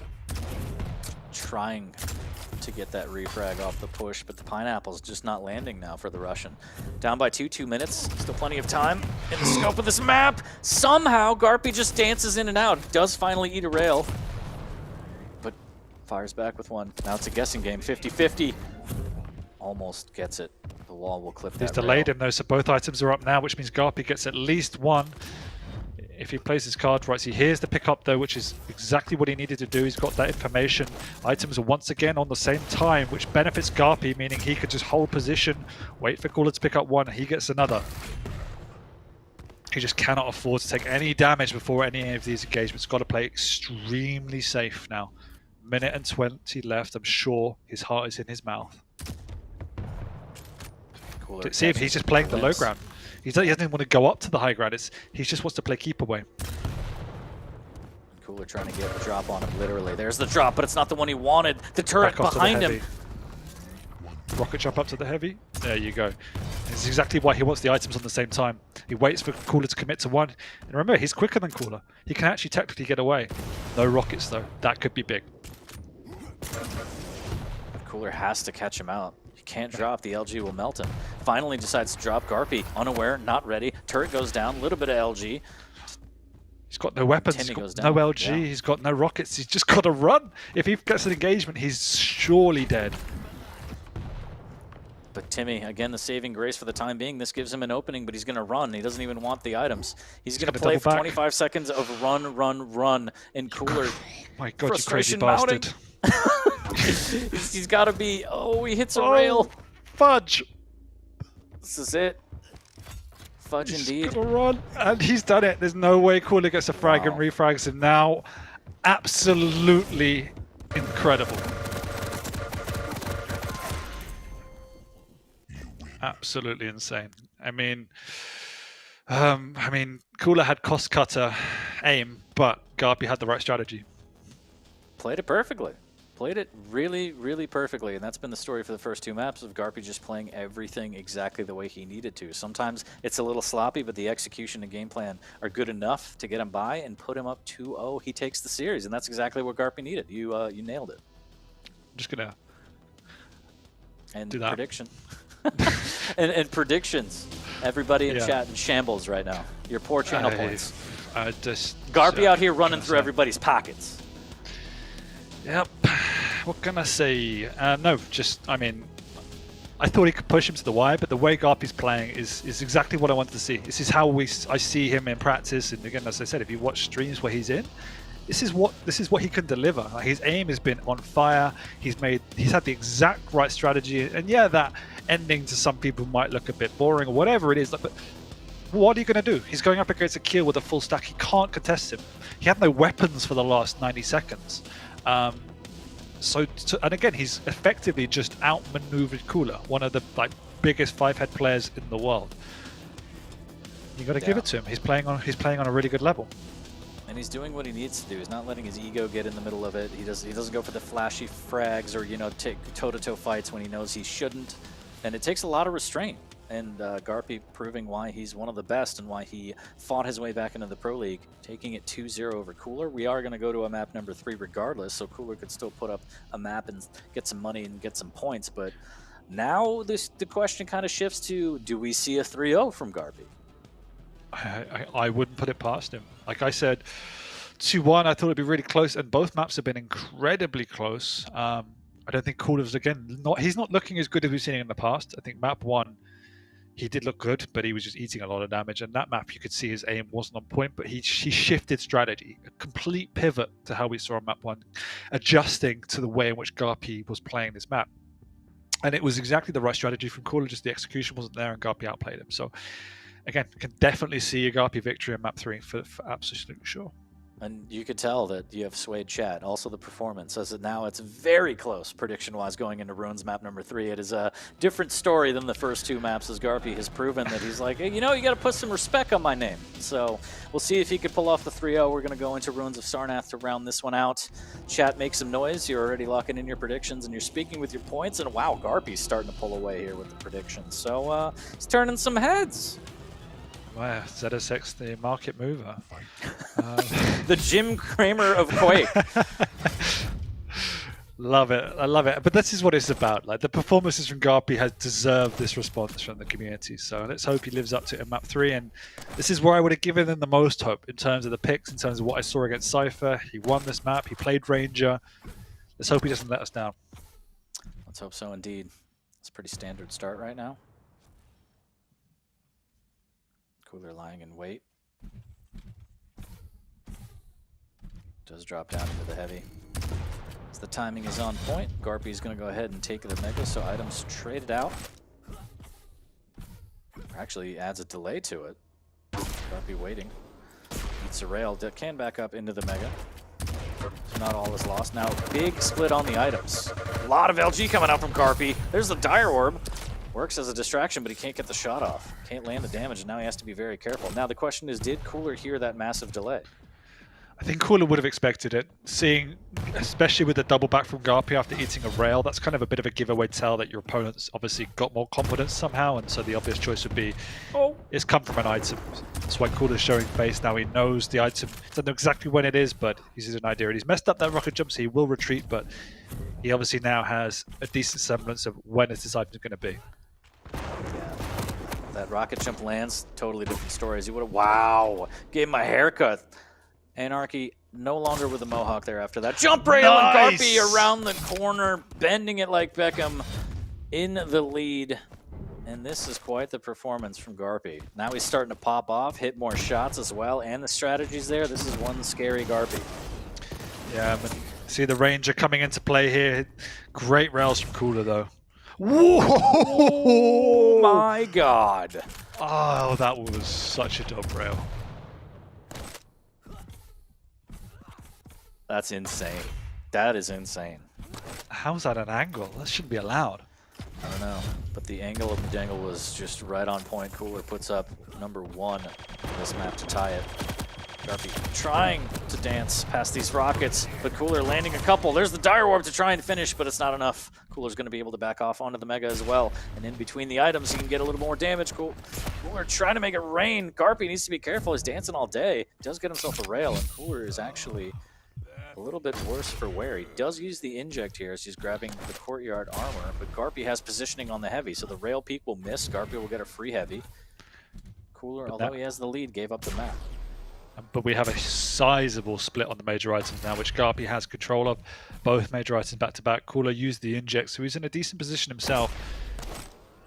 But Garpy just wants to go on the aggressive. He wants to use his stack just before the next heavy, and there you go. Seeing some creative use of the dire orb, some good, some not so good. But he's also forcing the spawn. Cooler's actually spawned up above, which Garpy won't be aware of. He has also got a rocket from that kill as well. So that was a perfect statement first. Great from both players right now. 2-2, 3 minutes in, just a little over. Garpy just makes his way past all of those rockets, swaps to LG, and Cooler's like, what in the hell just happened to me? Yeah, that was, again, an uncharacteristic mistake from Cooler, not knowing the exact timing, but again, very similar to Psychic. Waiting around on the item. It's really risky to try and control the stroke point as an unstacked Anarchy when Garpy was like, buff for that last engagement. But this is a good play. The refrag should be here, but the trade! No! Unfortunate there. It gets caught out. Cooler, can he land the shotgun? He does! Oh, that's got to be so frustrating. He was kick flipping over Garpy's rockets, and now Garpy, after that push down at the heavy, could cost him everything, and Cooler somehow, with 1 HP, ties it at 4. Man, I don't know what's just happened.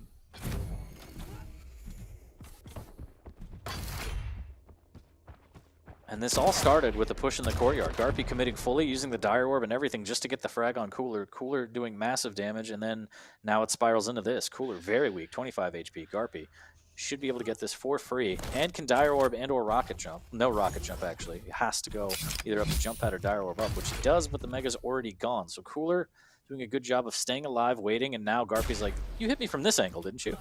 He tries to line it up himself. Look how smart Cooler was there, just playing patient, again, forcing Garpy to make a decision, and Garpy decided to back off, and in doing so, Cooler got out of there, restat, didn't even have to use his inject. So sometimes it's such a simple thing, but it makes a huge difference. It's the little Garpy can also get this Mega as well. He's going to push. Cooler's going to be there, but big damage coming out with the Ranger Orb. Great rail, but it's not going to be enough as Cooler does have the stack advantage. Garpy just going all in on that one. Cooler prevails 5-4. Good damage from Garpy. He's just taunting Cooler, saying, I know you want that armor shard. Ooh, that rail right between his legs, and good repeat from Garpy, but he'll miss the rail. Unfortunate there, as he had a big opportunity for a free rail. The items are starting to merge a bit more now, so Cooler doesn't mind just falling back onto the Mega. Big shotgun blast at the TP. It's Cooler completely unaware where Garpy is. Has to drop down and get away. He's relatively low. Garpy's going to be pushing in the dire orb as well. Cooler on the ropes, but the rockets are good itself. Garpy, nice trap, but again, just can't finish his opponent off. Trying to use that dire orb to get all up in Cooler's grill. Items traded right now. Garpy needs some armor. He's going to double back onto the armor shard outside while Cooler makes his way towards the courtyard area. Good drive-by rail there. Shotgun blast not going to get Garpy the damage he wants. Inject coming out as Cooler comes barreling out by the nail gun, and the LG is just so strong, melting Garpy. Catching him out 6-4 in favor of Cooler now. Garpy needs to be a little more careful on these. Time is ticking, and this is a big map, and trying to chase down an Anarchy, dire orb or not, is going to be rough. But that's what we've seen now. The last two frags have come out of Garpy, almost pushing the issue a little bit too much. Chasing Anarchy around in circles and just eating damage in response. One more rail and he manages to get a frag, but again, the pressure's on. He's weak. He knows Anarchy will just be running straight back at him. Needs to be so careful right now as that rail saved his life, trying to grab these scraps to live off of. I think he caught a glimpse of the Mohawk, so Garpy should be okay here.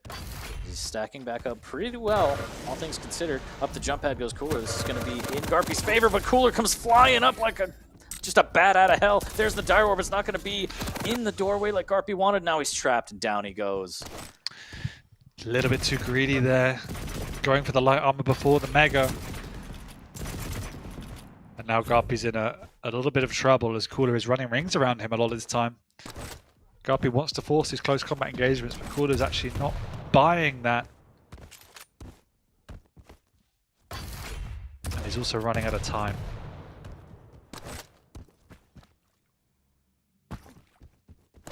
Garpy might shift back to that defensive play that's worked all series long. Excuse me, Cooler, as he needs to if he wants to get this map. 2 minutes left. Garpy's going to be on the aggressive front here. Dire Ores, but Cooler's just bullying him off these items. Even with 2 minutes left, he's not taking his foot off the gas, and that's one way to do it. Forcing your opponent out, especially when you know you have the stack advantage, why not? We've seen it time and time again where you do take your foot off the gas a little too early, and that's actually an in for your opponent. Yeah, it is a map where you can force a respawn frag pretty easily.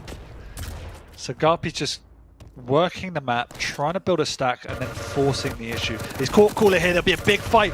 Orb comes out to recalculate, and Cooler needs to adjust. The rockets are good, but the damage is also good from Garpy. They're both very low. Cooler doesn't peek. There's a bit of time before the next item as well. If Garpy can get this, he's in a great position to at least get one frag. Cooler's not going to show face over by the Mega. Oh no, he is. Wow, just That's goes huge. zooming on by. Oh! GG. And Garpy is just, he's like, what in the hell is happening? He didn't expect that at all, had the rail out, just caught off guard completely. And I thought Cooler was going to have that kind of defensive playstyle that Garpy had the last two maps that sealed it, and instead he just goes all-out aggression, and it works. Needs to be careful. There's the inject, and Cooler doing such a good job of saving inject for after the orb in. And that's like a mid-game download. He noticed that Garpy was using Dire Orb a lot to get in, and so he's saving that inject to pop right after, so he's not worse for wear, and he can finish off the fight and get the kill, and that's just big. Yeah, seems some great adjustment from both players this map. In contrast to the other maps, I felt that this is a map where Garpy almost overextended a couple of times, you know, forcing the issue when he caught the Anarchy. Situations that were slightly risky, but it was also the case that Cooler was hitting shots he just wasn't hitting on the other maps, so it evens itself out in the long run, and I think it's 2-1 is probably a fair result. Yeah, and it might just be complications of the Dire Orb, right? Like, it's, okay, I can use this to get in, but the problem is then you feel obliged, like I have to use this to close the gap and get in. And Cooler started reading that and using the inject afterwards, and it just didn't go Garpy's way, and that's kind of where the overextension bit him in the ass, as you said. Yeah, exactly. But you have to credit him. It was a really stellar performance on map 1 and 2, and another day he could have taken the full 3, but he'll definitely be happy to walk away with a series and some much needed points. Absolutely, a win's a win, especially against Cooler. No small task. 2-1 in favor of Garpy. Well played indeed. But Cooler coming back, getting the third map, not what he wanted. Definitely not the outcome for the series he wanted, but gets one on the board, so not all bad. And that rail angle, just so beautiful. And this is the overcommitment we were talking about here. Look at all this damage he's taking just for that frag. Had the huge stack, orbs in, 37 HP, no Dire Orb after that, and that's kind of where the game turned. Yeah, exactly. And then going up the jump pad there, caught, led to another frag. I think he actually gets this frag, but still, look at the, it's at what cost kind of frag moment. You know, 8 sets you back so much, and then, as you said here, where the drive-by from Cooler to steal away the Mega kind of just sealed the deal. If Garpy got that, it would have been a lot closer, but nevertheless, right decision from Cooler. Beautiful rail on that one, though. But yep, as we take a look at the final stats for that map, 9-6 or 6-9, depending on how you want to read it, Dan. Nice. As Cooler will be able to take that third map, but Garpy, the story is he just took down Cooler in a 2-1 set, and that's big for Garpy again. Rank 10, little rough. Little rough for the man, but he's trying to claw his way out of relegation. Like I said, he just got back in. He doesn't want to leave. He's just getting comfortable then. Yeah, it's going to be a long road back, and look who's in 9th. So, you know, Yep. if he is pushing someone down to relegation, it might be Cooler. Could you imagine that? 2 seasons in a row, we lose Tox and Cooler subsequently. I don't think it's going to happen, but that's quite a storyline if that happens. I don't think we even want to think about it. I'm sure chat doesn't want to think about it, but yeah, that would be quite the devastating loss. But, I mean, there are killers in the EU Challengers as well as the Americas. But we have one more featured match today. Don't go anywhere. We'll be back in, say, 5 minutes with more Quake action.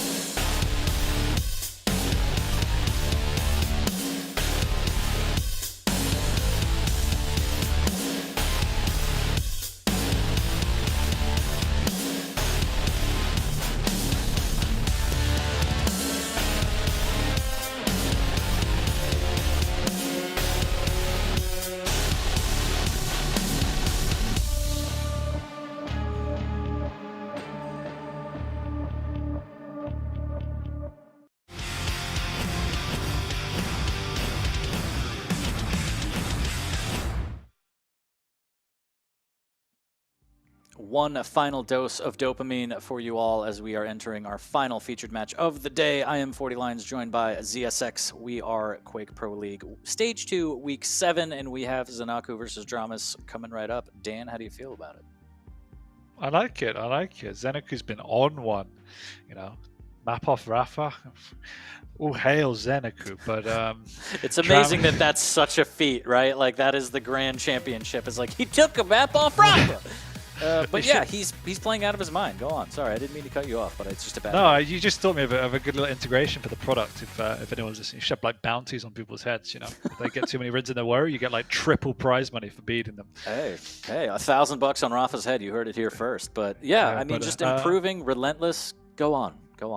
And he's jacked. Look at him. He's making you proud in all facets. He's okay. He's doing better than most pros. But someone like Dramis, I feel a bit sorry for him. I think we were just speaking of broadcast. He's got a bit of a tox vibe about him in terms of the way performances are going. He's looking decent.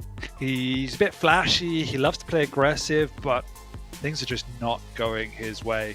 And I think one of the reasons is that his traditional pool of meta champions is Slash and Athena. He likes to be a bit aggressive, but the way, in my mind, the meta shifted is a much more heavy-based positional playstyle, and so it leaves him a little bit vulnerable when he's going into these engagements. Like, I've seen him countless games on Slash where he's playing really well, the tides turn, he can't get back into the game. So he definitely need a bit of an adjustment on how he approaches the game, if I'm honest.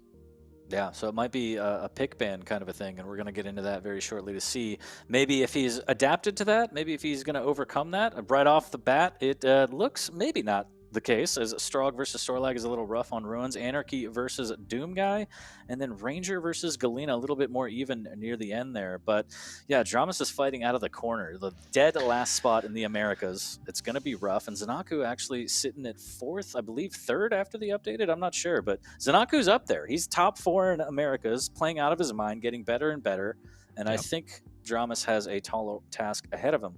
But with those pick bans and those champ lineups, what do you think, Dan? I think that he's been slightly outpicked, only slightly. I think the first map's pretty even. It comes down to slightly which champion you prefer. They're both very strong on Ruins in the Sorlag and the Strong and Pika. Same matchup we saw with Garpy Cooler, so again, the same reasonings behind that. Moving on to Exile, I'm not a big fan of Anarchy on Exile at the moment. I've seen it picked a lot, but again, I think it's just a very risky pick. I spoke about it when I was analyzing it before, but one of the reasons for me on Exile is that Anarchy favors maps where you can really control the higher ground. You can use that speed to open up angles, which you could do well on Exile, but I just find there's too many routes to get onto that high ground. You've got multiple teleporters. It's not an open high ground. There's many different angles you have to defend. You just can't do it. And as soon as your opponent's up there, you become very vulnerable. And obviously Doom is just an incredibly strong pick on any map. But again, Exile is a good map for Doom. Not stellar, but still very good. And then Veil, pretty even.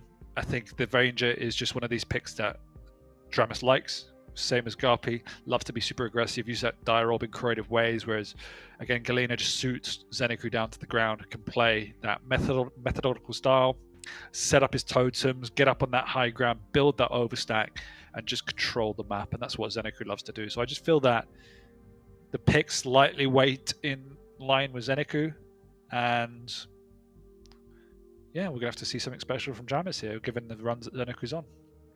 So Dramas, tall order again. Chat, what do you think as the predictions are starting to roll in? Let's take a look here. It looks a little lopsided, just a little bit here. Yeah, I think Zanaku seems to be the favorite, Dan. Yeah, I think you got to take into context as well that I think Dramas had a couple of bye weeks compared to some of the people that are slightly above him in the leaderboard, so he's got some ground to make up. I mean, he's 1-3, so at least he's won a series. But yeah, I think Zenecu's just been playing really well. I think the maps and the picks allow him to play his style better than Dramas' style. Yeah, and it's a style that's still developing. If you pop into his personal streams where he's practicing, grinding against players in the Pro League, he's talking about how he's kind of adapting into his own style. And at first, he kind of would pick and choose other players' styles and just emulate that, and slowly starting to throw his own spin on it. And it's working. It's working. The time he's putting in is absolutely working as he's just getting stronger and stronger, getting scarier. But I heard the buzzer in the back, so we're going to be getting into the first map shortly. And Dan, predictions. I mean, it sounds like you're edging towards Zanaku on this one. I'm going to go 2-1 again. I think 2-1's always a safer bet, but 2-1's against Zanaku, yeah. Well, you heard it here, folks. You heard it here first, folks. Chat, go with your stockbroker on this one. To the moon. To the moon here. As we're going to be on Ruins of Sarnath to start it off. It's going to set the pace for the series. Again, the last one of the day, so thank you to everybody in the chat for hanging out and tuning in. Appreciate you all very, very much. And this one should be a banger to end on. We'll see. We'll see. Dramas is going to use that struck to the best of his ability, but we'll see if he can overcome Master Zanaku.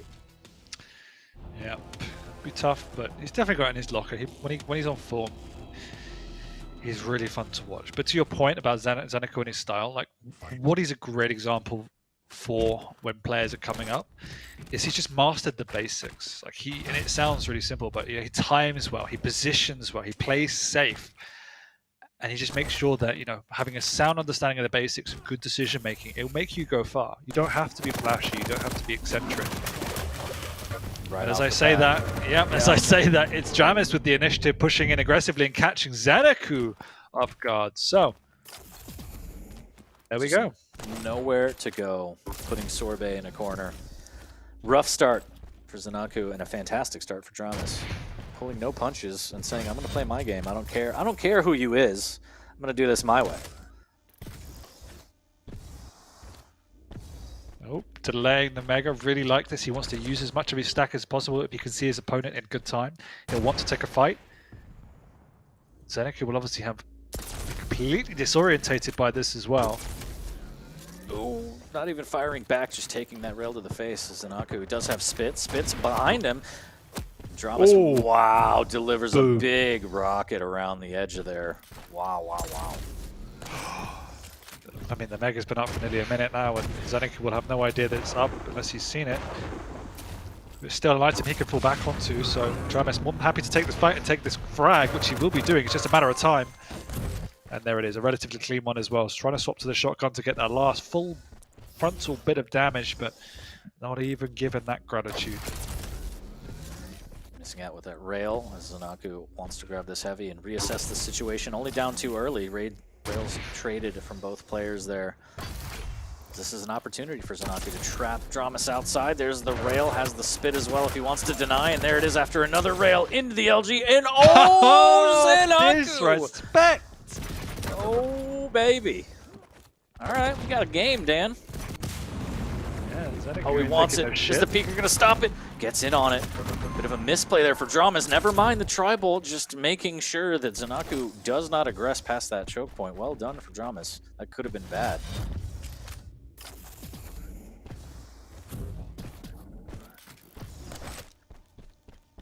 Landmines, Dan, landmines. But yeah, that gauntlet.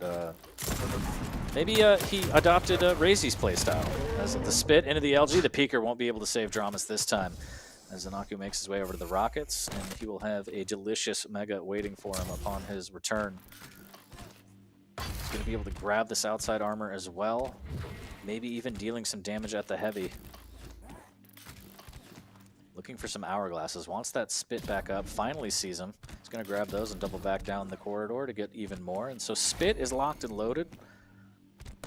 Good awareness from Zanaku to make sure that he has that in the back pocket. It's been serving him pretty well. Good rail there from Dramas. Almost threading the needle. But it's kind of hard to miss Sorlag. She's a big girl too. Yeah, hit those hips. But they're quite happy just trading items at the moment. As I say that, Jamis says, nope, I want to have this item as well. Being a little bit greedy, the Peaker comes out, not the best one, and actually disorientates him.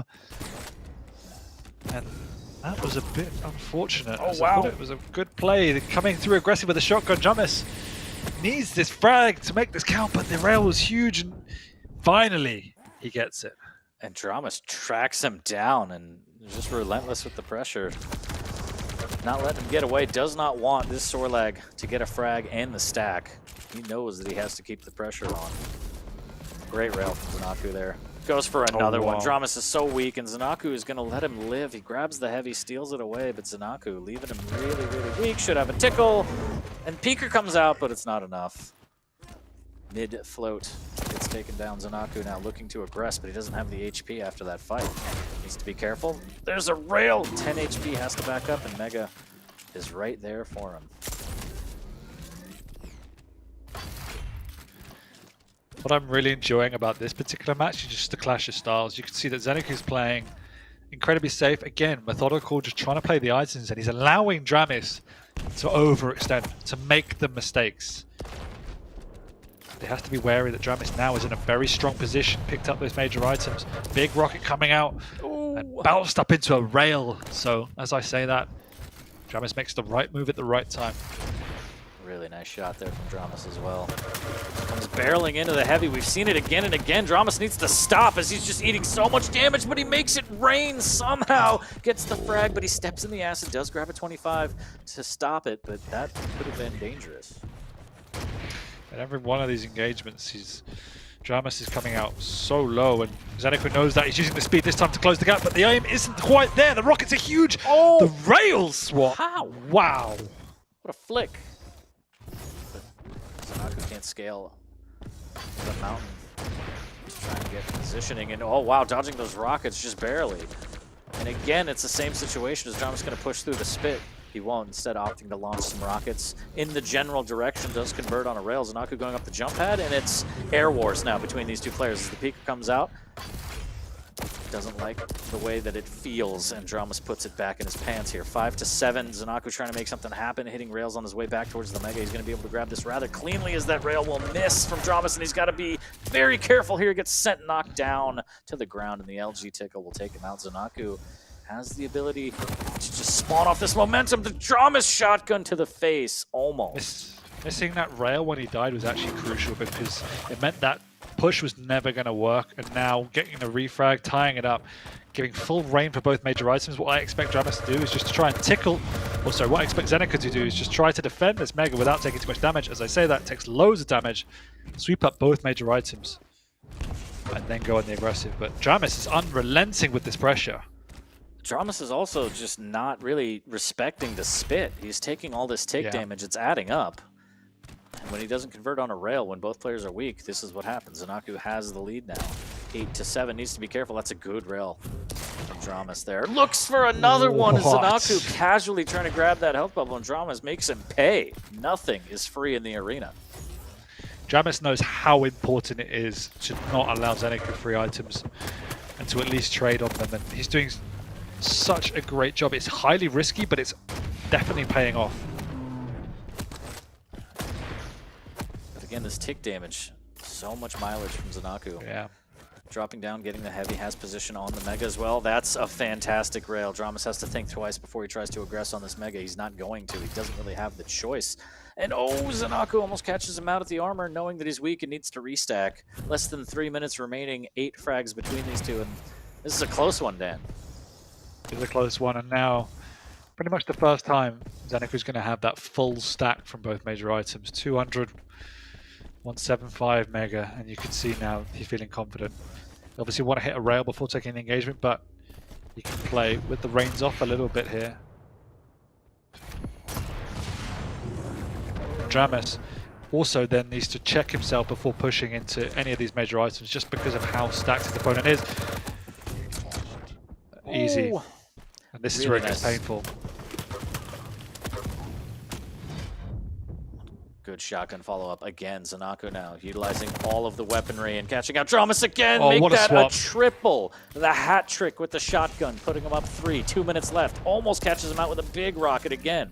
Dramas trying to keep up the pace, but at what cost? Goes up the jump pad, misses a rail. Zanaku now knows that he's under fire. Grabs a free Mega as he's making his way down towards the heavy. 8 seconds left, and again he wants to try and get that spit. Dramas good damage, missing with the follow-up rail though.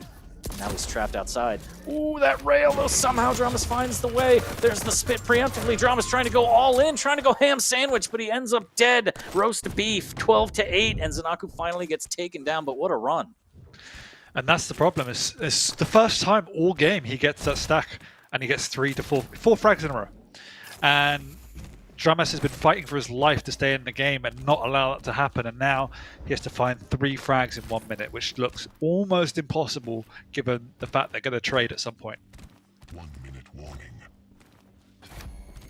Spit again, locked and loaded for Zanaku. He's been so good at using that, knowing that Dramas is just going to slip and slide his way into choke points, and he's going to take that additional tick damage. There's nothing he can do about it, especially on Strog. I mean, it's just really, really well played there. A little preemptive now from Zanaku, waiting with the shotgun. Needs to be careful of Peeker to the side of the head. That's going to hurt. But again, goes through, and now he's taking tick damage. Grabs the health bubble immediately. No. Triball, what is happening right now? It's just We're playing wasting Quake in time. an alternate dimension. Drama's finally landing the shotgun, but you're absolutely right. Dancing all day, 30 seconds for 2 frags.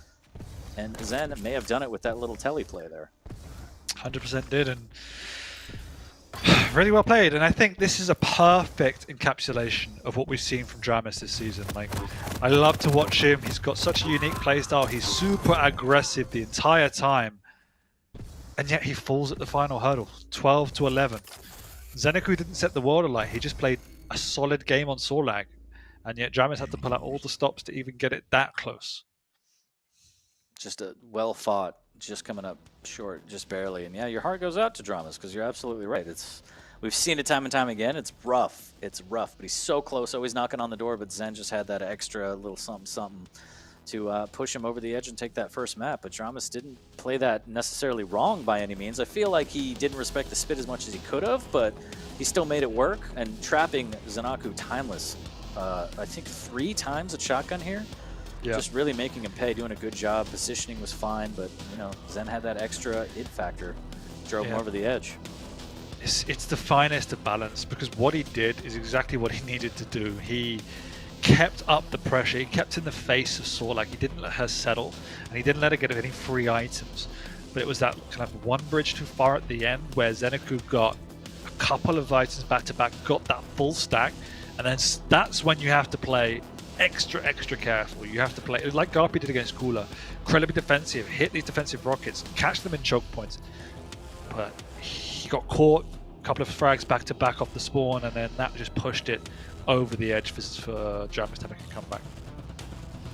Really good shotgun work there, but a little bit too late. Unfortunately, 12 to 11 is going to be the final scoreline for map number 1 in favor of Master Zanaku. Going into map number 2, I don't think Dramas has really anything to be upset with. I mean, obviously he wanted to win the map, but in terms of playstyle and strategy, it seemed to work. So a little bit more of the same perhaps on map number 2. Granted, it's going to be a little bit different as we go into it. Predictions coming in from the chat, still a little lopsided on Exile. It should be interesting. We got Anarchy and Doomslayer. You said yourself that you don't really prefer the Anarchy pick on here, but maybe Dramas has a little something up his sleeve. I don't know. I mean, we've seen it snowball.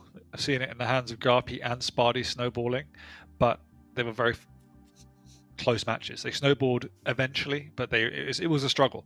So Anarchy is obviously still a good pick, and people like it. It's a playstyle thing, and Dramas plays a good Anarchy, but I just think it has a lot of weaknesses that can be exposed readily on a map like XL. Like thinking back to Blood Covenant, Anarchy was so strong because you could protect that bridge, that you could patrol that high ground, and it's very hard for your opponent to get up there. And when they do, Anarchy is always in a position to hit a rail because he's so quick. But on a map like XR, the way it's built with those layers and the multiple teleport options, there's different ways to get up to the high ground without being seen. You lose that sense of speed and urgency, and if you get caught off guard because of that, as an Anarchy, you're extremely vulnerable.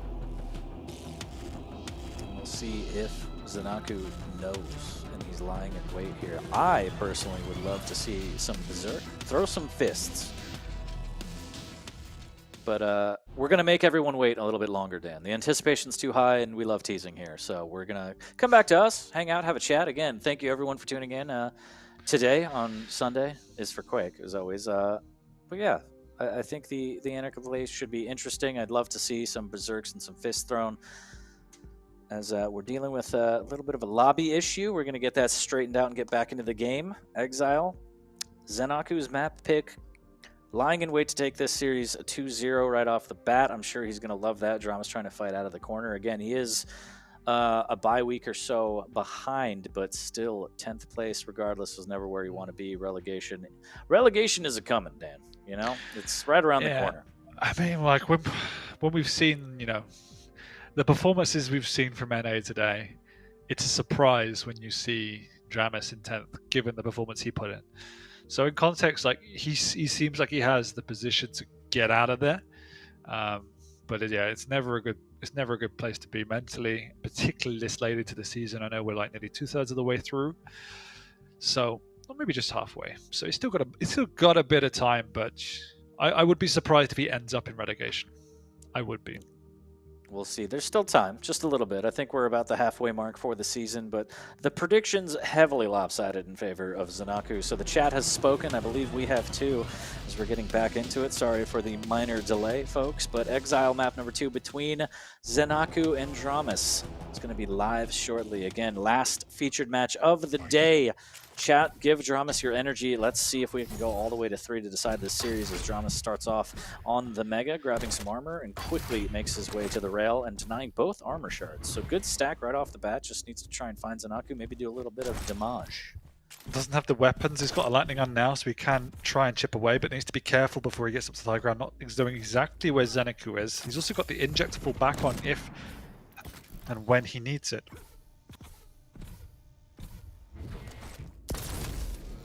Ooh, just missing out with that rail, so close.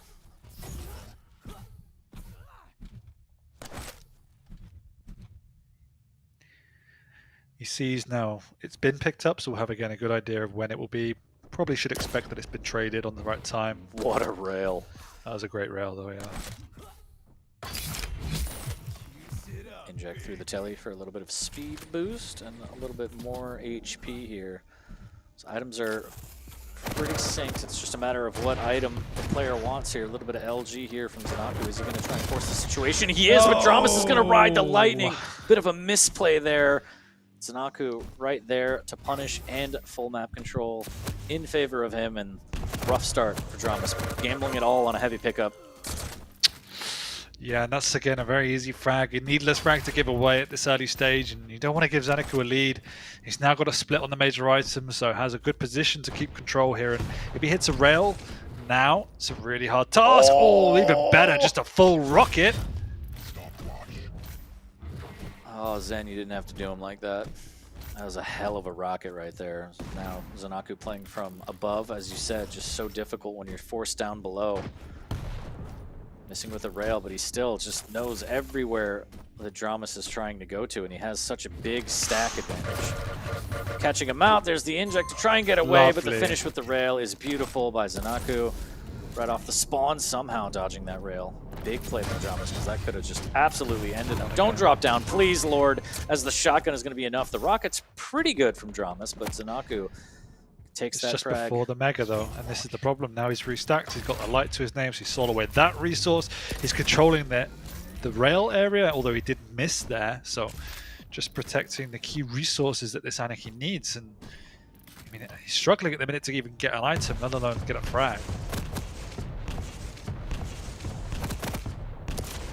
Zanaku just not coming up with anything, and Dramis actually grabs it and somehow turns that around.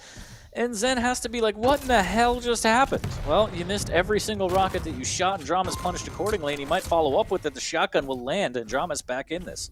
4-2, and that's very unfortunate for Zanaku. No! What just happened? He heard, did you not see it from his pop? He heard him come out of the TP, turned to see him as he jumped for the Mega. Because he turned, he lost momentum, and just slowly fell to his death. No. That Sound like Peter Griffin. The sounds echoing throughout Exile as Dramis drops one, but he might be able to get this back. The inject is going to save his life. Zanaku trying to hang on, somehow escaping, and the rail will land. 9 HP for Dramis after the blunder. Can he fight his way back? Oh, I'm so sad.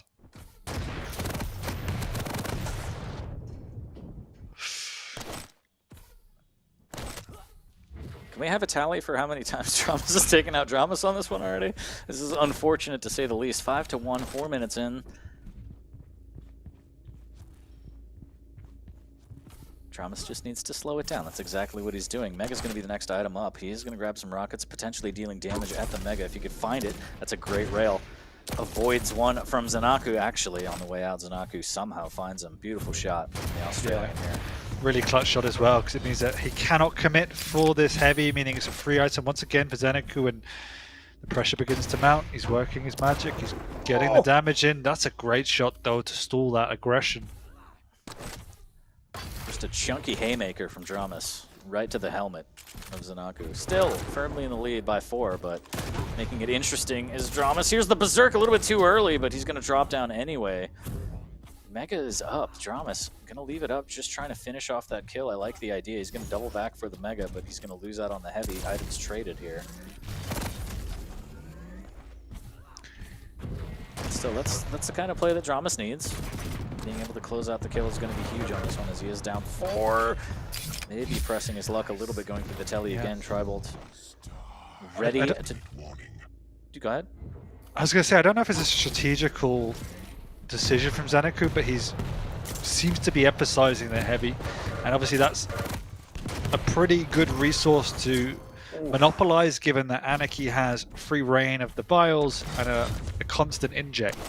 So that inject becomes less profitable if you've only got a Mega to work with. Alright. Berserk. Oh no. Run away. Benny Hill theme. Tries to make it work. Does get him down to 25 HP, but the shotgun lying in wait from Dramas will land him the frag. Getting him one step closer to tying it. Does have inject. Will pop it before going through the telly and securing this Mega. Ooh, tickle tickle from down below as Zanaku, making sure that it's not completely free. Bit of a flick rocket there won't land, and Dramas actually ends up giving the heavy for free, so this is unfortunate. 50 Shard is waiting to be loved on by Dramas here as he takes a little bit more damage. Make that a lot more damage as the rail finds him. Zanaku now in prime position to take another frag, and the shotgun from the Doomslayer. Name a more iconic duo.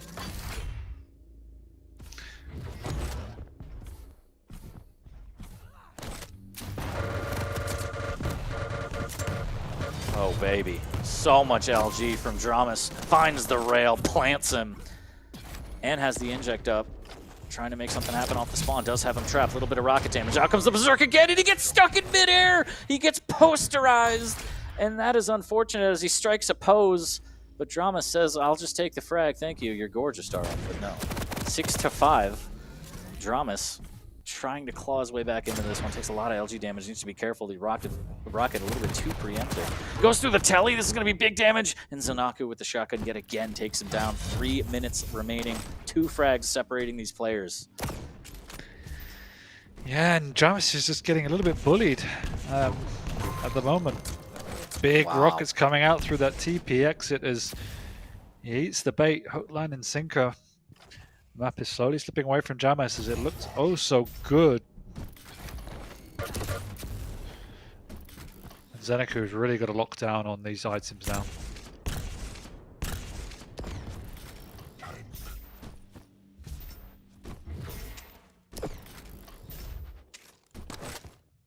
Dramas trying to hit these chip rails from afar. The Tribal landing, hitting its mark. That just gives him more real estate to push off of. That rail pushing Zanaku down for the time being, but he's just going to take the telly up, LG out, and that's going to be another frag for the Australian. 9-4 as we're closing in on 2 minutes left. Time is tick-tick-tocking here. Shotgun out. When in doubt, trying to make it rain, but he's going to miss the blast. Zanaku prevails again, 10-5. And there's ice all over the map, and this one is snowballing. It is indeed, and what can you do to quell the tide? The answer is not a lot at this point in time. You know, rarely see Dramas make a move in the last 2 minutes. He can't get on the high ground, and when he does, Zeneku is there to meet him, case in point, and then Dramas walks away licking his wounds if he ever gets away at all. Dramas can't get an item. Zeneku's got a great split between both of them, and another frag will really seal the doom, as I cannot see 6 frags in a minute and a half.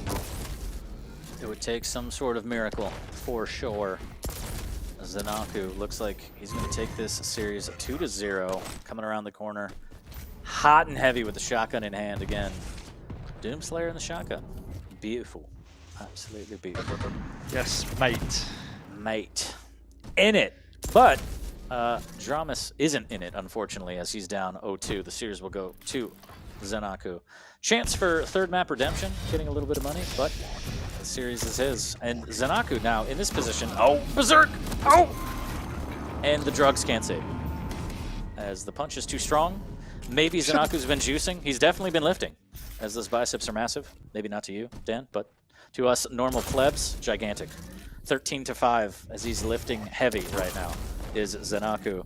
And if he could take this set 3-0, he's knocking on the door of catching up to Rafa and Dehang. I know he's already sitting in third. If he wins all 3, he'll be at 11 maps, and I believe the Liquid Boys have 14 apiece due to a bye week situation. So that makes things interesting, where you have the potential where Zanaku could be knocking out the Liquid Boys from the first and second seed. Yeah, I think it's, again, a really interesting situation that he's kind of knocking on the door of displacing Shane, who's established himself as NA number 3, or should we say NA number 2 after last stage, but still, in context, NA number 3. So NA at the top end is becoming competitive, whilst the bottom end is very much a scrap. And yeah, that one done and dusted, officially in the books towards Zanaku. 2-0 for the boy. And Dramus, I mean, I don't know if it was the Anarchy play. I don't know, you know, that minor flub where he kind of had momentum and then it all went horribly wrong in slow motion. You could hear the wails through the caverns as he fell to his death. Yeah. And that one's going to haunt him. I mean, that one's brutal. It's shifted the tide completely. Yeah, no, I have to give it to you. That is a kick in the nuts and a massive momentum shifter. There you go. But it's just it's brutal. It's brutal. And again, you can't help but think that Sync Air's in his living room sipping on whatever he's sipping on, coffee, tea, and just, you know, shaking his head and being like, I did that. I feel pretty good about it. Stroking his cat. Yeah, I feel pretty good about it. Yeah. So shouts to Sync Air. Always keeping the maps interesting. In the context of the game, like it was a big shift, but again, he got outplayed for 90% of that duel. And the Anarchy pick played a little bit of a role. I don't see the value it gave in this match. Like, the theory is there, you know, you get constant inject up, so if you can then consolidate that heavy, you generally got a really good stat to work with. The air control is nice, the speed is nice, but I just think it has a lot of weaknesses on Exile, and I haven't seen anyone really excel on it just yet. And Zanaku, again, just played nice and steady, played around the heavy, probably again strategically as a strategic choice to make sure the inject wasn't as beneficial, and then as soon as he got that item, he swept up to the high ground and blocked any of the entryways. And Dramus often ran into a kind of a shed load of pain as he tried to make his way towards the Mega. An entire house of pain, some might say. Yeah, absolutely some brutal. might say, but yeah, once again, Zanaku looking clean, calculated, smooth criminal. Looking clean indeed, but can you go for the clean sweep? We're going to be on Veil of Nath for the last map of the series and the day, and it's going to be Galena versus Ranger. Now, Galena historically can set up those totems near the Mega, kind of set up shop, if you will, but earlier when we saw Galena played on Veil, it was kind of a weird situation where even with the overstack in the pocket, I believe, was it Sparty? I don't remember. Somebody only got 2 heavies. And it's, you know, in my opinion, if you have the overstack in your pocket, you want to play more towards the heavy. Yeah, I believe it was CNZ that had the Galena but didn't really play towards the heavy. So I'd like to see Zanaku maybe set up shop up top but play more towards the heavy because you got that overstack in your pocket. So it depends on how the spawn goes right off the bat. I mean, if you can get the totem economy going, great. But with Dramus on the Ranger, he's going to be able to Dire Orb up. He doesn't necessarily need to take the Telly or the jump pad to take that totem damage. He can go straight onto the Mega from below. So it'll be interesting. This is another map with verticality similar to Exile, but I think the pacing is going to be a lot different on this one. Yeah, a little bit. I actually imagine that Dramus will play quite similar to Spotty, trying to bully his way onto items, use the speed, use the orb, use the rocket jumping to try and steal away the heavy from the lower ground, then try and bully his way onto the Mega. And again, Zanaku, pretty easy game plan on a Galena. Really set up the totems up on the TP area to maximize damage, consolidate your position up there. So if Dramus wants to make those plays, sometimes you just let him, and then you just deal mass damage whenever he tries to. And if he doesn't, you steal it away. So you just want to play the safer, more positional game plan here and just let Dramus kind of fall into your traps. But definitely need to see something over and above from Dramus to take this map from Zanaku, if I'm honest. I like the Galena pick. Zanaku looks clean. I don't know, it's not looking good. You Dramus punters.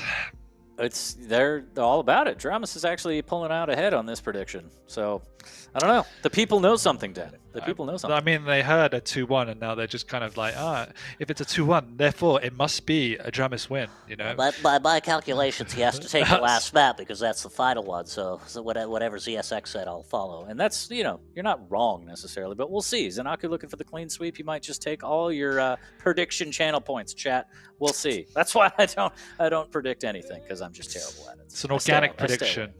3-0 is what I've shifted my stocks to. Yeah. Oh, okay. Okay. So you sold.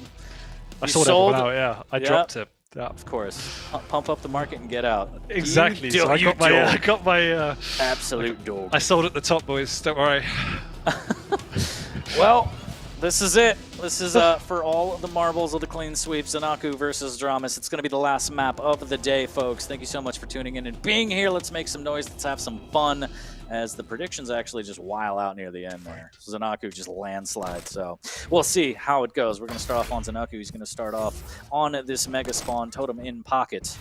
Picking up the shotgun. He wants a little bit of rockets. Does have the LG. Maybe even making his way towards the rail. Totem goes down on the machine gun, and Dramis just lying in wait. He's like, he's going to want this railgun, and I'm going to make sure that he pays. Interesting. Oh, it doesn't work! Interesting. I mean, Zanaku had that calculated. It looked like he knew what was up. Dropped with the right weapon in the right angle, and the Dramis trying to rocket jump up. Failed spectacularly. Still going to go through the TP. Just needs to deal mass damage. No, Dramis. Oh. All right, he's got a good attitude about it. He's got a good attitude about it. That's all you can hope for right now. Is already in a world of hurt, and Dramis evens it out. Keeping it cool, Dan. Gets that frag back, so his first one's free. Zanaku's still up by 1, though. He's out of minus. Gets a heavy. Zanaku, though, already has an overstack. Just got that last totem taken away, so it does a money benefit from it as well. The drop down from above, though, painful. He comes down with the orb. Nice little chase there. Dropping the 9-pound hammer down, tying it at 1. And what is it about the Americas and being in the negatives? Is that just a me thing? Oh, wow. Polina goes flying after that rail. Well done by Dramis. Just mimicking the economy. Oh, it hurts, Dan. Words hurt. And so do those rails, as Dramis stringing them together now. On fire. Zanaku is able to get the Mega. Doesn't really have weaponry. Nail gun and now rockets. Totem in pocket for the overstack. And down it goes. Zanaku now the one on fire. But still trailing by a frag. He's going to be able to grab those time shards. Making his way up the back hall as well. And again, another pocket. Or another pocket totem in 4 seconds. And that's going to be really big for Zanaku. Dramis needs to deal with these. You do, yeah. He'll be reflecting on the fact that I haven't seen some for a while. He must know something's up. But again, it's the eternal challenge that you have to maintain position. If you go hunting for them, you forfeit position. It's not a good place to be. So you just got to deal with it. Ooh, big rail from Zanaku. Yeah, I like how Dramis is engaging in a rail game now, not trying to force the issue as he was on the last maps, you know, closing that gaps. If he does that well, it's definitely going to be his big chance, but dropping on the totems, not ideal. Clearing up 2 though, that's a better sign. Ooh, but he does eat a rail as well. All that damage stacks up, and heavy right on time for Zanaku to split.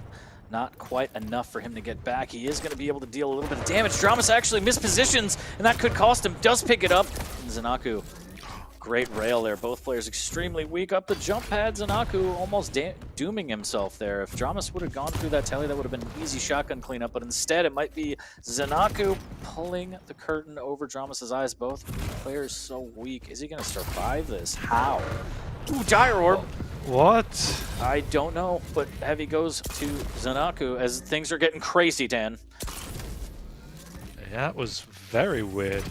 Zanaku was surprised as well as Dramis appears out of nowhere, and now he's taking the fight here. I'm not sure about this one. But he does decide to retreat, not taking too much damage, but that's a pretty greedy take. He must have known that Zanaku was going to come, and that was not worth it. Trading a 50 light for 100 rocket. It's a bad exchange rate, Dan. Yep, it really is. There's the rail! Oh no. Oh no! Again. Oh Wow. no. Right in the old breadbasket is Zanaku storming the market now. 2-2. He has the Mega. He should be able to get in on this next heavy unless Dramus keeps stringing together rails like that. Zanaku still has the stack advantage. 15 seconds till the heavy. Could use the totem in the pocket here. 15 seconds until he has one. But now he's kind of on the hunt as Dramus taking his time and somehow hitting that rail. That was beautiful. 73 HP Zanaku in a bad way, but he's going to grab that heavy as Dramus wants no part of it. He's won himself the Mega because of it. Zanaku might push in here to try and do some damage, which he does. The orb to distract, great to hit a rail up the ass and gets out of there. Also taking up the turret as well. Nice play by Dramus, and again, working around this rail is definitely going to be the key. Yeah, great job using the Dire Orb for a distraction and then spreading those cheeks. Still tied at 2 halfway through though. This one could go the distance. We could see some sudden death to end the day. Zanaku looking for any kind of rail angle he can as he secures the heavy, making his way back to the Mega. Clean rocket jump into a clean rocket. Dramus making it rain, trying to hit all the damage he needs to, and he does. The fadeaway rail. Beautifully done by Dramus there. And this is a much more calculated game from Dramus. He's working situations to take these fights instead of just forcing them. Zanaku, I wouldn't say rattled, but he's definitely on the ropes now. He's struggling to keep up with the rail game that Dramus is playing. He's done 3 times as much rail damage Dramus has relative to Zanaku. It's been the key so far.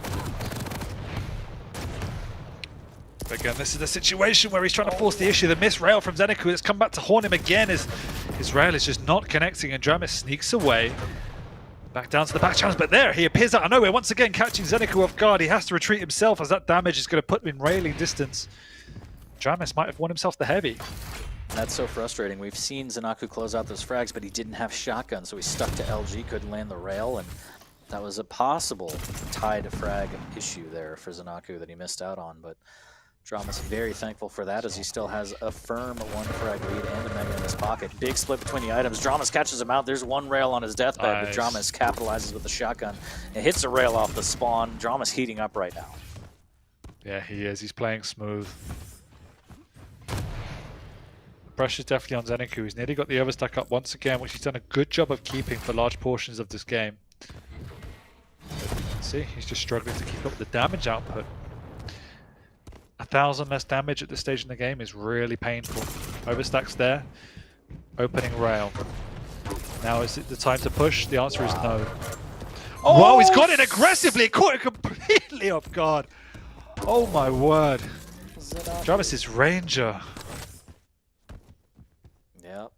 Pushes him down into the rocky depths of hell, as that's where Zanaku will lay.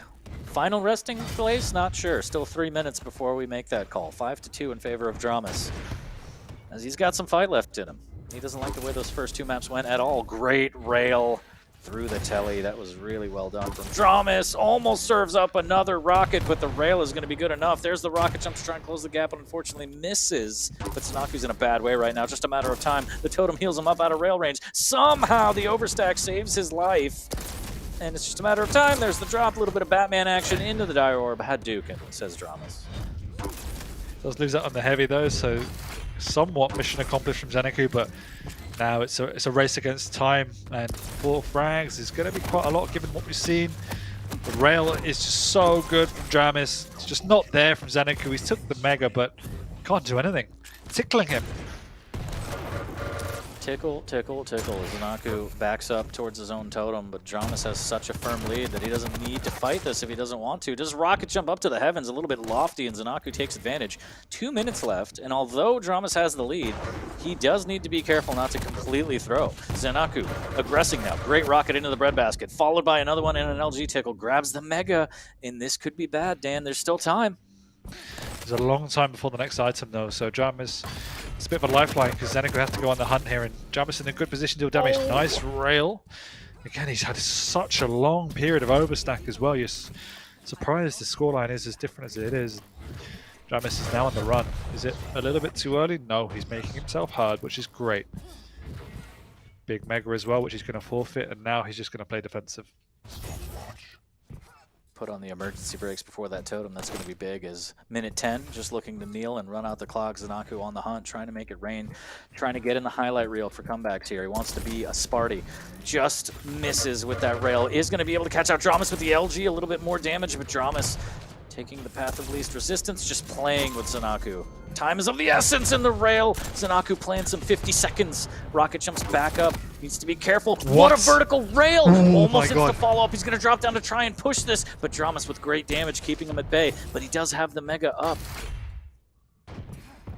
He knows where he is. Dramis going to fall into his trap. He is. They're going to meet here over by the light armor. Steals it away. Dramis has to just rocket jump or anything to get away. Good rail. That's clutch. And it stops Dramis' aggression. And could have just won him the game as he can't chase his opponent down. And it was a nail biter at the end. But it looks like Dramis has clawed his way to a 2-1. Dramas looks to have put himself on the board there as that final confrontation was going to be it. That would have been the one if Zanaku wanted his way back in, but Dramas says, nay, I want one map. So put some ducats in his pocket. He's going to walk away with the doubloons, but Zanaku's going to walk away with the series. And well played to both players. I mean, Dramas, again, we kind of talked about it. His play style, his tactics, they're not bad. It's just on the first map especially, Zanaku just had that little extra bit to take him over the edge. And this could have been a completely different story. I mean, Dramas takes that, it's 2-1 for Dramas. So I think it was a really close set, score lines aside, and really well played. But Zanaku will walk away into the sunset with a 2-1. He does indeed. It's just a higher risk playstyle that requires a lot of moving parts to all align for it to work. And when it works, it's beautiful. Like, this map was so much fun to watch. He takes risks, he's creative, he just wants to deal damage, and he has great aim to boot. And the deciding factor was the aggression in the rail. Like, he did 2,000 more damage with the rail alone.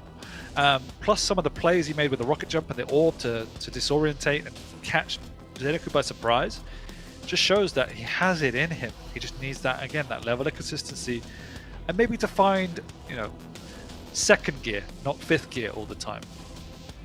Yeah, completely agree. And from my perspective, I mean, Zanaku, again, getting stronger and stronger, of course, but now I feel like he might be hitting this, I guess you can call it a plateau, where Chain was in a similar boat where he started winning, but he couldn't quite close out 3-0s. And I wonder if Zanaku's going to struggle with that now. Now, granted, winning the series is a big deal. That's fine and dandy. But I think at this level, knowing Zanaku the way I do, I feel like he is pushing for that 3-0, and he just can't seem to get over the hurdle quite yet. So big shouts to Dramas for making it tough on Zanaku, making him work for it, and stealing away that last map. And I think that is the perfect way to end a day of Quake, Dan. Nice and short and sharp, just how I like it. Well, that's why we're paired together. Yeah, it was only a 5-course meal today. We did have some audio and video problems again, but thanks for sticking with us, everybody. We appreciate it. And yeah, any final words, Dan, as we get closer and closer to the Stage 2 finals? No, I mean, NA. Check yourself before you wreck yourself. I don't know what went on with some of your boys series are doing today. fine. Don't worry about NA. We're good. We're good. Some of the boys are doing fine. Some of them are questionable. EU looking good. Garpy played well. I'll be back in a few weeks, but see how it evolves. Really exciting. Yeah, as always, thanks to PGL for throwing this on. Bethesda, thanks to the players, and hoping everyone, you know, wherever they are, they could get everything settled. I know there's a lot of issues throughout wherever. But yeah, big shouts to everyone in the chat again. Thank you for always tuning in, being supportive, doing the predictions. Again, if ZSX has lost you channel points, we can't refund those. Sorry. That's just what happens when you do some predictions. But it's going to be it for us today. Don't forget to tune in next week. More Quake action coming at you. Same time, same channel. We appreciate and love you all. Take care. Be safe. And we'll see you next week.